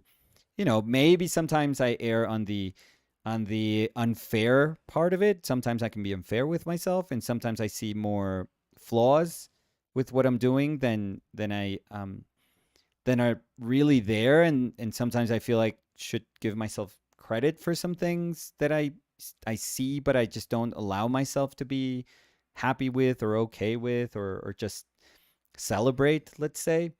Um, but that being said, I know how to understand myself. Like I know how to judge what I'm doing and understand how much I'm putting into it, and understand how if I finish something quickly, I'm gonna be like, you fucking rushed that. Like you rushed that. hmm. That is super not cool. Like I tell myself those things. Like you knew that needed more time.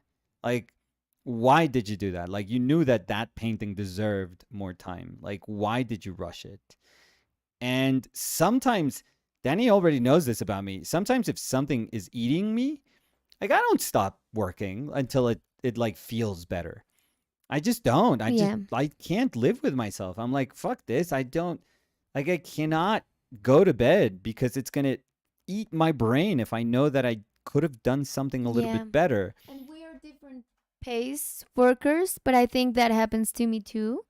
I mean, you've seen me if I'm doing a carving and you're like, it's late, and I'm like, yes, but I know I need to keep working. Yeah, and you're like, "Yeah, go to bed." Yeah. And sometimes you're like, no, but you haven't slept. And I'm like, I don't care. I'm going to keep working because I'm not satisfied. Or I could show you something, or you could see something I'm working on, and you're like, oh, that's cool. And I'm like, yes, as I was saying some comments before, I'm like, yes, but no. Like I know I'm not satisfied with it. So I'm not going to stop working on it until I feel satisfied. So again, I think you could lie to someone else, but not to yourself.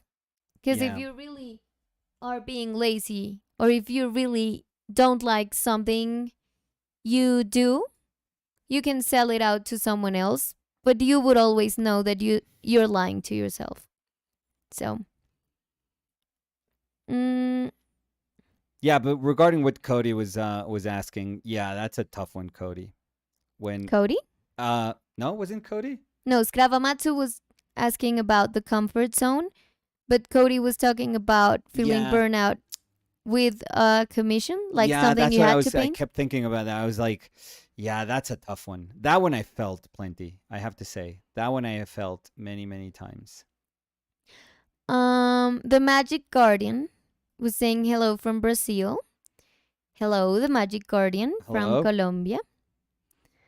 Adonis Bonilla dice, Adonis Bonilla, me encanta. ¿alguna vez pintas en lienzo? Y Sí, también claro. cómo se crea atmósfera en una pintura. Sí, claro, pinté. O sea, Adonis, pues de pronto no conoce mucho de mi proceso, pero lo invito a de pronto buscar como cosas anteriores a las que hice. Sí, pinté muchísimos, muchísimos años en telas, en tablas, en todo lo que se pueda imaginar. ¿Y cuál era la segunda parte? Discúlpame, Lindita. Eh, también cómo se crea atmósfera en una pintura. Bueno, no hay fórmulas, ¿no? Adonis, no, no depende de algo en particular, pero si tuviéramos que decir como a grandes rasgos, uno qué podría decir que le otorga como atmósfera a, no sé, a un espacio o a un área, como para volverlo algo más abstracto. Yo diría que es como que haya elementos análogos. Análogos significa que sean cercanos unos a los otros. Y cercanos pueden ser, por ejemplo, en valor tonal. Entonces, si las cosas son cercanas en valor tonal, entonces se vuelven análogas tonalmente y hacen que todo se sienta como más comprimido. O si los colores dentro del círculo cromático están bien cerquita uno del otro y que los hace análogos, eso va a hablar, o sea, el objetivo al final es que se hable de que hay como una unidad que está teniendo una inherencia sobre las partes.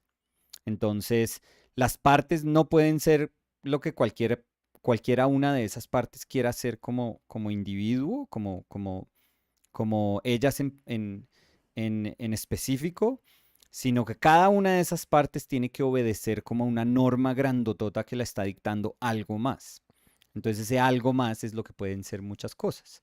Puede ser lo que yo le decía, puede ser una compresión tonal o puede ser una compresión en el círculo cromático que hace que los colores sean análogos, que los colores sean muy cerquita uno del otro. A lo que me refiero, si no entiende mucho eso, es como si yo digo, mi pintura en vez de ser, mi pintura en vez de tener amarillos, naranjas, rojos, verdes, azules y violetas, mi pintura va a tener amarillos, naranjas, rojos. O sea, el hecho de que yo haya comprimido toda esa información y diga, solo quiero que esté en estos colores, ya la hace como mucho más cercana, ya hace que todo sea como muy, como emparentado. Entonces lo que buscamos es eso, es buscar mm, em, como condiciones que obliguen a que la pintura que uno está solucionando se mantenga como dentro de un rango muy controladita. Eso es lo que hace que haya atmósfera. Cuando uno agrupa mucho esas cosas, uno se da cuenta que poquitas cosas empiezan a tener efecto, empiezan a tener inherencia sobre sobre las otras. Entonces todo se empieza a conectar. Adonis Bonilla dice, Nicolás, porque se ríe de mi nombre, jaja, y un emoji de risa. No, pues, pues porque uno tiene que nacer bonito si le ponen Adonis a uno. Y estoy 100% seguro que usted es una persona muy bonita. Eh, Cody Winnicky was saying, I'm deep in the commission burnout right now on a huge painting. I have been forcing myself to go out to the studio and work on it as if it was just a bunch of small 5x7 paintings, so I can just focus on one chunk at a time. It's the only thing that's worked so far to Mm. keep me motivated. Oh, I feel your pain. I understand that feeling. I really, really do. You know what makes it worse, Cody? When you get paid before. If you received some money beforehand to do that commission, that's why I never, ever, ever accept money before I do the painting. Even if I do the painting and it doesn't work, I love to have that possibility of saying, you know what, I don't want to paint this thing. I'm sorry. I'm sorry. But I think that's Not something painting you it. learned Yeah. Oh yeah. I because you learned were after frustrated. receiving money Exactly. and feeling like people were had control over me for an indefinite amount of time until they, they said, "Oh, okay, now I'm happy with the painting." It's like, "Oh, thank you." Like that's the most horrible thing in the world where when you feel like I'm not free. I'm literally not free. I still have to answer to these people and they won't let me go. I can't do that. I cannot fucking do that. I just can't. I can't.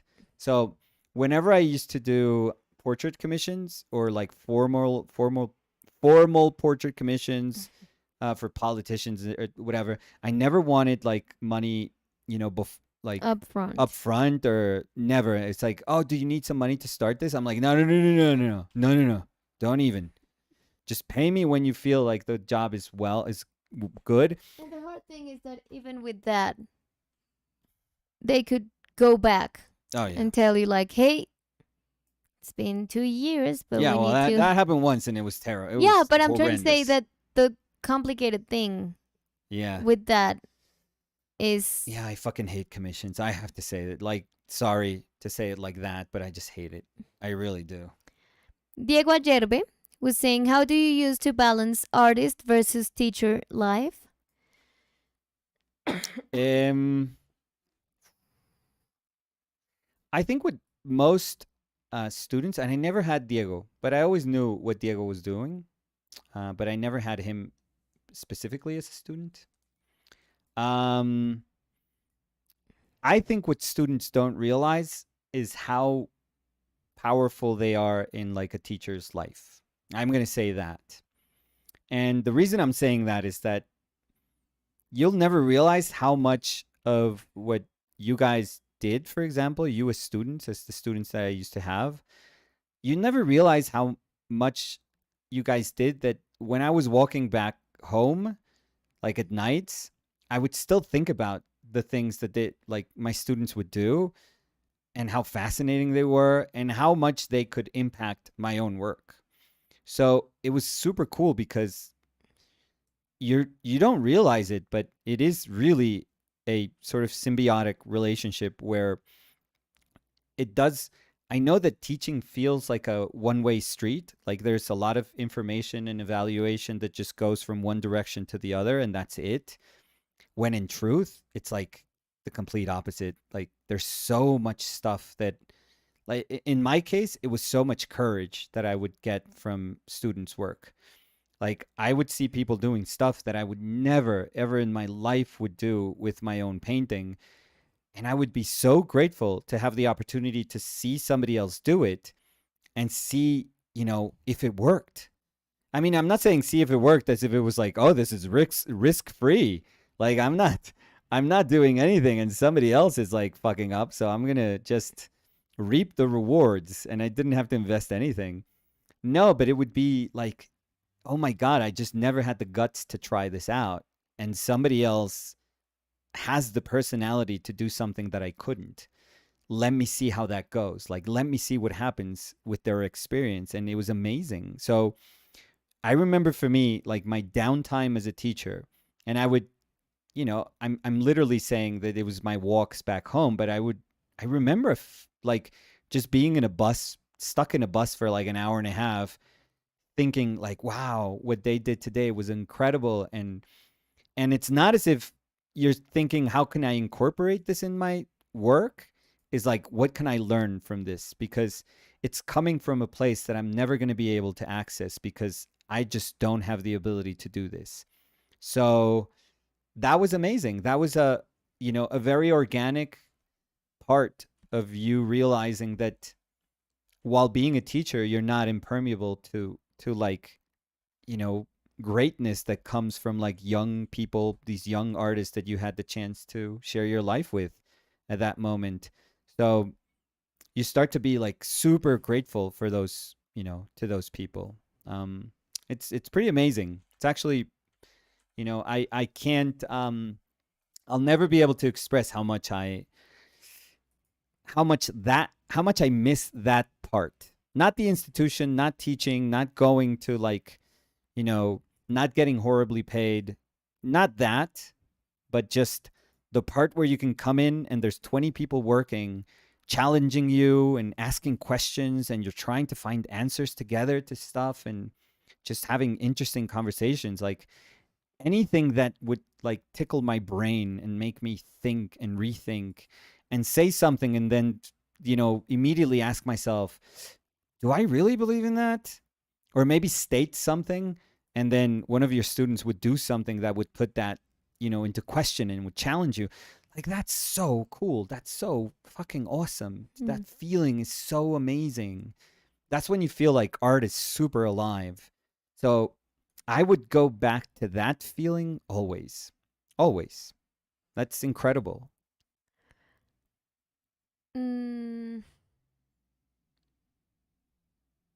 Let's see. Sofía Lagos dice, está quedando preciosa la pintura. Muy Quería amable, muchas preguntarles gracias. si es que tienen algún acercamiento al arte chileno, pintura, grabado, etcétera, que me podrían comentar al respecto. Saludos desde Santiago de Chile. Uf, yo Primer no. artista que se me viene a la Mata. cabeza es Alfredo Yar. A ti, pero uy, no. A mí, no sé. Claudio Bravo y Mata. O sea, yo soy aún más clichésudo. Sí, Pero pues yo o no sea, yo me tengo. fui con súper contemporáneo. Sí, no, y yo súper trillado. No, Señora, se me fue el nombre, no me sé el sé. apellido, Pues sí, ese vale. que es de una artista, mujer, Mm, Vicuña. Dame un segundo. mm. Que recuerdo una instalación preciosa que vi de ella.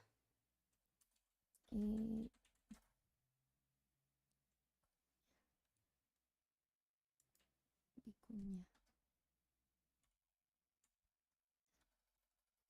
De pronto también nos pueden sugerir cosas. O sea, yo hablo desde mi ignorancia. Cecilia Vicuña. Muéstrame. Esta es la que yo vi. ¿Aquí? ¿La trajeron Esta, acá? no, mi amor, la vi una vez Ah, y es, está súper bonita. no, es muy linda. Ay, hice clic. Mira, y eran en la pared había como Ah, cositas súper así. bonito. Era preciosa. Sí, súper bonito. No recuerdo bien si fue en una clase o si fue en un libro, Sí, pero recuerdo haber hecho la nota mental porque me pareció precioso sí, está súper y bonito. me acordó como, ¿A ti te gustan como ese tipo de instalaciones? sí, me Como, parecen divinas. Y me como unos recordó, munditos. sí, me recordó, ¿Al Calder que te gusta? exacto, Mm, a la del circo de Calder. mm, No estoy diciendo que sea como una copia de no para nada, no. pero estoy diciendo que me recordó en el sentido que tiene muchas de esas cosas que me gustan de esas instalaciones así. Sí. Pero, ¿quién Pero nos estaba preguntando? Discúlpame otra vez. Sofía, Sofía nos pero estaríamos puede, súper abiertos a... claro, nos puede sugerir. Ah, mira, Diego ayer cuando estaba buscando dijo Cecilia Vicuña. Sí, Diego, sí. Diego tiene una biblioteca No, en esa ella cabeza. es muy interesante lo que hace. Si no estoy mal, es también escritora y artista. Sí, Sí. Pero sí, estamos muy abiertos a claro. cualquier sugerencia de artistas que podamos ver. Son siempre muy bien recibidos. Mm, ¿Sabes qué pasa? Se me olvidó que tomarme. cuando hablas de Chile, entonces. No, que Ah, puse como posponer y posponer al antibiótico y al inhalador ah, y no me ahorita, los ahorita. hice. ¿Qué horas son? ¿Qué horas son? Son las 7:22 y era a Uf, las 5. se alargó esto. Se Entonces, ¿crees alargó. que No te estoy em, afanando para nada. No me puedo. sentí la presión y el afán, lindita? Yo sentí la presión en el pecho. No me voy a parar un Uy, segundito. no, Nada, pero estoy no molestando. digas Me voy a eso. parar un segundito a No, tomarme. no, pero hacemos 5 minutos más, si quieres. No, pero me puedo parar un segundo y ya. Es que es solo porque tú sabes que yo soy muy estricta con los horarios y no sé qué me pasó y... Yo acá tratando de decir que sí, por favor, paramos, que estoy Ah, bueno, cansado. entonces en 5 Pero, minutos. Mm, ah, Doug Farron. ujú, ¿Cómo es que se dice? D-O-U-G. Doug, yeah, Doug. you Okay. did, yeah. No, no, no. I was doubting myself. No, that's perfect. Was saying you just described how I feel about watching you paint. Lola Onigiri. No, Lola siempre llega al final. No, qué berraquera, Dice hola, Lola. buenas noches. No, qué berraquera, Lola. No, Lola. Y podemos transmitir de día, No, de tarde, de noche. Y Lola siempre siempre llega tarde. llega al final. Sí, qué mamera, Lola. No. Hola, Lola. ¿Qué tal? Mm, eh, Adonis Bonilla, regarding the commissions, Yeah. was saying a lot of it feels like imposter syndrome. I'm currently struggling with a commission too. Yeah, it's very tough. Lola manda un miquito tapándose los ojos. Le debería dar vergüenza. Y dice, Ains, sí, hágase Lola. Les dé un cafecito, dice Lola. Gracias, sabiendo que yo no tomo café. Grande, Lola. Sí, Grande. Qué berraca. sí. La embarra y la embarra peor la Lola. Sí.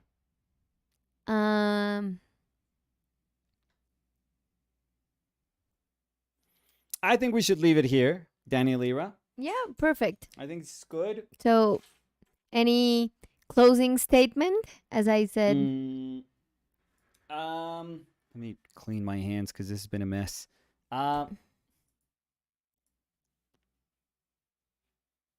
Slowly getting there. Slowly getting there. Yeah, I'm happy that I didn't fuck it up. Like if I could be blunt, I'm very, very happy that I didn't mess it up. So I was horrified. I think part of me postponing, going back to this painting was a little bit of fear. Just saying, I don't know. I liked my block-in, and then when I had to like paint over the block-in, I was very afraid. But I was like, no, fuck it. Like I have to draw on top of this. Like just do it. And then as I started drawing, it was like, okay, this is good. This is going places. This is okay. And I almost felt like I dodged the bullet. Like, oh, I was lucky. Like this was a lot of luck. Like how much can I stretch my luck? And so I was looking at the painting and looking at the painting, and almost your brain starts to say, you know what? If I offered it as a painting with some drawing on top of it, I'm sure people would like it. And because you start to try to convince yourself, like, yeah, don't touch it, it's fine. And I was very scared. I remember in the morning, I was like, no, I gotta do another painting that just kind of, puts my hands in motion and puts my brain kind of flowing, so that I'm not stuck on thinking about this particular painting. And so I did that Soroja, and I think it ended up really nicely. And when we had to work, I was like, okay, let's do this. Like, let's go. And yeah, so it was okay. It was, yeah, not okay. It was good not to think about it, not to stay there and think about it and just like dwell upon it so much, but just do it. If you were convinced that that's the painting that you wanted to do initially, just do it. Do it. Go ahead. Fuck it up. Like if you're going to mess it up, but do it. Like go through it. So I had to like pump myself up a little bit and tell myself that that's what needed to happen with the painting. I'm super glad, because it sometimes doesn't happen. Sometimes you're like, you know what? Fuck it up, mess it up, like ruin it. And you And really you're like, ruin it. hell yeah! Like I followed orders, I fucked it up, I ruined it. Yeah, that happens many times. Yeah. But I think those times that you ruin it are preparing you for the times that you deal with it. That you are like, I'm ready for this, and you just tackle it. If it wasn't for those times, you wouldn't have the experience to feel okay when tackling, when saying, I'm ready for this. Like, now I can do this. So, I was like, at the beginning, I was thinking, I should start somewhere else. I should start like in the background and just, as soon as I warm myself up a little bit, I'll tackle the portrait. And then I was like, oh, come on, just do it. Just go for the portrait. Stop it. Like, stop it. So we started there, and as soon as I realized, okay, this I could do this, that just gave me a lot of confidence, and I was like, yes, this is gonna work. And now that I'm seeing this against a very scratchy background, like these I don't like. These I still have to deal with. But a lot of the lines are looking beautifully, I feel. And now I can judge, the little bits of the background showing through the portrait, which was probably key. If all of this could be great, but if it didn't land on that portrait, then it just wouldn't make sense. Yeah, focal point. Right. Like we've always talked about this. Like if you're gonna put all your eggs in one basket, and while this is a far more varied painting, it does require the portrait to be like the moment where you're like, oh fuck, that's a good portrait. Like that's nice. I want to stay here. If there's a moment where you're asking your viewer, you can stay here, make it worth staying there. Because there's nothing worse than you just getting all worked up towards like a moment, like an instance of a work of art, and you get there and it's disappointing. It's like, dude, you didn't understand that there was a responsibility to that moment, and you weren't able to handle it. So I think that that's a good portrait. I really like. I know myself, and I know when I can look at something and say that's a cool moment, and I know myself, and I know when I look at something and I say, I was supposed to make it cool and I couldn't, but that's cool. That's a worthwhile like exclamation point. It is. And then everything else that I'm doing in the bottom, which is a lot of like little work of design, like all these like little shapes and negative spaces and just rhythm. It's a lot of work.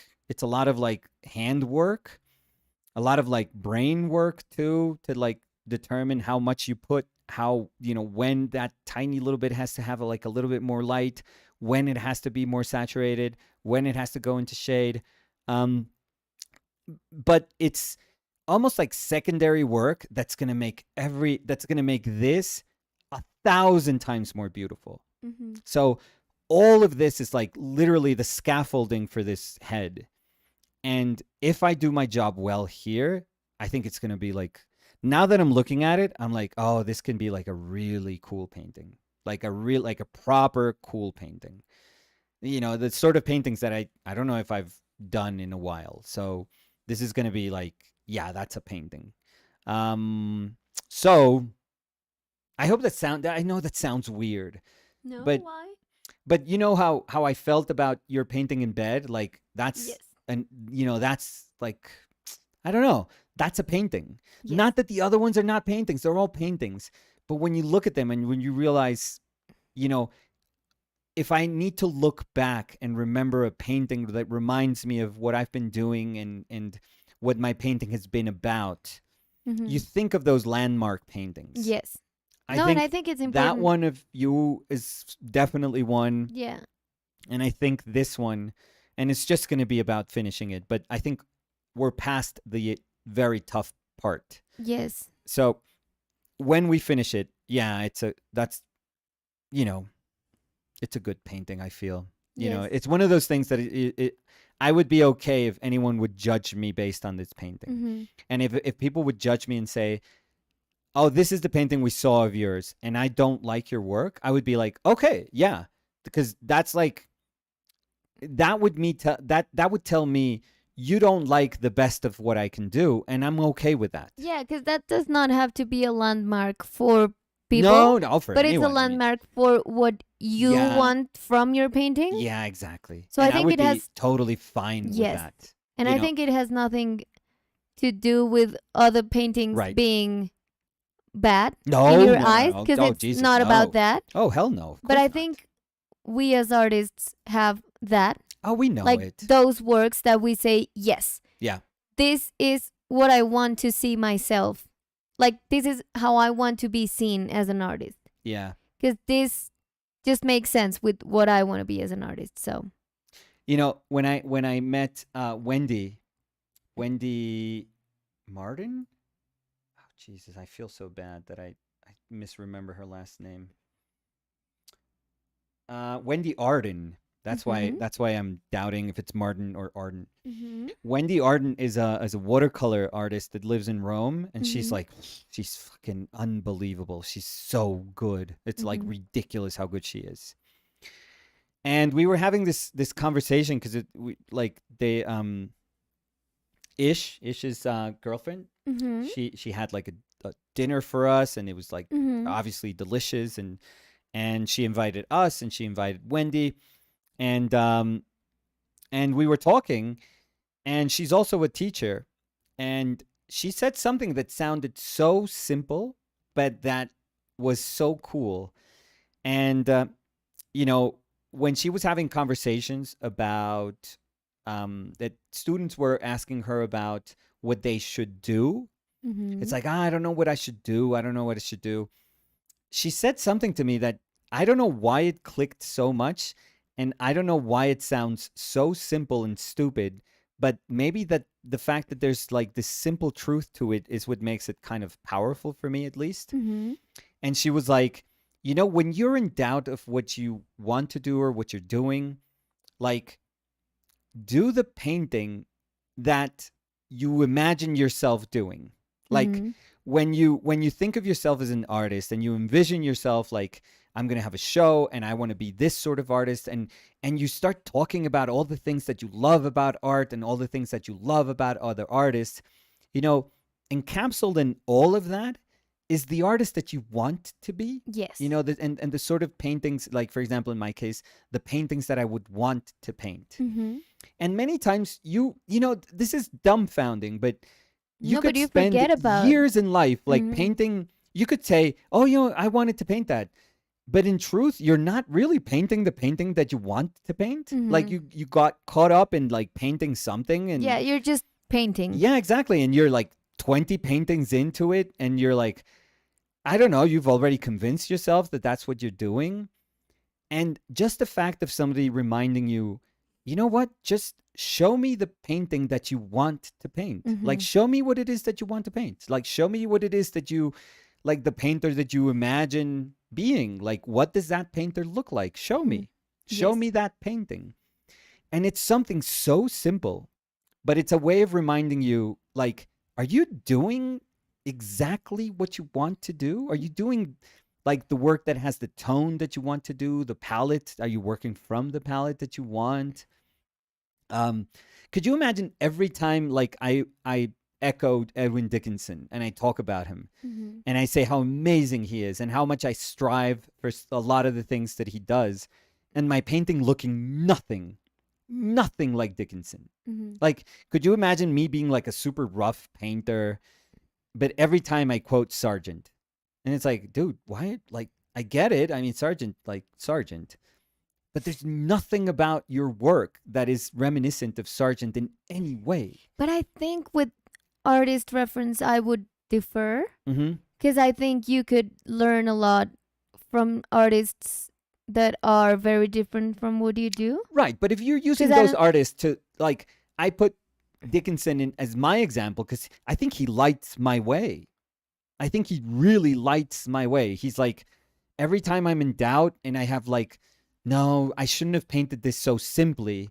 I go look back at some Dickinson Yeah. paintings that are like 3 brushstrokes, and I'm like, fuck no, like don't doubt yourself. Like if you believe in that simplicity, do it. Yeah. So that's what I mean, you know, regarding those painters, that the painters that are supposed to be there for you, you know, that because I think that painting is beautiful, like that the history of painting is beautiful because they are like they're there for you if you need them. All of them, you know, all of them are there. So I feel that something as simple as painting the paintings that you want to paint, it can completely remind you and redirect your life into doing what you want to do. It's like, is that, and I'm referring to this painting because maybe in my life I've done paintings like somebody could point to them as like, is that who you are as a painter? And I would be like, oh, no. This is just something that I did for this, or I was trying to do this. And you can find like tons of like excuses, what, you know, maybe adds up to being excuses to say, yeah, those were valuable, and I had to go through those, and yeah, sure, there's a reason for them being, but maybe there's so few paintings that we are like, oh, that's me as a painter. Like, Mm-hmm. if you want to know everything that I love about painting, look at this painting. Look at this one painting. Mm-hmm. That is me.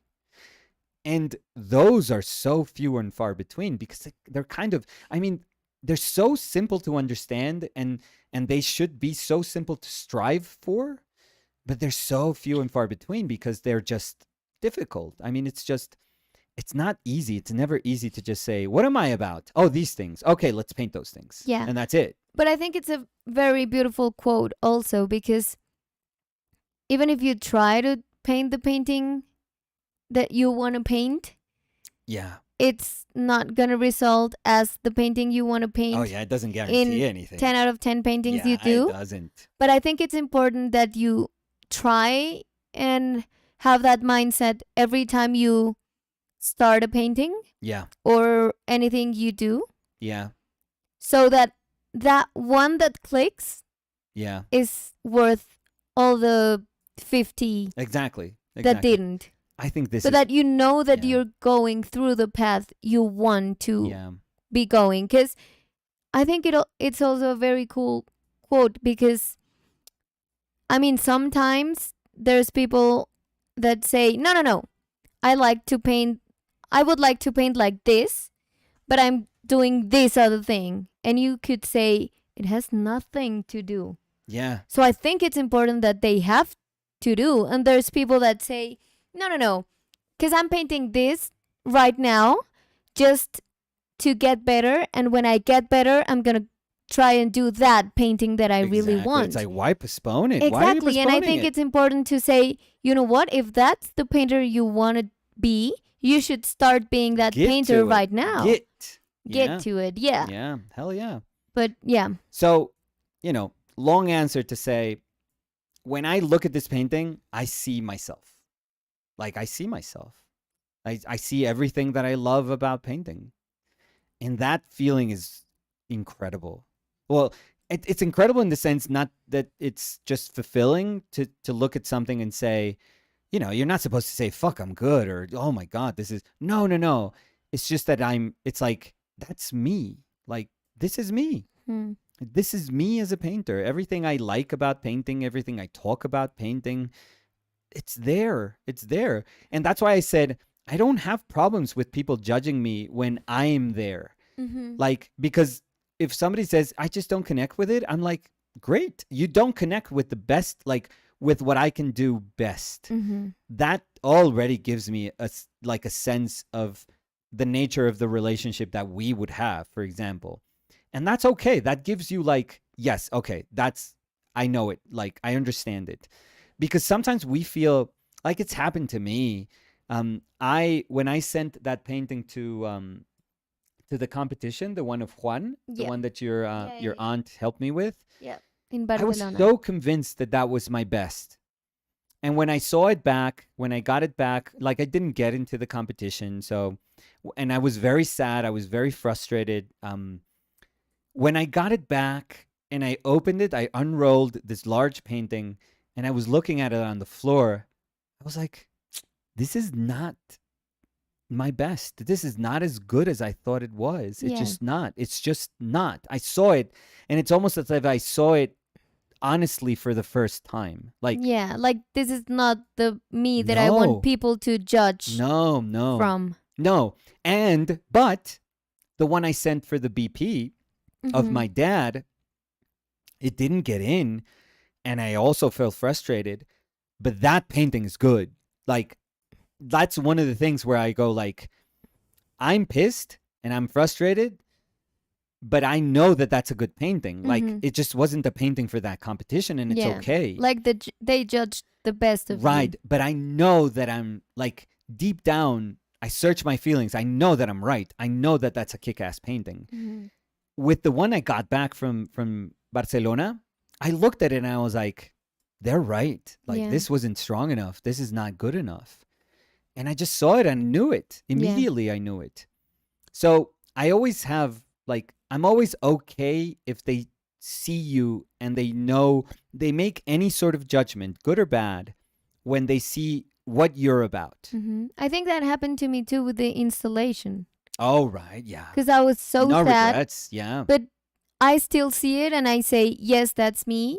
And that's an amazing 1,000%. work. 1,000%. Like, there's no regrets because you know that, yeah, this wasn't for this. Yeah, but I think it's but a nobody could convince me that this is not a good work. Exactly. Yeah. Or that this is not a reflect of what I want Exactly. as an artist. Yeah, exactly. So yeah. I think this particular painting is heading that way. I don't foresee myself messing it up because I do feel like I already know what the character of these flowers is going to be. I already know what the character of the background should be like. And I'm not going to touch the head. I think it's done. And I think Yes. I really, really like that portrait. Yes. I'm going to say it, probably my favorite portrait of Fer Yeah, that I've it's done. beautiful. It's probably my very favorite portrait of Fer.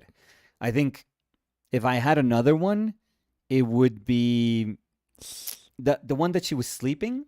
Do you remember on the sketchbook inside the that it was a self-portrait of it had pink in the cover. Yeah, it had like little pattern. Yes, I remember. I love that painting of Fer. And that one doesn't quite look like Fer, but there's a fairiness to it that I really love. Yes. So that one I've always felt that's her, or that's how I feel about her. And I think this one is by far like one of the ones that I love the most. Yes, it is beautiful. Yeah. So that's it. Let's not hype up this painting too much because that sounds. But let me read some comments. It begins to sound like insincere. So, but there were people commenting about the painting. So okay, I Can't Change My Name was saying I love your art. Thank you. Rosalind Dion was saying I love this painting so much. Thank you. Cody Winnicky was saying nailed it. Kaisla Kurama was saying, yes, it is incredibly cool. I think I will be obsessed with this painting for a long time. Haha. Oh, I don't wish you that, but thank you. Doug Farron was saying, it's beautiful. I love the way it's going so inspired. And Carla was saying, this is incredible. This is an incredible painting. Thank you. No, very kind. Very kind. So I think we're good for today. Yeah. Maybe I could. How long was this? 5? I can see 4 hours 50. So 5. Dude, that's long. Yeah. That's long. Yeah. Emily Painting Elk was saying Jesus with a brush. That would be the way your mom. That's yeah. No, your mom. No. But that's Jesus with a brush is a callback to, I forget where we said it. When you said that your something mom about my mother, yeah. No, something. I remember that you were saying that that's how your mom commented about your art. I forget. Yeah. Or that she would be mad. No, that she would say something like that. Yeah. In your comments, because I think we were saying that she hypes. Like everything. We're referring it as hyping up your work. Yeah, so that she was like Jesus with a brush. Yeah, no, my mother. Terrible. Yeah. So, thank you everyone for joining us. Yeah. Thank you for joining us in the conversations. Yes. If you commented, yes. If you were just lurking, thank you also. Yeah. We Love really to appreciate.